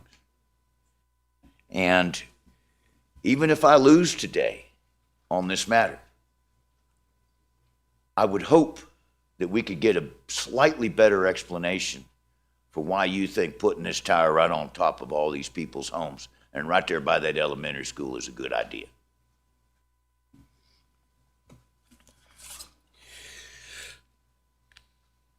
So, everybody wants to talk about effective prohibition. Verizon certainly does. They think the effective prohibition restriction overwhelms your development code. It overwhelms everybody's property rights. It means we can't talk about a whole bunch of things, and the things we can talk about are really about the things we can't talk about. That's their story. Their story is that simply because we do have some places where, yeah, maybe there's some calls drop, and we get to put a tower anywhere we want, and we get to decide what the criteria are, and we don't get to tell you what the real thing this is really all about is anyway. We're going to pretend about cell phone service. I will tell you again, why do you think they want to put this on top of homes? This is all about home internet. It's not about mobile service. They can provide adequate mobile phone service using many of the other alternatives that have been proposed in this matter. If I recall correctly, there were 16 for this one, and more than half of them, they said we got to reject it because it doesn't solve our service gap, which if you read their papers really means in-building coverage, which really means home internet. So we do not think they have actually proven there's a gap in service. Does that mean we're saying that the coverage is perfect everywhere? No. But the gap has to be significant. It doesn't just have to be a gap. It doesn't have to be a cellular hole. It needs to be a significant gap. Further, it must be the least intrusive alternative. And I have a hard time understanding why putting a tower right on top of people's homes and right by a school, when you have many other places that are out in open spaces, like Commissioner Tarkanian has been talking about, would adequately support regular phone service, mobile phone service.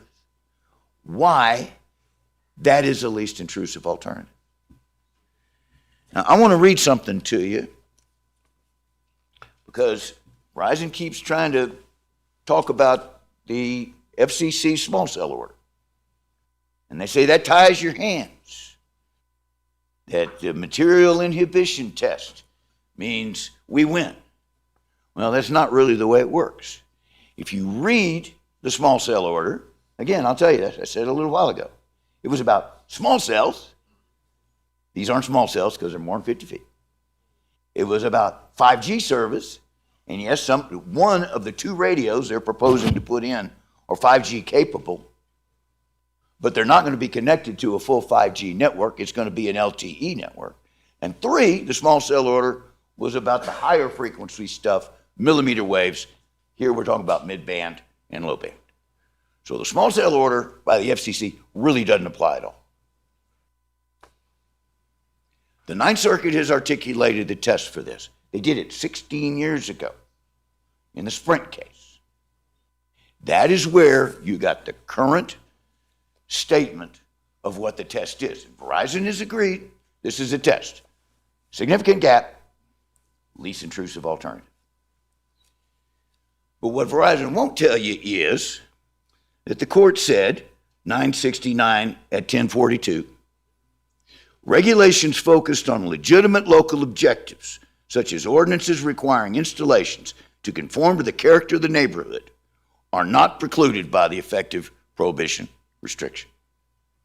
We do not see how all such regulations, designed like traditional zoning regulations to preserve particular neighborhoods, materially inhibit, materially limit, or effectively prohibit the deployment. What the Ninth Circuit was saying is, you still get to pay attention to what's on your wall here. And that's what we're asking you to do.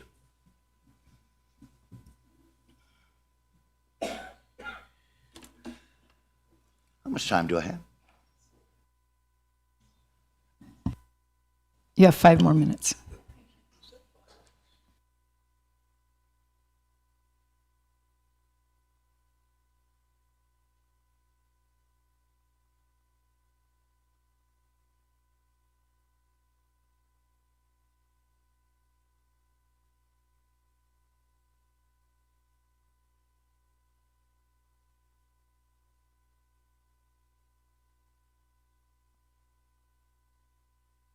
Applicable district regulations.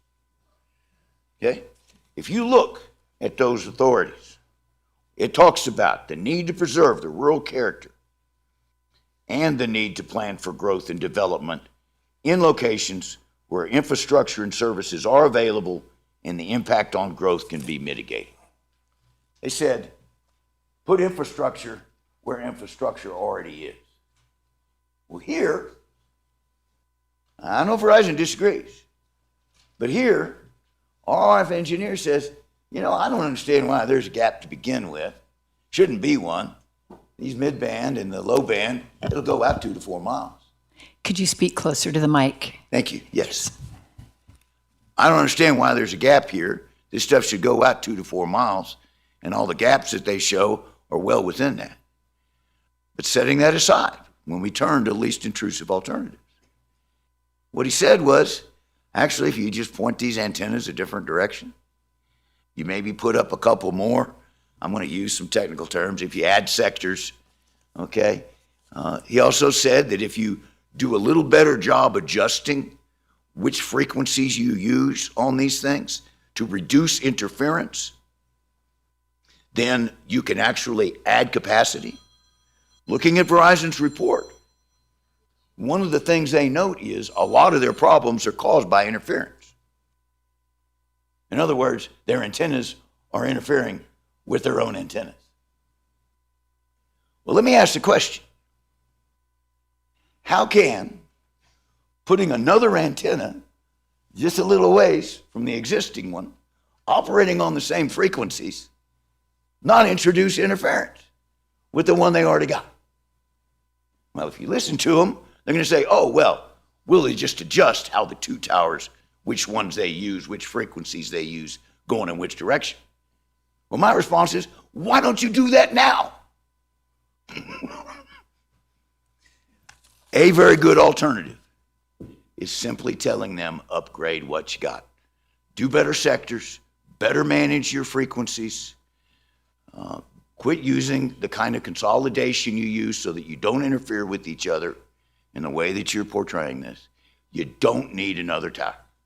And oh, by the way, please, if you really, really think you need another tower, please find one that's not right in somebody's backyard or right on top of a school. These towers do not belong. They do not belong in residential areas. They don't belong by schools. They're unsafe in that regard. And no, I'm not talking about the RF. One of these days I'll get to talk to you about RF health and safety. That's not today. They are unsafe for other reasons. One of the other things that we have brought up from the beginning is, when do I get to litigate whether these things are code compliant? Like building code, electrical code, fire code? The way that the Planning Commission set it up, that's done later on a ministerial basis. They just check some boxes. Well, I got some electrical engineers who are telling me those things don't pass code.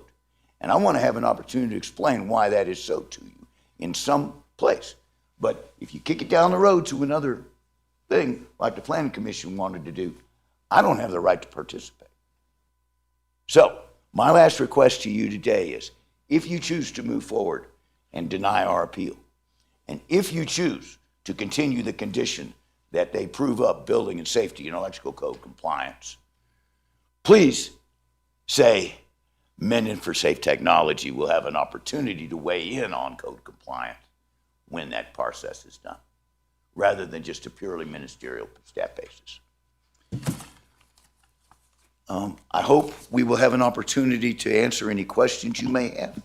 But right now, I'd like to bring up David Magnota, our remaining appellant, and hopefully we're still on track time-wise. My first question is, do I have more than 3 minutes? Yes. Okay. How much time do you need?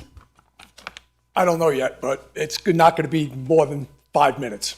All right. Okay? Thank you. Good afternoon. My name is David Magnota. I got it right here. Before I get to my little speech here, I just want to tell you, I moved here 9 years ago from New Jersey. I picked a location on Gordon, where I am, to look at beauty. Not to look at, like you said, Madam Chairman, a toilet brush that's going to be out my front yard. Okay? So I will get on with this. This tower is being proposed right next to my property. If it is built, I will be living constant shadow of a toilet brush. Now, I'll be forced to look at a giant metal structure, not just out my front porch, but even when I take my granddaughter, who I watch on a daily basis, to the park. That's not what I came here for. For where I sit, I have a clear view of the mountains. I will be gone. I live right now with B-cell leukemia, okay? Frankly, the stress and everything else, what's it gonna do to me, okay? Of fighting with this and Verizon. It would destroy the peace of my home. Every time I step outside, you know, my property values will drop. You know, it might be a guarantee. You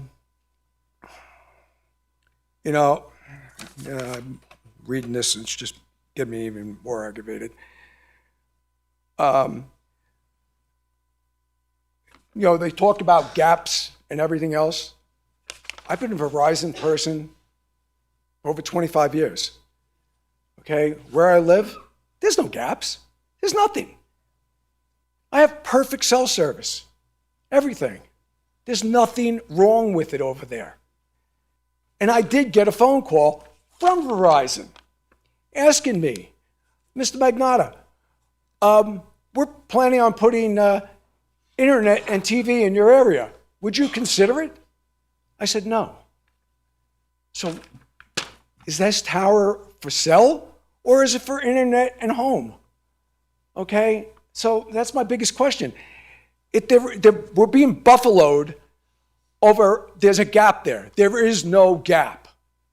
So I don't understand where they're coming from on that point. All right? That area over there, where we live, it's a rural area. People have horses. They ride their horses in there. You have kids that ride their motorbikes over there, ATVs, everything. It's a playground for everybody to look at and to be there. You have a playground there.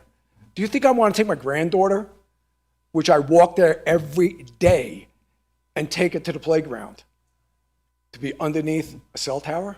No, I'm not going to. You know, I got to say, if you really approve this and let this go through,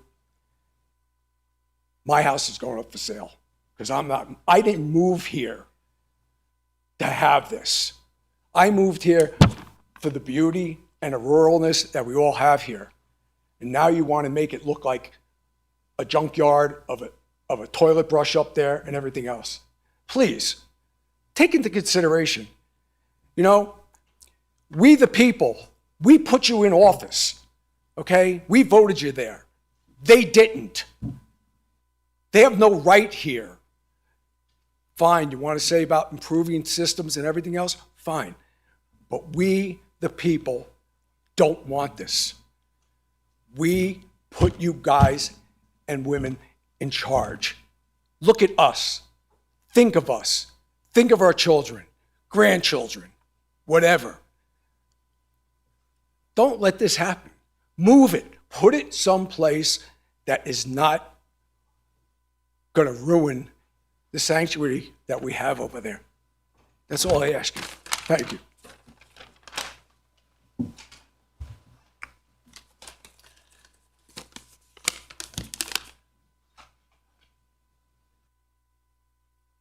That concludes our presentation. If you have any questions, I'd be happy to engage with you on that.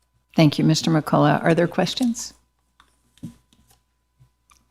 Commissioner Rice, any questions? My only question is, are we replacing a pole with a pole? A bull with a what? He asked, Commissioner Rice asked, are we replacing a pole with a pole? You are replacing one smaller pole with a larger pole that at some point will have yet another antenna on top of it, taking it over the 80 feet, by the way, for the public safety radio. So yes, there is an existing pole there, but it is not as tall. It is also more hidden. Thank you. So for clarification's sake, there is an existing pole out there, and I've seen it. I've been out to the site, and I've seen it, but it is not an existing operational pole, as I understand it. Is that correct? Yes, nor is it the type of pole that would support these antennas. They've already explained that to you. You could not just put... What I'm trying to point out is that we're not taking an existing cell phone service and taking that pole out and replacing it with a new cell phone service that's going to be 80 feet tall.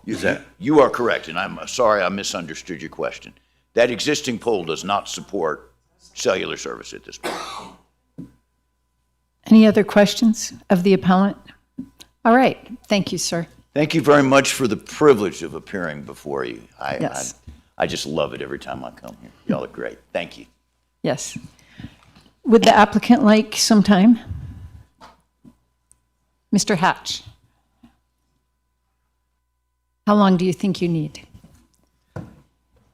Well, we have a similar presentation to the previous one, and I would like to skip around inside of it to really just kind of highlight what is different about this location. That way we're not reiterating a lot of information. When you build an 80-foot cell tower, painted light tan on a public facilities location with a very similar antenna profile, you get a very similar proposal. And so I want to make sure we avoid a lot of discussions about that and kind of highlight some of the differences between the previous project and what makes this project unique and necessary to the community. So do you think maybe 10-ish minutes? let's try 10. Okay.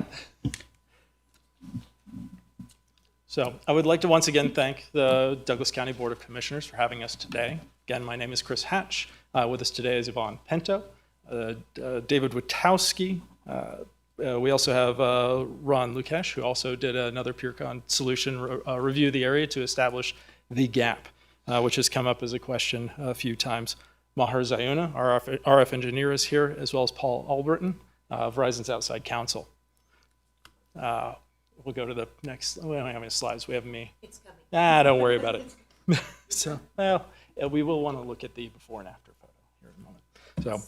So, we've been working on this project for 3 years. Similar to the last project, we were asked to identify FCC complaints in the area and find where the coverage gaps were. Those were identified by Verizon's engineers. And myself, with Epic Wireless, came out to look at the best locations within the community based on code to find locations to build cell towers. We did a lot of communication with the county to start off on this project, and then ended up over at the fire department, where we found an existing clear-wire cell tower, which was used for wireless and indoor wireless use. Some 10 years ago, that company went out of business and the tower remained.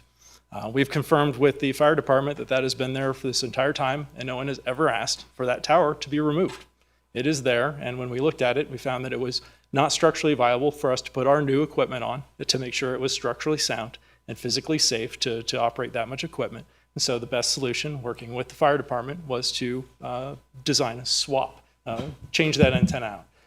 And with the work with the fire department, we found that moving it further back from possible future plans behind the fire station worked best for the fire department. That's where this project came from today.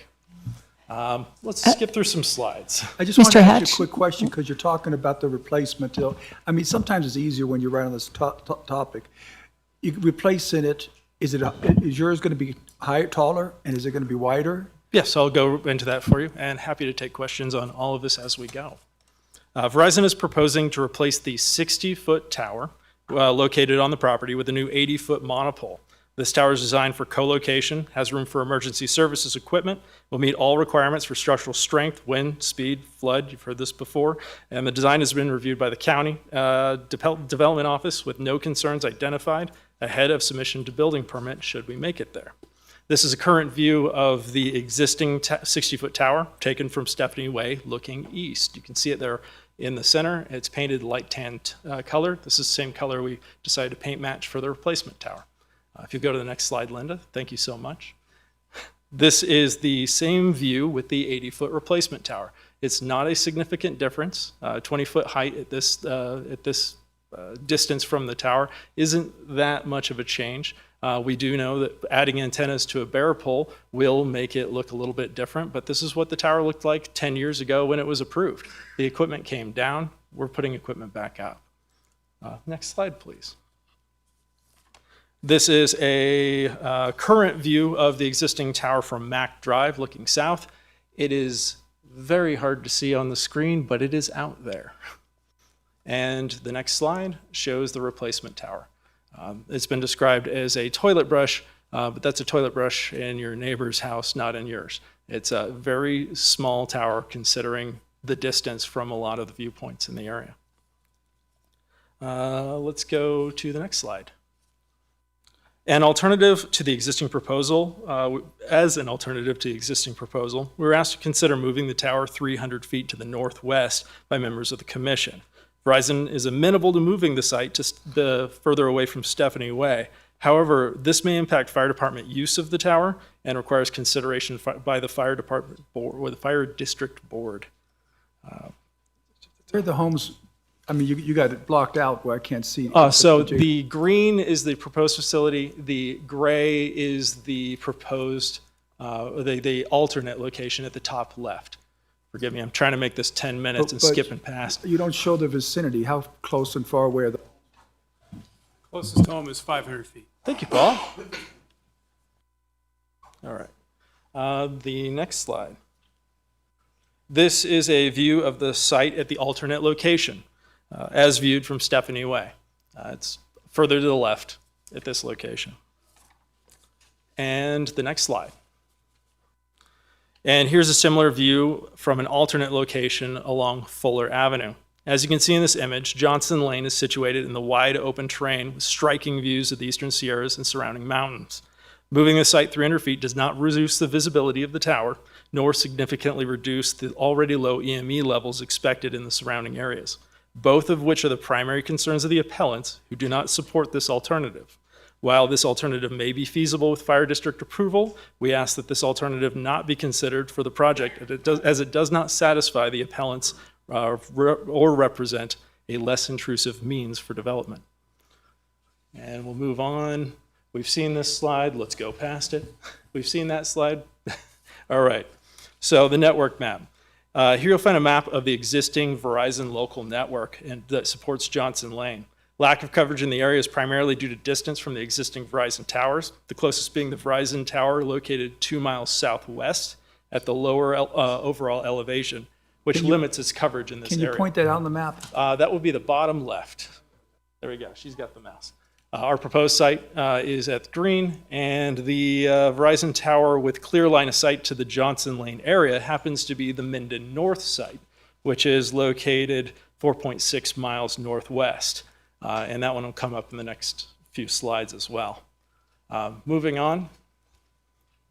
This is a service gap for the area. You can see the before and the after images, which with the site in place, it'll have a significant infill of green in building, i.e. you're in a building and your phone works, so make a phone call, coverage in the area, with the yellow area representing in vehicle and the gray color being outdoor service. You can see now, right now in the before, there's a speckling of gray and yellow and green. There's service in one yard, there's not service in another.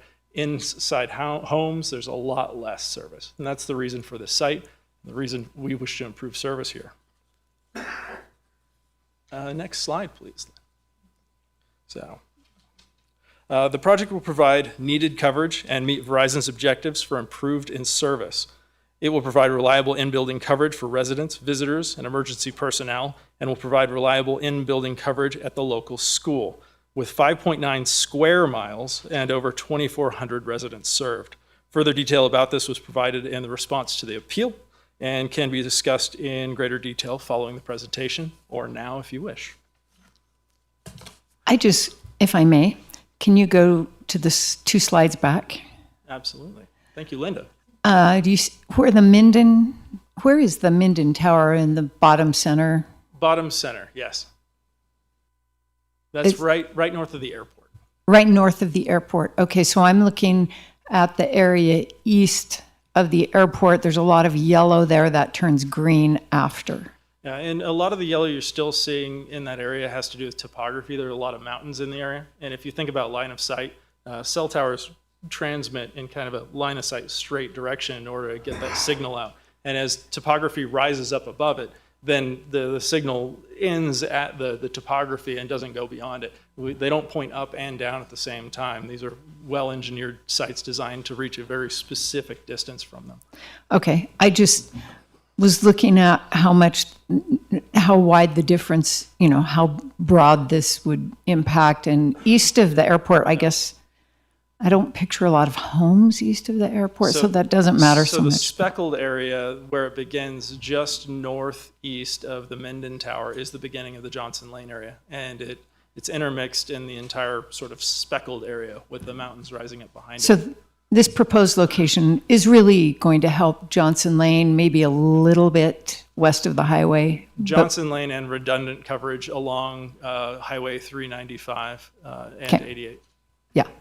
I think Thank that's you. 395. I have a question real quick. With you already have a Verizon tower out there on Johnson Lane in an industrial area. Is the option to increase the height of that particular cell phone tower? Does that take a special use permit? Does that take a variance? I mean, could that tower not be adjusted? And it's in an industrial area. Could it not be adjusted to accommodate the same things? It's a balance of math and topography in the area. While that tower is at 90 feet at this time, it's in a zone that supports 100-foot towers. It's currently a co-location tower, I think, with T-Mobile on it as well. The terrain in Johnson Lane rises up above it. If you go, well, we don't need to look at the image, but there's hundreds of feet in elevation difference between that location and Johnson Lane. It's slow, it's gradual, but it rises up. And as the tower has to transmit through an area, small things that rise up in front of it, a house, a tree, all of them provide obstructions to the signal, the line of sight. And that's what you're seeing there with the speckling. Some areas are in shadow and some areas continue to not be blocked until the very last moment when that tower, the extent of the service goes out into the area. So I guess then my question is, if T-Mobile, you said T-Mobile is co-located on the Minden co-located tower as on well. that particular tower. Yes. And is T-Mobile not experiencing the same coverage issues that you were experiencing out there? And so if we approve this one out there, are they then not going to turn around to us and say, well, we need coverage also, and so we need another tower out there to accommodate that? By your code, the tower is being designed to be co-locatable, so they could put their antennas on this tower. Oh, so in other words, you're preempting T-Mobile's desire to perhaps expand their service out there. It's required by code. Your code is, I think. And so there's a lower RAD center to be allowed. Under Title 20, 664, 160, and 170, there are provisions that require that all new tower developments be co-locatable and structurally viable, and we have to prove that in our application. I just had a question because I don't quite understand. You're telling me from where it's at in Johnson Lane to where you propose the one on Stephanie, which is 2 miles, topography goes up 100 feet? I cannot be quoted on that right now. I just know that the topography does raise in that area.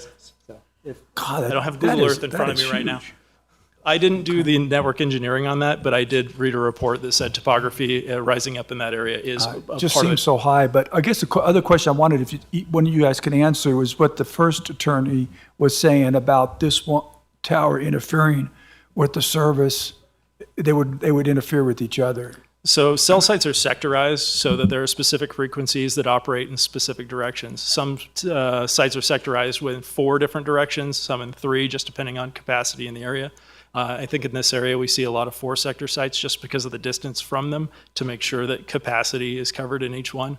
But as that signal goes out, there's a signal that is tuned to a very specific frequencies that go north or south or east or west. And if there's another cell site nearby, then those frequencies are limited so that the 2 towers don't have the same frequencies repeating back and forth at each other, but frequencies that can both benefit and both be used at the same time to allow adequate handoff between the 2 cell sites. That way you have service that is always either redundant or handing off from one place to another where your phone can operate at the lowest possible power levels. The same frequencies then repeat from that cell site, from the center of it, going the opposite direction. That way, so one frequency coming from one direction doesn't quite go past the cell tower, it's balanced at that point and goes off to the next location. That way you can duplicate the same frequencies over and over. It's what's known as a cellular network. So, if I can get back into some slides. I see Ms. Pinto, did you want to add something? I just wanted to clarify that when it comes to other carriers, sometimes they reach out when they know we're putting in an application and ask to co-locate with us. That has not occurred here with T-Mobile. It has occurred for the Douglas High School. Will join us if we find a suitable site in that area. But T-Mobile, we aren't privy to where their gaps are and their timeline for putting funding into servicing those gaps. Does that make sense? Yes, thank you. It does, I mean, and I realize this was a different agenda item, but it begs to the question of why the 2 towers, the AT&T tower at our sheriff's station and the T-Mobile tower at Minden Mills can cover the 395-88 interchange, and yet you can't. So We're happy to address some of those questions on the Douglas High School location as we get into the continuance going forward, because they don't. So, but And on by the way, Hayward- I'm adding time because we keep asking questions. Thank you so much. So go ahead. Increasing demand is evident from the data provided in this chart. The data shown here was pulled from an existing Minden North site, that one 4.6 miles away, and recorded between September and October of last year. The box at the center of the graph shows the reliable performance range of the site. Based on this data, the sector of the site is exceeding the 80% mark and seeing significant degradation of service, with the site reaching 100% capacity nearly every single day. That's the green plateauing at the top, above the 80%. In tandem with the capacity issues, you can see the data speeds plummet below the degradation threshold shown below. That's the red line going below that threshold, which clearly shows that the network is beyond its limits and exhausted. The Hayborn Tower will offload this site to provide needed coverage in the area. I hope this is representative of the data we're trying to show in the maps. Let's go to the next one.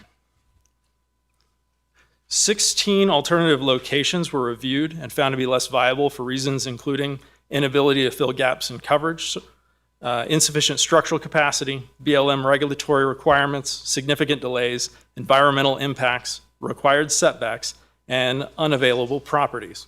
You can see the existing Verizon tower, or was it yellow, orange? Yeah, right at the bottom left. And the proposed site in green, and the extensively reviewed alternatives surrounding in gray. Next slide, please. Each potential candidate was ranked for overall coverage with the fewest variants, modifications to county code, and impacts to the community. From this list, the fire station was identified as the best overall candidate to fill the gap in coverage, mitigate impacts, and exceed all county code requirements for site development. This includes some of the most recent alternatives requested for review during the continuance. Another one. Thank you, Linda. The new alternatives are shown here. Some of these include the wastewater treatment plant, Bentley property, Carson Valley Business Park, BLM lands, and each having their own development timeline, availability, and coverage challenges. Verizon's analysis of each alternative is comprehensive and covers each of these challenges in detail, and the alternative sites analysis provided for your review. With the exception of the 300-foot shift on the property, which is not yet approved by the fire department, no other alternative location could be identified that would provide a less intrusive means for development, with many of the suggested alternatives putting the project closer to more homes and possibly in more people's view sheds than already affected by the existing fire station tower. We are happy to take questions on each of those alternatives in the presentation. Linda? The appealed project meets all code requirements and was recommended for approval by the county staff. This is an 80-foot monopole replacing existing 60-foot monopole in a public facilities zone designated for future, designed for future co-location, with no need for variance for height or setbacks. With these considerations, the county development staff reviewed the design and verified this project meets all the findings for approval within a major design review application. And with that, I'd like to turn it over to Mr. Paul Albritton. One question first. Absolutely. Do you know when the equipment was taken off of the existing monopole? 10 to 8 years ago, and I was part of the DCOM team for Clearwire. So we were taking the equipment down after they went out of business. I see. Okay. So you would have reason to know that, in other words? A little bit, yeah. Yeah, okay. Commissioner Tarkanian. Staff, but it goes to what you're talking about. Would any owner there, wireless owner, not just Verizon, would they be able to use the tower that's already there? Is it grandfathered in, or would they have to go in and get a new permit? The issue with, well, I think that's a question for you. Linda Doherty for the record. You're talking about the existing tower off of Stephanie there. So I understand it's not structurally able to handle the antennas that are proposed. I understand, but if somebody wanted to put a tower, it's 60 feet? 60 foot, yes. And if they wanted to put a tower up, maybe not as many antennas, could they do it? at this time without having to come to the Board of County Commissioners for? Yes. So any new towers would require design review if they don't exceed the height limit that's allowed in the zoning. So that's why this tower, it didn't exceed the height. Maybe I'm misunderstanding No, I'm you. talking about the current tower. I'm just trying to say, because there's some complaints from the residents that they're going to have this eyesore, and they don't believe that that's fair. And I'm trying to say, well, if it was theirs 8 to 10 years ago, and it can go back at any time without having to come to the board for approval, is that the case? Because that makes the argument, in my opinion, a little less.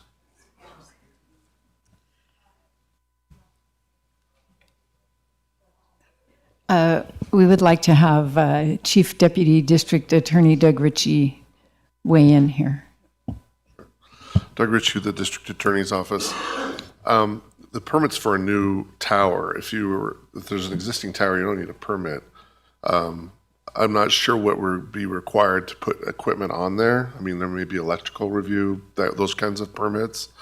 But as far as what we're talking about, which is regulations regarding a tower, there's not an existing tower. It'd be electrical. You're getting me confused. You're saying there's not a tower there now? There is a tower there right now, 60 feet. And if somebody could put some equipment there, now it's not going to be what they want. Yeah, it'd be something Could they else. operate it if it got past the wiring stuff? Yeah. It could operate right now. That's right. Assuming, again, there's electrical and other stuff, but yes. Okay. Linda Doherty for the record. Sorry, Mr. Tarkanian, I guess I didn't understand your question. Yeah, so a building permit would be required regardless for the new antenna. And then that requires a complete structural review and, building code compliance review. But that would be something possible. Right, that would just be a building permit then, yeah. Thank you. Go ahead and continue. We can go to the next slide. I'll just be 3 minutes or so. If we could have used the existing slide, we would have. We had broken down the appellant's submitted materials into 4 responses to the appeal. They didn't really raise them, so I won't really go through them. But with respect to aesthetics, we understand the concerns of immediately adjacent neighbors. This particular pole is 500 feet away from the adjacent neighbor and will only be 25% higher in height. We'll skip health. I did want to touch briefly, there was a concern about seismic, structural, electrical, fire codes. And if you look at your conditions of approval, it requires us to comply with 6 codes in order to get the building permit. And that's the purview of your building department. Just as they approve this building to be safe, I'm sure they're going to pay very close attention to make sure that we meet all of those codes and the tower is safe when it's built. And that's really not, again, that's not in your purview, that's in the building departments. I'm not going to touch on property values, we've already talked about that. So the next slide, we don't need to talk about RF exposure. Again, I'll just say very briefly, with the alternatives analysis and the 2 studies with drive tests, Verizon identified a total of 6 square miles of improved service that'll be provided by this new tower. When they drove it, they found that half of it didn't have enough service for outdoor service. We do provide for in-building service, and that's because, and the courts have recognized that an in-building gap is a significant gap because people use their phones in buildings. That's the point. It's not to provide internet, it's to provide phone service, and that's what we do through the public switched telephone network. You can go to the next slide. I think I've covered those points already. We're consistent with the code, county code, consistent with the federal codes. We're here to respond to FCC complaints, and we're providing collaboration with the fire department. A couple quick points that came up from Mr. McCullough. The range of mid-band, which is 90% of Verizon's bandwidth is in its mid-band range, but doesn't go that far. And so in order to have good coverage and capacity and in-building service, we actually have to place the towers near the end user, which is the people with the phones. If we put it way out in open space, first of all, we can't use the 360 degrees of the cell tower. We have to just aim a couple of sectors towards where we're trying to cover. It's distant, there's a lot of error correction, it's very inefficient, and it ultimately requires more towers. So that's why you'll find all of these applications are going to be closer to the end user and not, originally when they designed cell towers, they were on top of mountaintops, but as Chris pointed out, the more and more people use their phones, we need to make the cells smaller and smaller and smaller. And the phones, as a consequence, have gotten smaller and smaller and smaller. And that's the nature of the cellular network, why we're doing that. We've already, Verizon has just completed upgrades of the North Minden site in order to add capacity to that site. So the suggestion that we would add antennas or add radios, we're doing everything we can to do that now already. And the concept of using, I've already mentioned, altering the antennas in order to add, it doesn't work unless we had an unlimited amount of spectrum, which we don't have. And so cell splitting is not an answer to this. Apologies.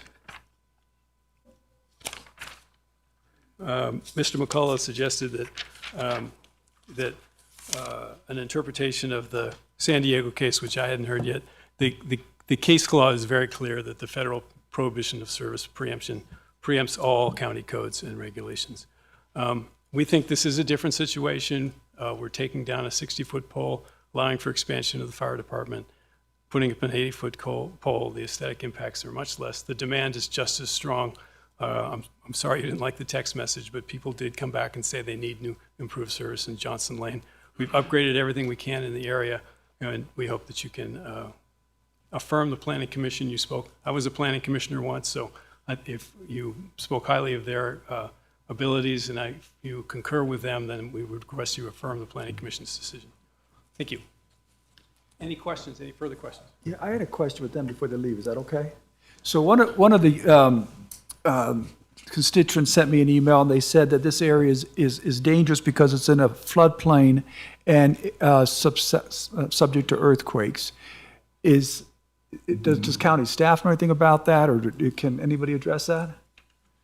Verizon, you guys? I can provide. Do you know where that came from? There is a flood zone X, I believe, just behind to the north of the facility. It's a wash that runs along Muller and then down onto Stephanie.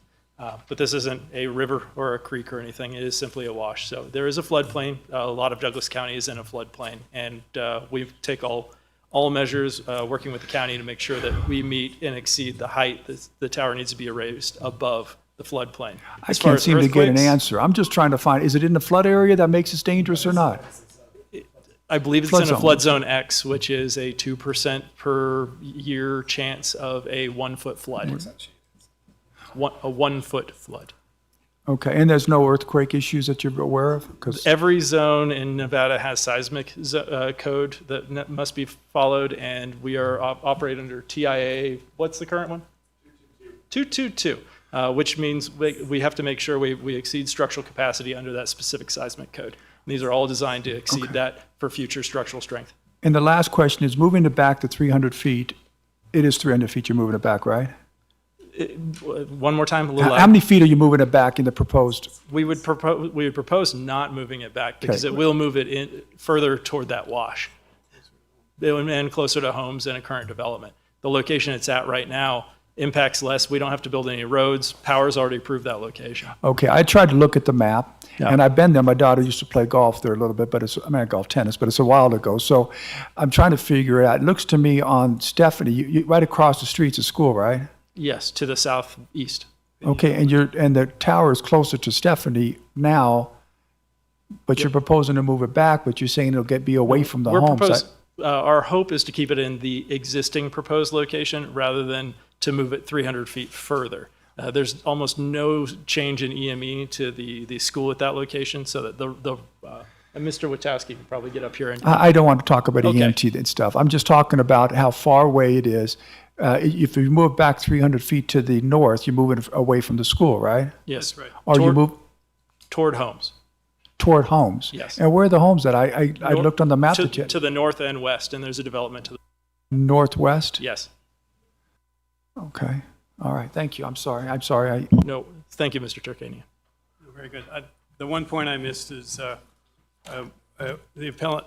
Excuse me, the respondent said that the appellant stated that this was not 5G because we only had one radio and one antenna, and that 5G is actually a majority of our spectrum, so it's actually providing 80% of the service, even though it's only the one network. So it's a difference of the bandwidth that we have in the C band is so wide that it provides much of our service, and much of the service will be in 5G in capacity. I think unless you have any questions, we very much appreciate your time. Thank you. I want to, Wes, do you have, Commissioner Rice, do you have any questions? I do. Go ahead. First of all, it's my understanding that there was an existing 60-foot pole at this location that is going to be replaced by an 80-foot pole that is more modern and has all the safety equipment that is required that the other one did not have, that this is pre-existing, and that the only thing that's changing is the height of the pole by 20 feet, and from what I could see, that will interfere with nothing. Is that correct, sir? The pole is moved slightly in location to allow the fire department to add some development there. Chris, do you know how far back the pole is from its existing pole? What was that one? How far is the distance? Yeah, the distance, it's about 100 feet back. So from the existing location.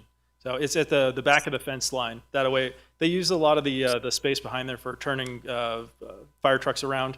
And we wanted to make sure instead of being an island in the middle of it, we're against the back fence. So the original proposal was to swap that tower out right where it's at, which would have probably fell under 6409, which we wouldn't have been here, but we didn't expect this much interest in the project. So what we did was work with the fire department for what works best for their future plans, and that's where we ended up with the tower at the back of the property. Yes. Okay, and the fire department is good with the location you're proposing? The proposed location, they have not approved a move of any sort. But they've actually requested the location in the original application. Yeah. I'm sorry to ask again, but 100 feet which way? Away from the school or towards the North, school? away from the school, yes. Thank you. Thank you. All right. Before we move on, one small matter, and that is earlier Commissioner Tarkanian asked if the presenter could move the map to show the broader area.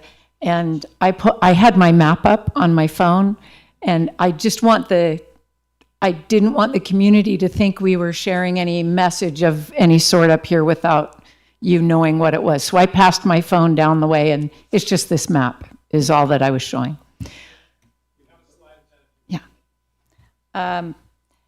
Then, yes, Mr. McCullough would like 2 minutes, and that is fine with me. And I will note that I did calculate the time that Verizon, the applicants took, but I paused it when there were questions that were from the board, because those didn't count in their presentation time. All right, Mr. McCullough, 2 minutes. Thank you. I was listening to Verizon, and they said, boy, this technology is such that, we just got to get it closer and closer to the end user. And every generation, it seems to be that way. So, perhaps we might all think about what we're doing here, because before too long, you're going to be told that you must allow Verizon to forcibly put a cell tower in everybody's backyard. That's where we're going. Now, I think that, especially in this area where on the wall it says, we want to preserve the rural scenic character of this community, you need to really start thinking about getting control of where this stuff goes. And you need to disabuse yourself of the notion that your hands are tied and there's nothing you can do about it, because that is simply not true. Now, if you think there's a gap, okay, I might disagree with you, but you're the one who decides that, then fine. We will work with you to continue to try to find some alternatives.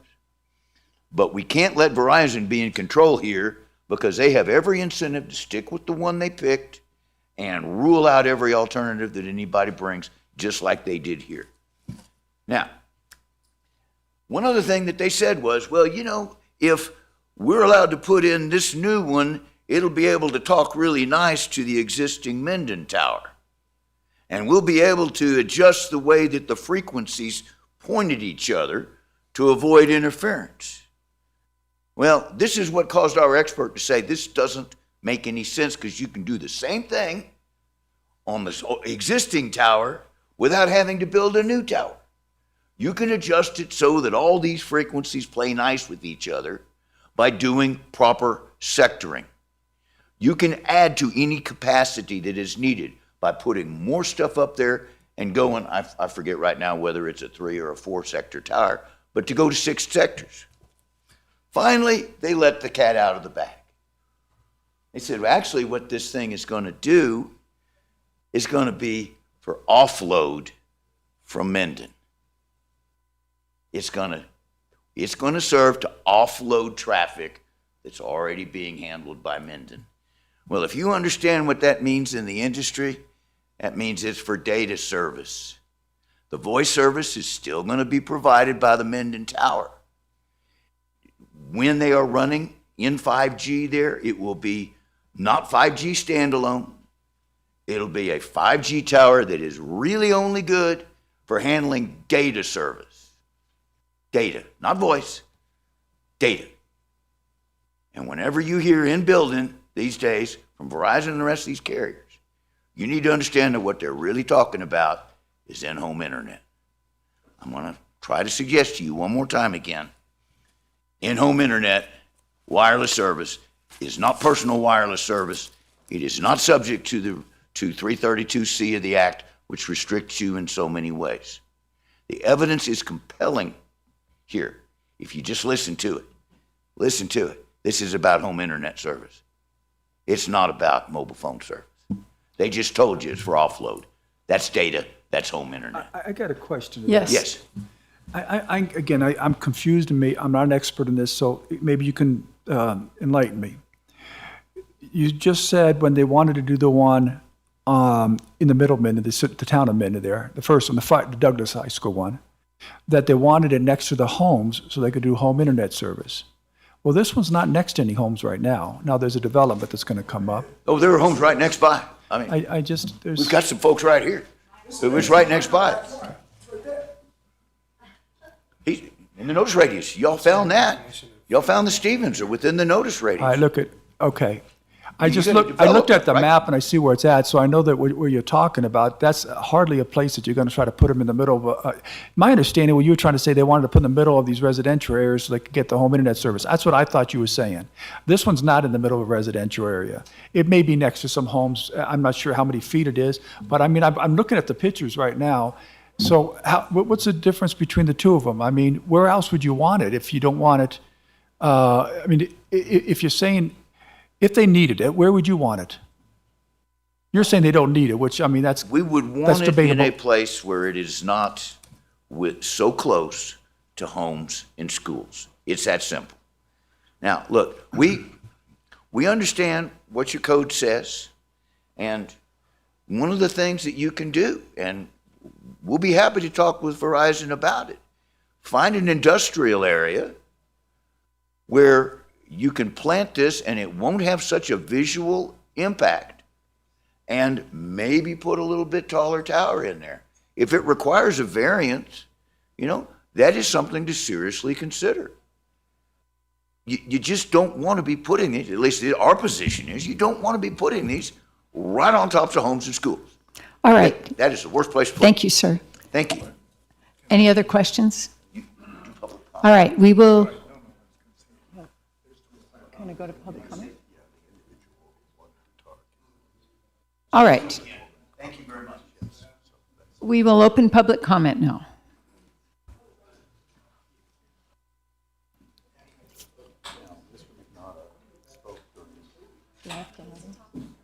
Okay, I'm just asking. Just hang on one sec while we I'm sorry? transition. Just pause one moment. Just pause. Just wait.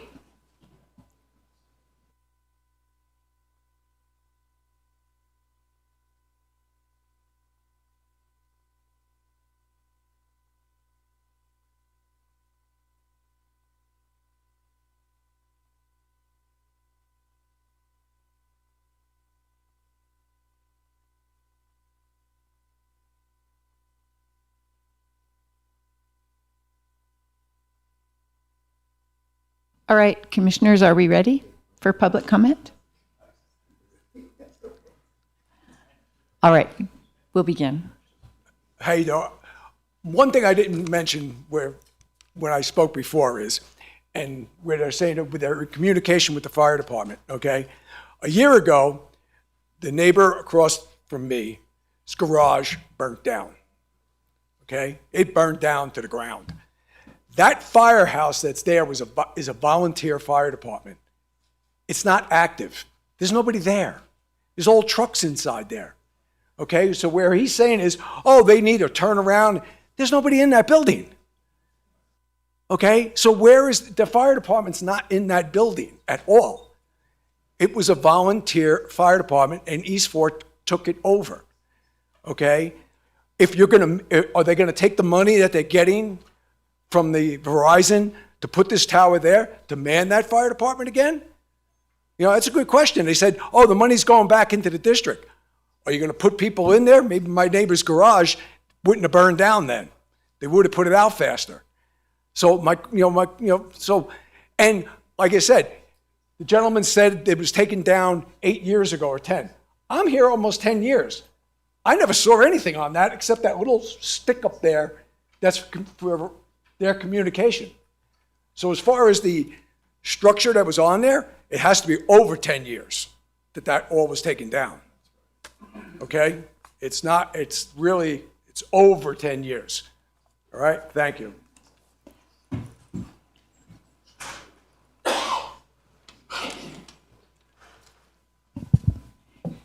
My name is George Gabor.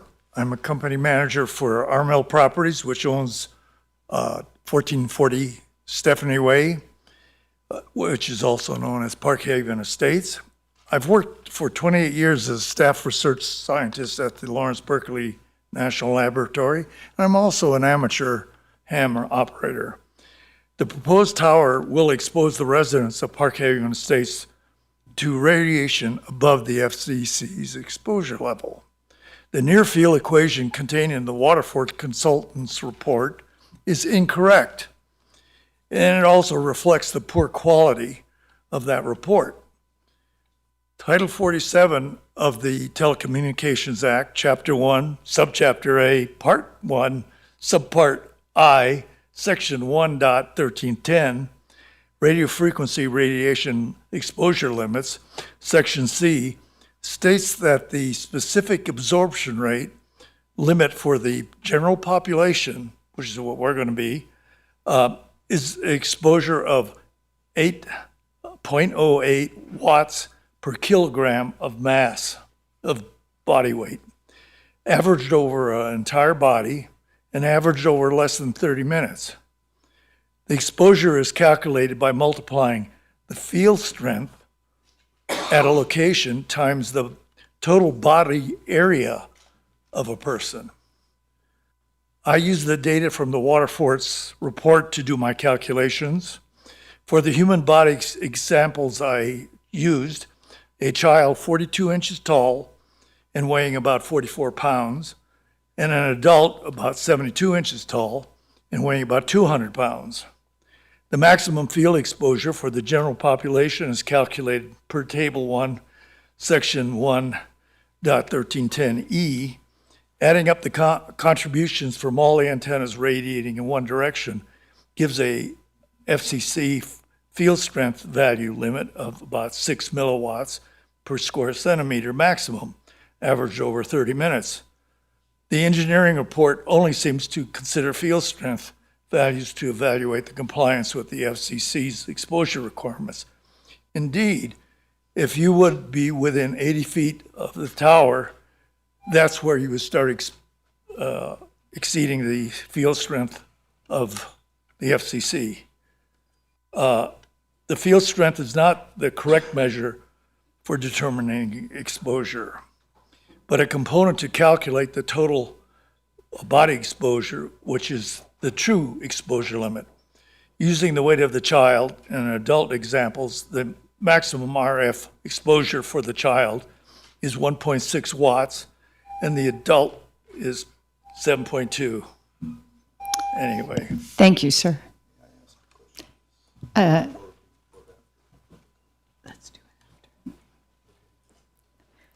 Yes, go Okay. ahead. Hello, my name's Teresa Herbeck. I live at 2800 Gordon Avenue. So on that map, the corner, I'm catty corner to like this bottom corner closest to me. So essentially right across the street. So my house is in the notification zone and adjacent to the fire station. The only thing that would stand between myself and this power pole is the street. There's nothing there. So I have a 4-year-old and a 6-year-old, and I guess my question is what makes my kids any less important than the kids at the daycare, and what makes my house any less important than the houses that are homed in Minden?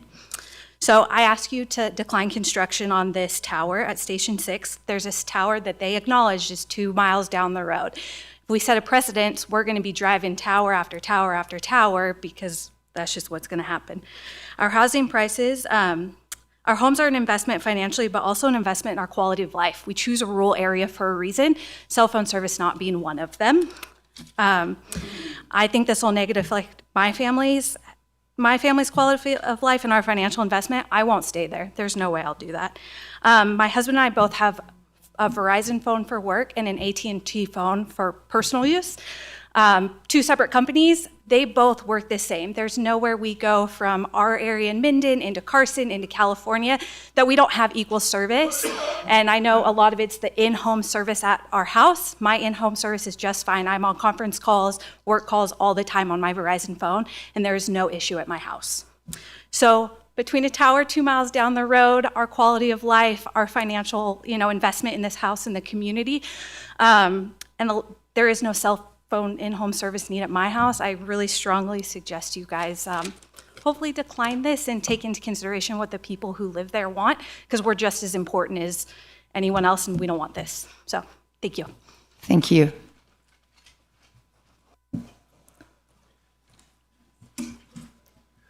Hello, my name is Greg Rolson, and it's good evening now. So I'm from Minden from Safe Technology. By now, you guys are probably exhausted as well as I am of hearing all of this stuff. But nevertheless, I would like you to deny having this cell tower placed at this location.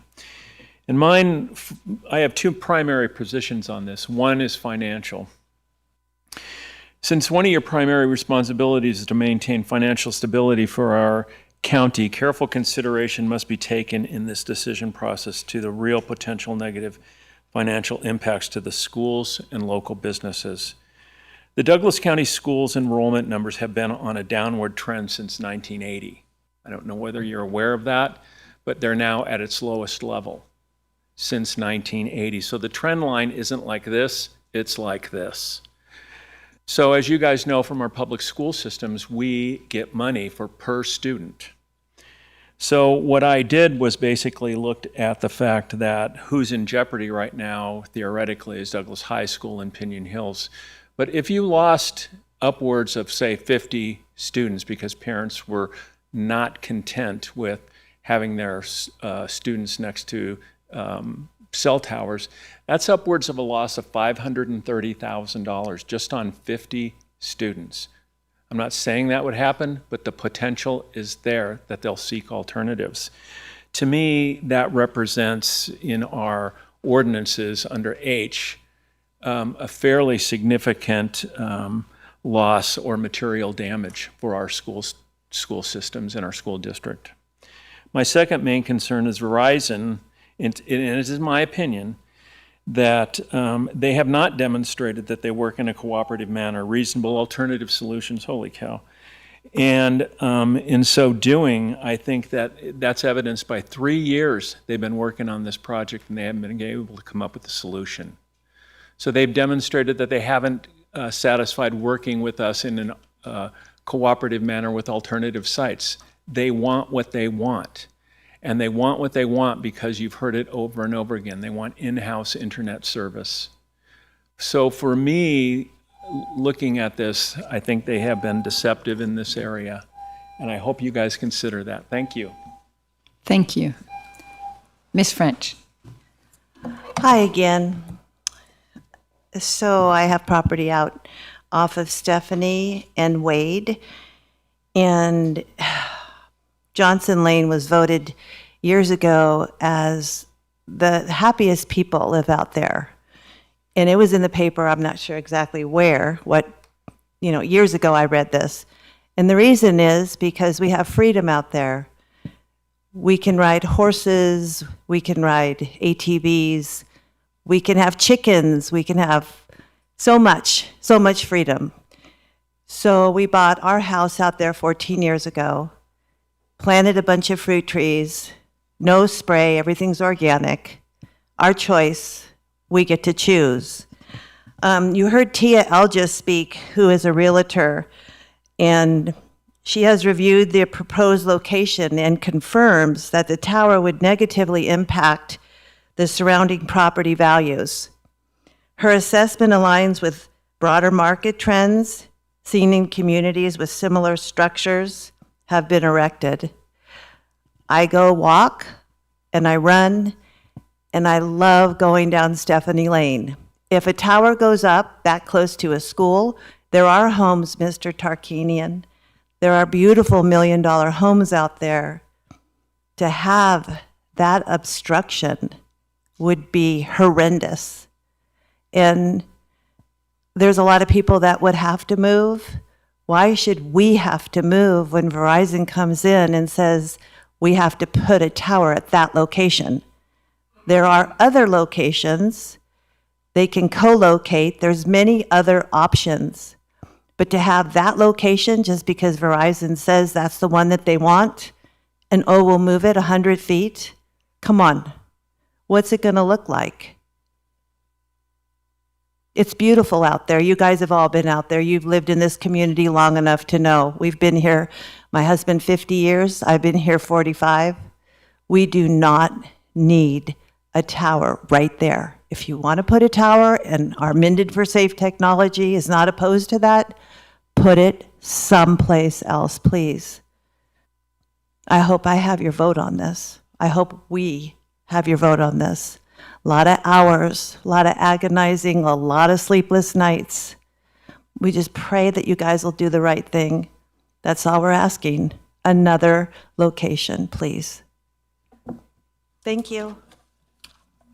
Thank you, Ms. French. Mr. Conway. Hello, Ron Conway, Protect Johnson Lane. God, here we are, Johnson Lane again. Community, poor folks out there. I moved here in hopes that I would retire here. Well, I am retired, in hopes I would die here. Listen to these people. There's multitude of people that have done the same thing. They've moved into this area in hopes that it would stay somewhat like it is. But it's not. It's getting 80-foot towers that look like this on a picture, but then when T-Mobile comes in and puts theirs below it, it gets a little bit bigger. And then I understand that the emergency services wants to put a little bit on top, so now it's a little bit bigger. So now instead of being here, it looks like a huge toilet brush. Another thing that kind of makes me wonder, the Amadei land swap is the section, there's a section there on the right-hand side of that baseball field that the county gets, according to the way I read it. What do you guys plan on doing with that? You gonna leave it open space? You gonna develop it? Come on. There's 20 some odd acres at the top of Signal Hill. Isn't that a great name? That is privately owned. If it is truly a cell tower, line of sight in my pay grade is what you need. There's 20 acres at the top of that hill that will then open up, in my mind, a lot more coverage for cell site. There's gotta be a better place to put it. Why put it there where people have to look at it? Is he right? Are we gonna end up with these things every 20 feet? Not my house. I went to Starlink. I love it. It's fabulous. No towers, works 100% of the time. Is it truly that they want to put home internet in, or what is it about? And when that tower grows and there's more arrays on it, what then? What's the answer for that? Oops, we're sorry. I'm all for it. I've had a cell phone since I can remember, when they were a bag. It's been my job. It's been my job to be in communication. There's got to be a better place. Thank you. Thank you, sir. Next.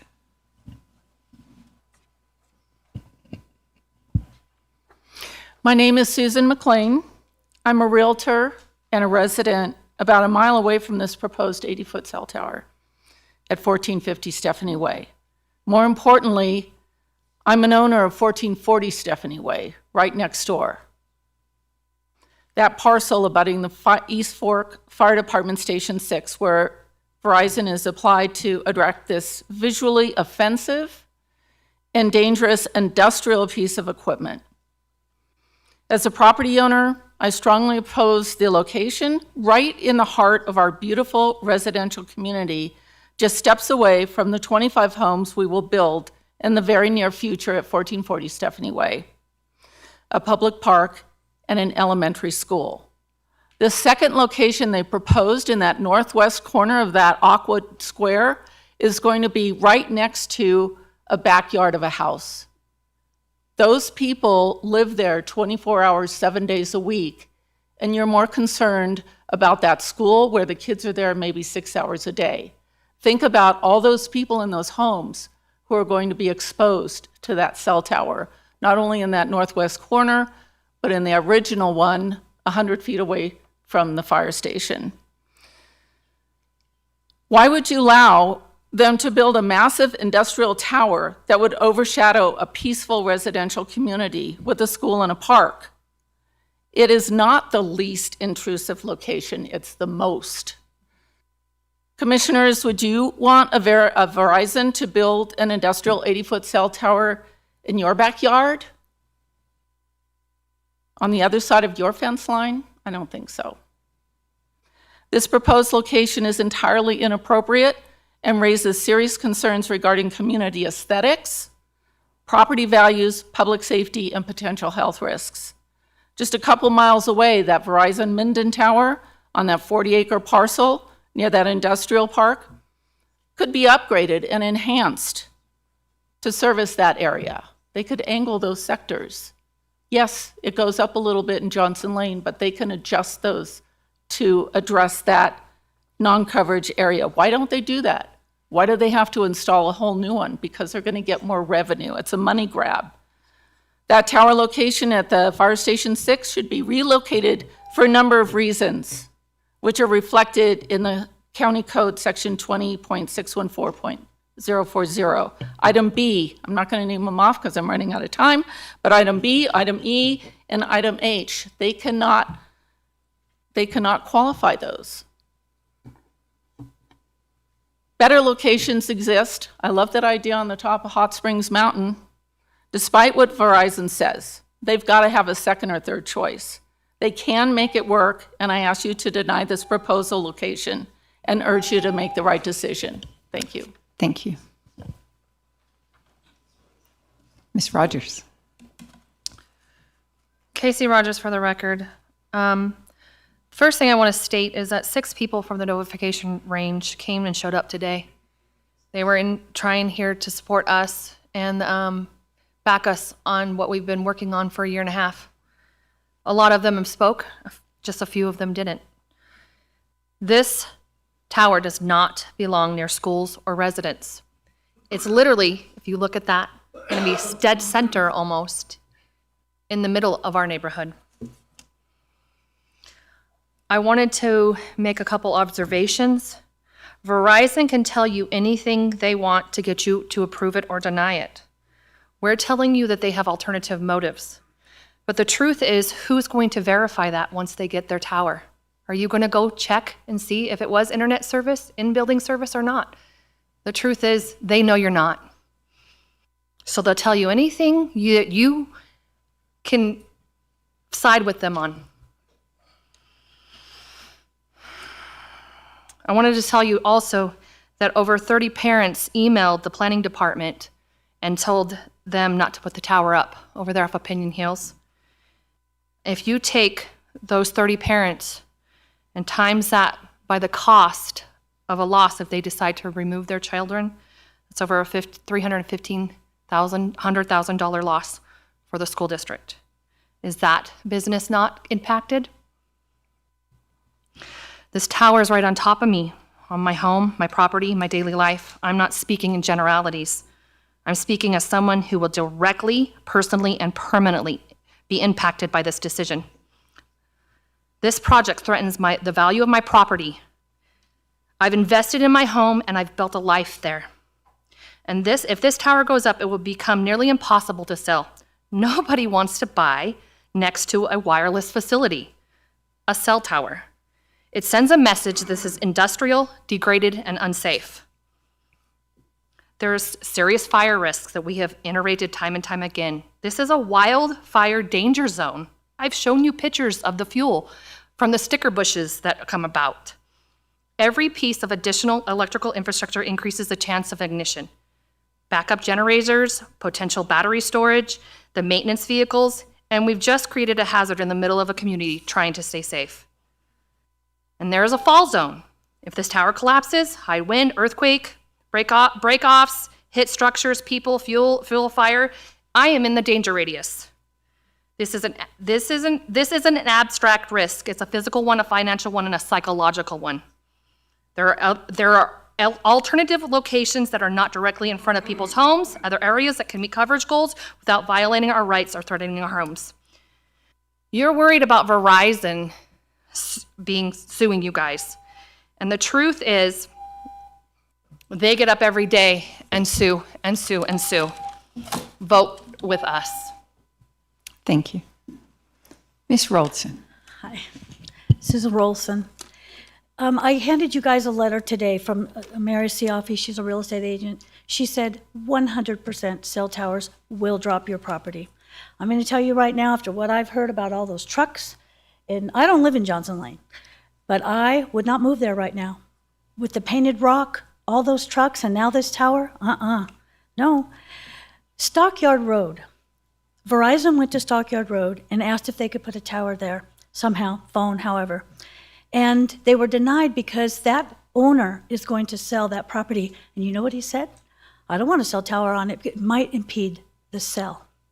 So there is going to be a new buyer. They are going to sell that property, and that is a great place for a cell tower. Please consider Stockyard Road. It could maybe handle both areas. Pacemakers. I'm a nurse. Have you guys ever seen anybody go down from a failing pacemaker? It's awful. And RF and EMF waves can reprogram and stop a pacemaker from working. Yes, they're shielding them better, but cardiologists are still warning their patients, careful with your phone, modem, cell towers, etc. Don't live by one, they say. Have we asked who has pacemakers in these neighborhoods? Hundreds of scientists and physicists all agree we need to keep over 2,000 feet away. This Pinion Hills Elementary is only a few hundred feet away. Don't do this to the kids. Also, this proposal will be materially detrimental and will damage and be prejudiced to other properties in the vicinity. This tower is going to be right next to where this builder is going to build 26 homes. And I'm going to tell you right now, he couldn't give me one of those lots because it's going to be up right next door. I wouldn't take it. I feel terrible for him. He didn't know that when he brought the property to build. The tower's height and the proximity to the structural safety. One thing I want to say real quick before I run out of time.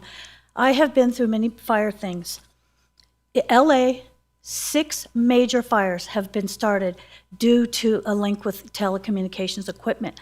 Woolsey Fire, Malibu, you can look this all up. If the fire starts, let's just say, because it happens, electrical equipment fails. If it starts, who's going to shut the power off? You got to have an expert that can cut that power, and it'll take an hour. Do you know where that fire is going to go? Prevailing winds, it's going to go east. It's got to go towards the school. What's going to happen when the parents show up? Traffic congestion. We saw what can happen in the Davis fire. We were locked in. We couldn't move from our daughter's house. We couldn't get out. My husband and I, we could not get out, and our cell phones didn't work. We were stuck. Please don't put this tower there. There are better places. You heard that today. I know your decision is made. Reconsider. Thank you. Adrian Sawyer for the record, Minden resident. I would never presume to speak for anybody but myself. I speak for myself and my family. I think the County Code Title 20 has failed the residents. Verizon needs to show two things: a significant gap in service. I live near Station 14 but work in Johnson Lane industrial area, and I'm not able to text unless I'm on the company Wi-Fi, and taking a call is hit or miss. Two, least intrusive alternative. Title 20 does not allow for anything other than a monopole, yet finding B requires visual nuisances, which I think we can all agree that a cell tower is, to be mitigated. That would require a major variance to the code. This makes it impossible to mitigate a cell phone to make it meet finding B and still meet the code and not ask for a variance. A variance makes the location intrusive since it doesn't meet the code. You see what I'm saying? It's like a circular. It makes it impossible for Verizon to ever meet finding B. So no matter where you put the cell tower in Douglas County, it is a visual nuisance because there is no other alternative but a monopole. So I would highly suggest that the code be changed as quick as possible. Personally, I think that the residents of Johnson Lane have been through a lot, so I really do not envy this decision that you are going to have to make. Thank you. Ms. Sawyer, as usual, your comments are very well thought out. Thank you.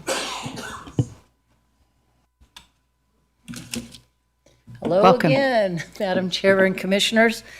Cindy Trigo again for Minden for Safe Technology. You know, one of the things on their presentation that they had talked about exhaustion, needing more capacity. So I did a 5-year study of the population in Minden. So from 2020 to 2025, your population in Minden's only gone from 3,140 to 3,335, and in the 2025 population right now, you're at 3,175. Okay? So my question to all of you, maybe to Verizon, is, could this exhaustion and need for more capacity be that because cell phones are drawing more from the internet and that? And again, here we are at an in-building situation, is that's what's causing the exhaustion on these towers. Because if you haven't had that big increase in population, how is all of a sudden now you got this big demand for exhaustion on these cell towers? It's all relevant. And one lady earlier talked about having to get a hold of her kids at the school during a blackout. Well, that's not anybody's fault except Nevada Energy turns off, or the energy goes down during high winds, things like that. They turn the energy off. When they do that, these cell towers are powered by electricity. So all you need to do is switch your phone to Wi-Fi calling. So I've been stuck in all kinds of situations. Snowstorms where power's out. 911 is still always available. So to me, and also when you look at the hurricane, North Carolina, fires in Southern California, all of these towers were out. So Elon Musk came and set up Starlink for all these people. Starlink's a great addition to this situation. I honestly believe what the attorney has said is that this exhaustion, need for more capacity, is based on in-home internet service. That's probably dragging it down and having a lag and, like they said, drop off in internet service. Okay, maybe that's something you suggest there. You also mentioned earlier about working more with Verizon and getting staff members to do that. I would also ask that you reach out to have some community members or have some independent contractors that are not just the people Verizon hires to be involved in that process. You know, I think it makes it an even thing for accountability and transparency, not just a one-sided view of the situation. So, so the other thing is on the bandwidth. So Verizon told us that we only had, I know, I'm the last statement. Yes, your time's out. I know, but they No. gave you a quarter mile. The mid bandwidth goes from 3 to 4 miles. Your time's over. They didn't work with us. Ms. Trigo. Thank you. Thank you. And I do appreciate your point that whoever is asked on county staff to work with Verizon, I can assure you will also have an open door for people from Minden for Safe Tech. I think that's great. Thank you Thank very you. much. Yes. Mr. Cerritos. Yes, ma'am.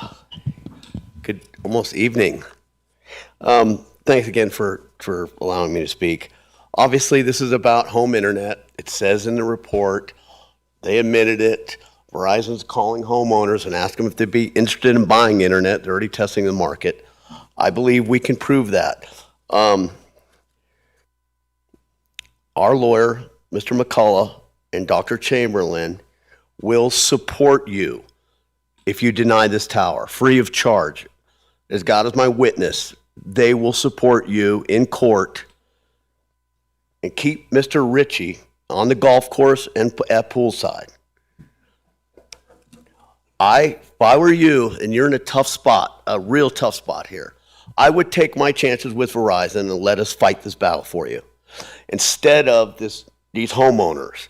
Now, we've already identified 100 homes that are just above using measurement that 100 homes will be looking at this toilet bowl brush, and that's a county code violation. If you approve this tower, you in turn commit a county code violation of aesthetics. If you do that, these homeowners, these angry homeowners, they go get a certified appraiser and say, yes, your $100,000 million home is now worth 800. So there's $200,000 in damages. They take, and there's 100 of them that we know of. I think there's another 70 or 80, but let's just say the 100 homeowners get together, and that courthouse, that door is open to everyone, not just Verizon, and they come after you for this loss of damages. I estimate that to be about $20 million. That's a lot of money. Now, this county can't afford that. I don't want to see that happen. I pray to God it doesn't. But there's a lot of angst. They're ready to get pitchforks and torches here. So I would take my chance with Verizon if I were you. That's my professional opinion. And I pray it doesn't come to that. I really do. The only real choice here for you is denial at Station 6. You have an opportunity here to do the right thing and stand up for this community and these homeowners. I understand Verizon's just trying to make some money, but that's $1 billion company that really doesn't give a darn about any of us in this community. They want to line their pockets. They're $1 billion company, and just do the right thing. You know what that is. I don't have to tell you. God bless you all. I love you. I thank you for the time, and I wish you all the best. Thank you, sir. I don't know if Mr. Summers is still here on the East Fork Fire Board, but there was some reference to whether or not that fire station is being used. And I would invite you to come, if you want to, share any thoughts that you may have.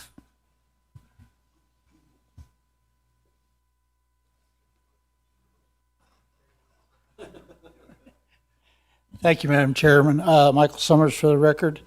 The Station 6 is a volunteer station. It is not manned 24/7. It is utilized for support for our other 5 district stations that are in full service. The equipment that is in that station is primarily wildland fire equipment, not structure fire fighting equipment. The board obviously did accept and approve the lease with Verizon to replace the tower both at Station 6 and Station 14. We, as a board, and I myself, are specifically looking for the ability to protect lives and property within this county.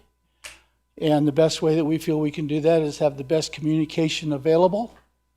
I think that's pretty evident in some of the major instances that we've already experienced. You can look at Springs Fire, the Tamarack Fire, the Caldor Fire, the Davids Fire, all of those. The communication is not acceptable. You can talk to your sheriff, Sheriff Coverly, and ask him on his deputies when he goes out, he sends those deputies out into voided areas of service, that they're going out unprotected, as is our fire district personnel when they respond to either a medical or a fire incident within those areas that have gap of service. So our primary concern is this life safety and property protection within our county, and we would love to have the ability to do that with the best tools that we have available. Thank you. Thank you for sharing that. Is there any further public comment? Seeing none, I will bring this matter back to the board for deliberation and action. Commissioner Tarkanian. For the county, please keep the map up there or the picture so I can see that. How far, okay, so there's 300 feet is what they plan on moving it. Is that correct? From behind the building to the northwest corner of the property, is that correct? 100 feet? 100 feet from the building.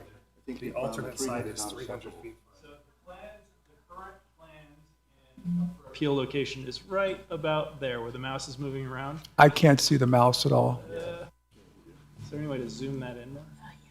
All right. Over to you, Linda. It's still on that, it's not on the. It's on the dirt. There you go. Yeah, it's on the dirt, it's not on the sagebrush area. All right. So it's not near the building, it's in the back part there. Yeah. Let me see if I can draw with a little squiggly line here. Oh, goodness. This is jumping around. All right.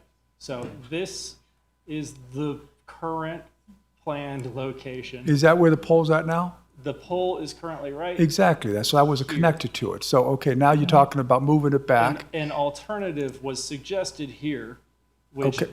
and there is a wash Just a second, just a second. that runs through there. Just a second. Oh, sorry, sir. I want to get the distances. So the first one where it's planned originally, how far is that from the school? Oh, I broke that. Do we have the distance on that? I don't have a tape measure for a brain. I just. Tom, do you know? Yeah. Yeah. Tom Delaire, Community Development Director. Yeah, it was a little like 500 or 700. We had 723 feet from, and this was in between the two dirt, between the dirt and the building is where this dimension came from. But that was 700 feet to the edge of the closest edge of the school. And that was in the middle of the dirt, not the end of the dirt. Yeah, So close to 800 feet then probably, right? Right. And if you move it back further. Yeah, it'll be even further away. All right. So when I say that it's not, when I say it was not near the school, I assume 1,000 feet or 800 or 1,000 feet's a pretty. Based on the ballpark math right now. Pretty far distance. Okay, so. I got to say that is the most succinct answer I've ever heard from an engineer in my lifetime, okay, is about, okay? Further away is good. Okay, so my next question though, okay, so, and again, the plan, I didn't remember that there's a development that's going in directly to the west of where that top one is, right? No, I see the one that's developed to the left with the circle and everything. I'm talking about the one directly to the west of that cell tower. Is there going to be a development there? Yeah, that's. So you talk about putting a tower right behind a guy's home? The proposed parcels, yeah. So you see the new road going in. It's paved already, but the parcels are on the west side of the road show an actual ditch, and the sagebrush was relocated or removed, so you can see that in the image. I'm sorry. it's I'm based- just talking about before you get to that street, from where the light blue line is to the street, that's going to be homes, right? There, Okay. All right. So now I understand that. Okay. All right. So then my next question is, okay, so that's pretty bad for the homeowner, don't you think? I mean, if they have it right behind them, so you really can't do that. They'd have to do the one further away, and then there's still going to be, what do you think, 50, 100 feet from, if you're using the original one to the homes in the backyard there? yeah, I don't know where they'll put their house on the lot. Usually it's would be probably in the middle of the parcel. Yeah, okay. So it was around. So let me ask you just 100 one other yards. thing and I'll be done, okay? We own, the county, the big yellow square there. Correct, or it's a rectangle, my geometry, right? Yes, correct. That's the And Johnson why Lane Park. can't we, and I know they would have to build a street to get in there because they can't get in on the BLM. But I mean, couldn't we put it in the back of our property and have them build some type of dirt street that could reach out to that? Yeah, it would go through the floodplain that we were talking about earlier, or you were asking about earlier. Is that drainage? I can't see where the I know, floodplain I'm is. trying to.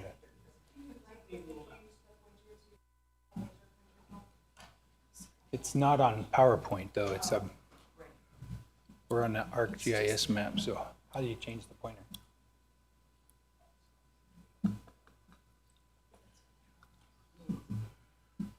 Okay, so where do you suggest they could do the road at? Well, that's the location of the floodplain was right here, is in that. Well, no, in but I'm that talking wash. about It's going an further alluvial fan. back. But you were talking about putting the tower back here. Something like that, further away from everybody. Yeah, But is there a way for them to get there without it going through the BLM land? well, we'd have to cut in a road either from the park access or from the fire station. Okay, and it could be a dirt road, it doesn't have to be expensive. Yeah, very similar to the one that's on, So, I mean, off of. I guess my question would be, and listen, there's a tower there already. So, you know, this is a little bit different than the other one, except now you get right next to the home, which is different. You're almost 1,000 feet from the school. There's a lot of reasons to do this here, but it's not the least intrusive if you can go back a little further, isn't it? I mean, I guess I'm not asking you, I was asking Verizon, but, okay, I'm done. That was my question.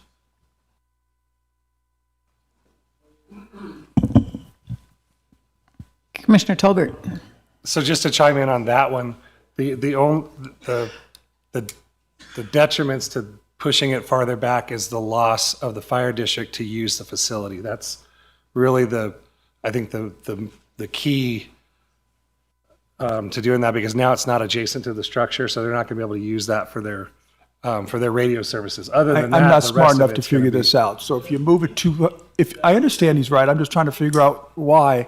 I mean, you're talking about radio service, which goes a little distance. You're moving Right, it back, you know. Right, but it's the connection to their existing facilities is the way I understand it. Well, then- But that doesn't mean that means it makes it not viable. I'm just saying that's the one detriment to pushing it farther back.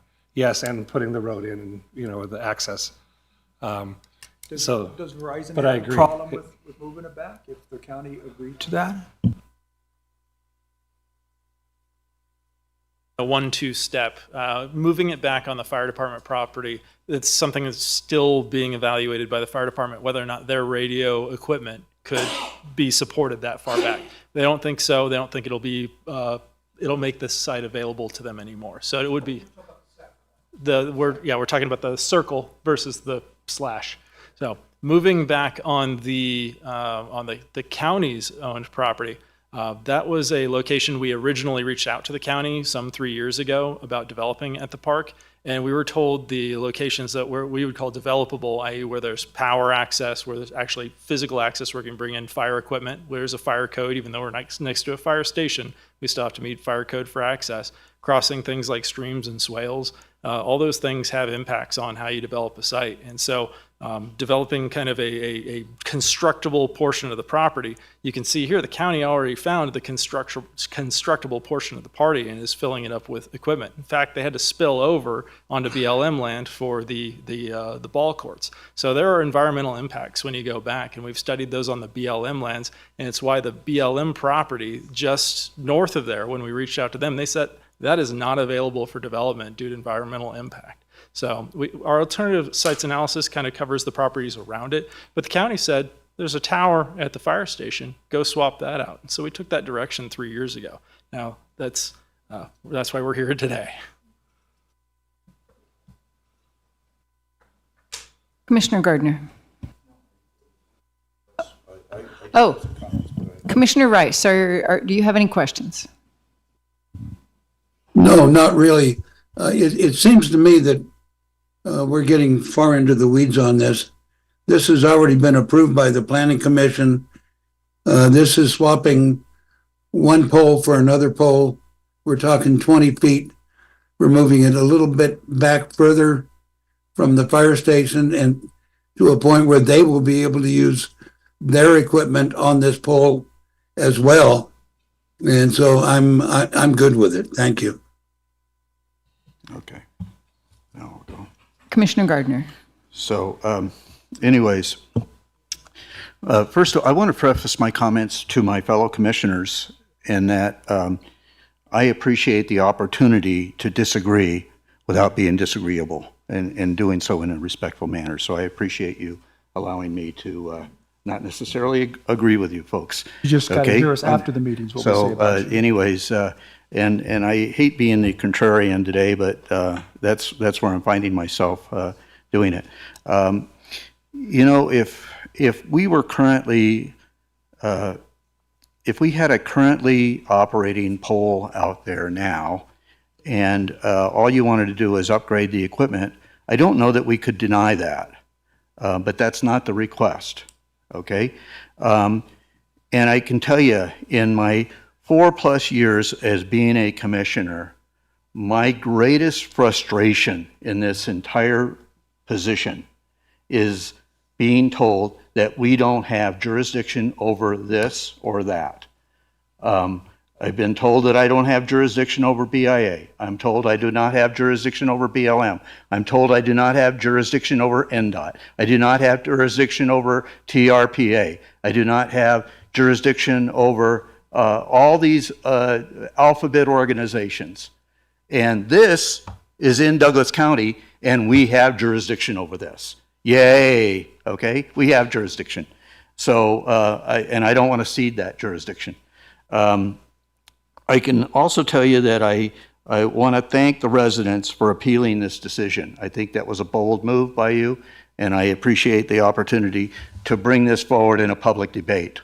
And I appreciate the fact that Mr. Amaral, who we just approved probably less than a year ago, the construction of 26 properties there, 13 of which I believe back up directly to this property, okay?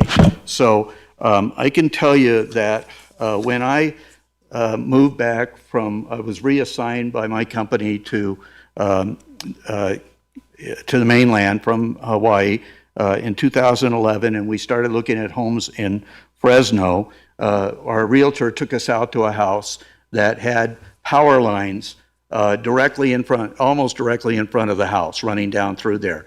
And I mean, we stepped out of the car, and my wife says, "No, get back in the car. We're not buying here." Okay.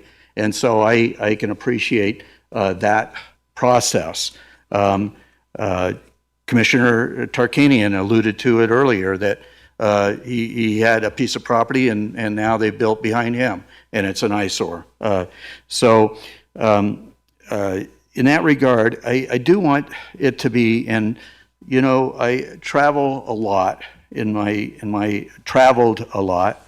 And I appreciate what Commissioner Rice and Commissioner Tarkanian, and I know Commissioner Hales also feels, is that communities have addressed these cell phone towers through the aesthetic processes of putting, making them look and appear compatible with the with the elements in the surrounding areas. So I appreciate that, and we don't have that in our code right now. I can tell you, in just so there's no misunderstanding from our business community and from Verizon or others, in my adult years, I grew up in what's called the JC organization. That is an organization similar to Kiwanis, Rotary, and Elks, and the others. Okay, and that has a 7-line creed that we live by, and we recited at every meeting in advance of starting the meeting. And line 3 is that economic justice can best be won by free men through free enterprise. Once again, economic justice can best be won by free men through free enterprise. So make no mistake, I am a free enterprise guy, okay? I want everybody to be able to compete equally. And so when I have commissioners say, we don't need any more gas stations, we don't need any more fast food restaurants, we don't need any more banks, tire stores, you name it. I say if a property is zoned properly and zoned commercially, I can't tell them. Hopefully they've built a business plan that, and I appreciate the indulgence, Chairwoman. But I'm a free enterprise guy. And I appreciate the work of all of our advisory boards, and so I want no mistakes. We have the chairman of our planning commission here today, Maureen Casey, and I appreciate and recognize the time and diligence that you and your committee took in looking at these issues. However, it surprised me when I went into this whole process and this whole board item is that the Planning Commission, while they did not approve the item on County Road as not meeting conditions or findings B and E, and I didn't think that they went far enough with H. I was very surprised when they didn't find these same findings did not apply to this particular location myself, okay? And so that's where I'm leaning, is that I'm finding that those findings are very relevant to this same location. And while there's not 13 homes there right now, I know that Mr. Amaral did come to us and we approved it, and I know that he wants to do that, okay? So I'm probably going to find myself up on the wrong end of this decision as well today, but those are my feelings. Okay, thank you for the opportunity to share them.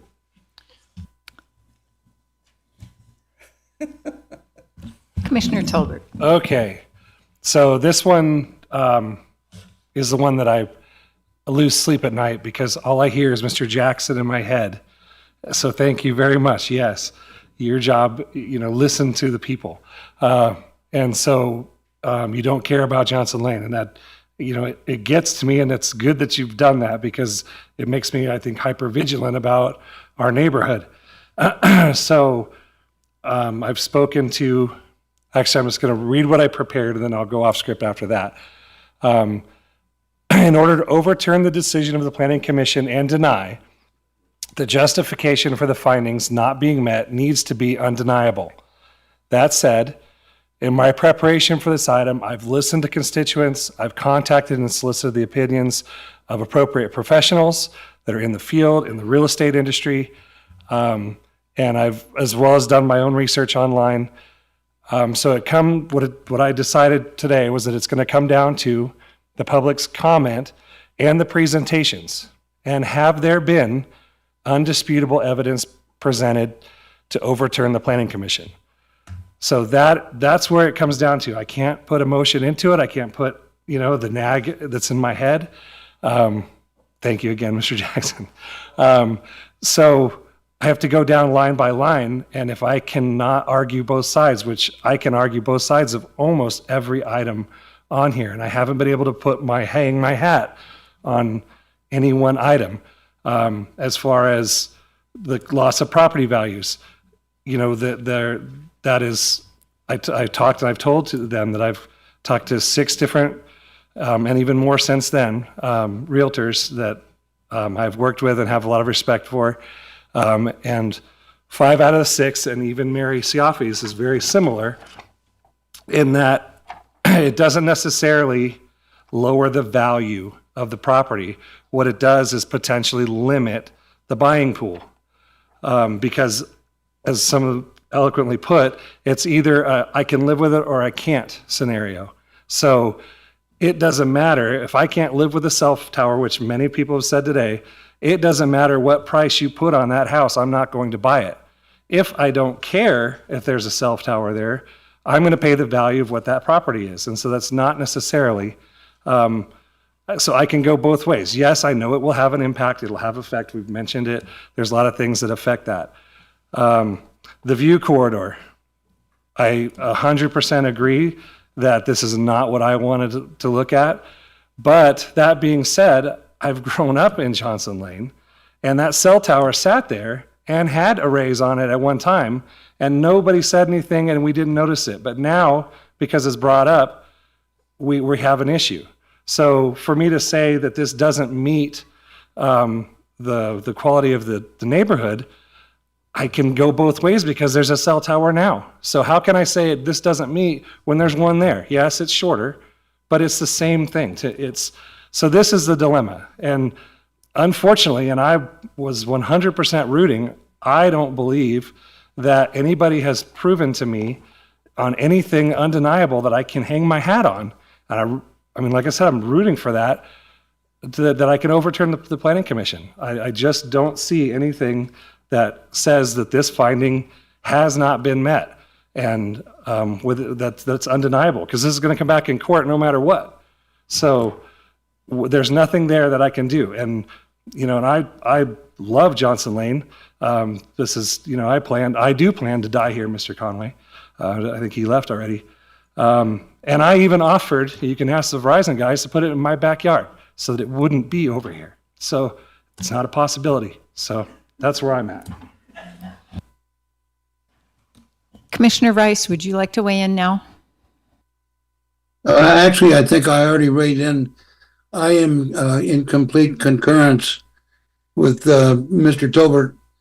I have looked at this, and I can not see any cause for overruling the Planning Commission.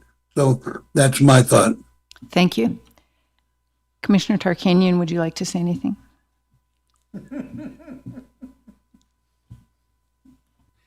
I can go both ways on this thing. I certainly think that those homes to the very west are going to be impacted, and I wouldn't want to live there, and whoever's going to put it up for market is going to have a hard time selling it. But you're also next to a fire station, and you're next to a place that's already has a tower, maybe not an operational, but a tower there. So I can lean that way, but again, I don't know why, if we're looking for the least intrusive area, we didn't move it further back in the county property. I didn't quite understand the Verizon's explanation of not having environmental concerns. You'd have that everywhere, I think. You don't have to go through a EIS or anything with the BLM, but you're going through the county. So I still not sure why they can't go back there, but what Commissioner Tolbert said makes a lot of sense. I'm just really anxious to hear what our chairwoman says.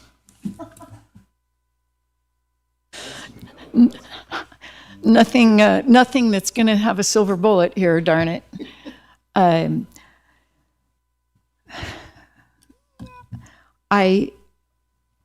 Like has already been said, I have trouble saying that this is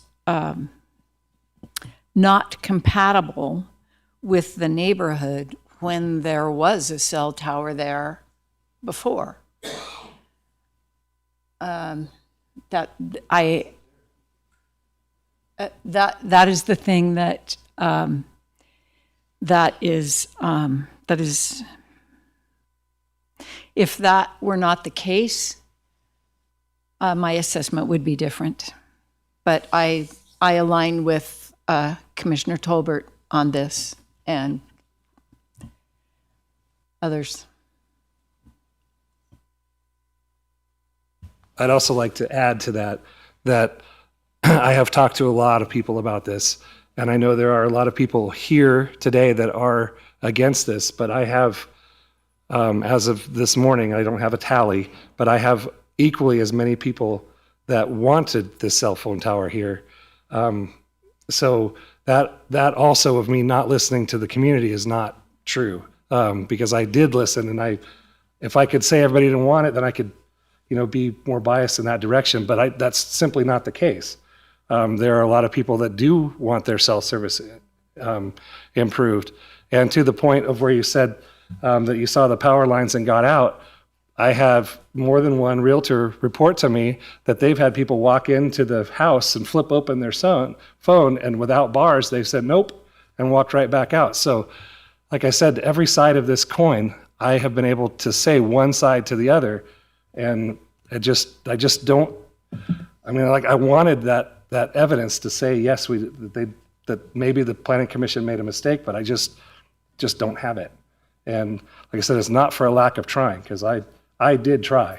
So that's where I'm at.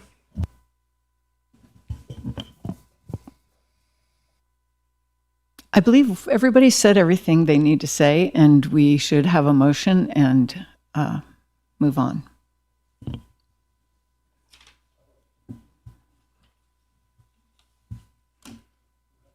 Let's try it this way. Okay, I move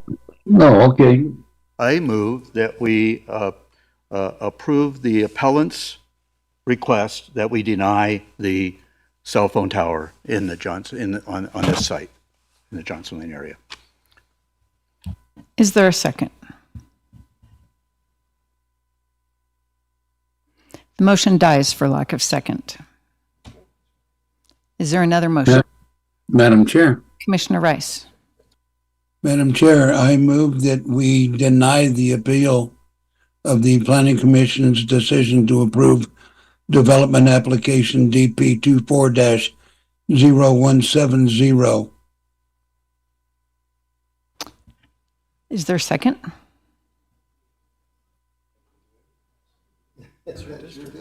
I'll second.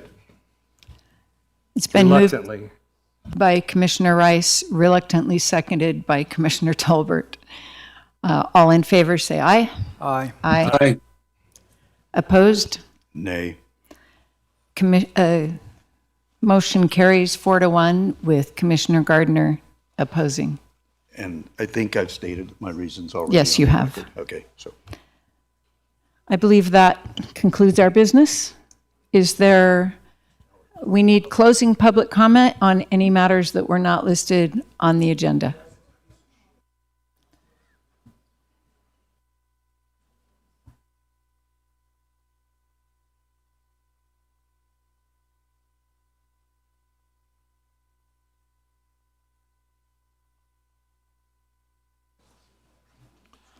Well, it's been a long day. You're 0 for 3. Tough decision, but Commissioner Talbot, I appreciate your honesty. It's really appreciated. It was a tough decision to make, but at least you went through how you came to that decision. I think that's extremely important. Commissioner Gardner, where were you when Johnson Lane was up here? I would have loved to have had you vote the same way you're voting now. You don't need to comment. I know what's going on. Anyway, I really don't know what to say. It's been so long since I've been here. And I'm sorry I was in your head, but I still think it's important to listen to your constituents. I think it's extremely important. Johnson Lane's not solved yet. Not for a while.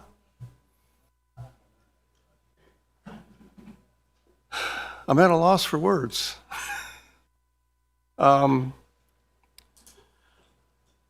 I wish everybody up there in Johnson Lane the best. I think Verizon really is putting their tower in for in-home internet. We got the same phone call.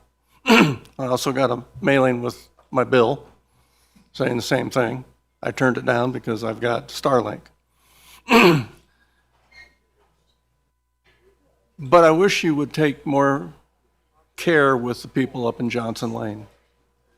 You really have been sticking it to us. and everybody is really upset. I gave you one comment this morning that came off of the Johnson Lane website.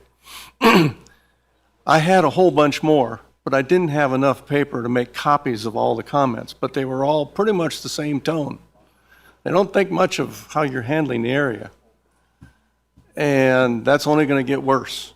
Now that April has come and the number of trucks are going to start moving up there more, and our stop sign, we don't see that happening for whatever reason, there's something's going to happen. Those two trucks that ran one of them off the road. And like Ron was saying, the best trucks, and I hate to say this, are Knox's trucks. They're paying attention to the speed limits. Those drivers are okay. But all the other private contractors, they could care less about it. And what we would like to see you do is enforce the rules that you formed and agreed to with them. But then I heard that the sheriff has other priorities. Well, I'd like to know what those other priorities are if it's not to enforce the law and the rules that you put into effect up there for Johnson Lane and for Knox and for all the trucks. And to just disregard us up there is playing with fire. Anyway, it's been a long day. Everybody wants to go home. Thank you. Thank you. Is there more public comment? I will close public comment and adjourn this meeting. I would like to address that. Whoops. Sorry. Commissioner Gardner. Anyways, Mr. Jackson, I said this earlier, just a few minutes ago, and I can tell you that I believe that all five of us and the previous commissioner that was here when this was approved, all of us wished we had jurisdiction over the BIE and BLM, and we do not. And we could not deny, if we had had the opportunity, I hope I'm saying so on behalf of my commissioners, if we had had the opportunity to deny Painted Rock Mine, we would have done so. However, that is not within our jurisdiction, and that is a extremely frustrating position. Now, there was a question earlier in the day, I believe by Mr. Conway, in regards to traffic counters on Fremont, and I had talked with our county manager in that regard. Ms. Davidson, would you like to take a second to respond to that in regards to why the traffic counters are on Fremont versus on Johnson Lane? Thank you. Yes, Commissioner Gardner, thank you for the question. Jennifer Davidson, County Manager for the record. So we had a individual member of the public contact at least one member of the commission expressing concerns regarding increased traffic and speeding along Fremont and East Valley. And so we did take action to install traffic strip monitoring strips. Members of the public will see them in place now, so that we can collect data we will share that data with the commission and see if further action is necessary by the county. Additionally, I know you didn't ask a question about this, but I have received questions about the status of the license plate readers that we intend to install at the end of Johnson Lane and also on Sunrise Pass. Those are still coming, folks, and I do apologize. We put in orders immediately. Apparently, there was a run on license plate readers, and everyone decided to order theirs at the same time we ordered ours. We do have them in hand from the manufacturer, and we are looking to install those as soon as we can secure the official engineered pole that they are required to be installed on, which has also become a little bit of a supply problem for us. So I appreciate everyone's patience, but we are trying to utilize the tools we have at our disposal to collect data and to help the commission make informed decisions regarding mitigation strategies for the neighborhood. Thank you. Thanks, Ms. Davidson. Mr. Chair. Commissioner Tarkanian. I would like to be able to respond to Commissioner Gardner, which, just joke. Thanks for that. All right, this meeting is adjourned.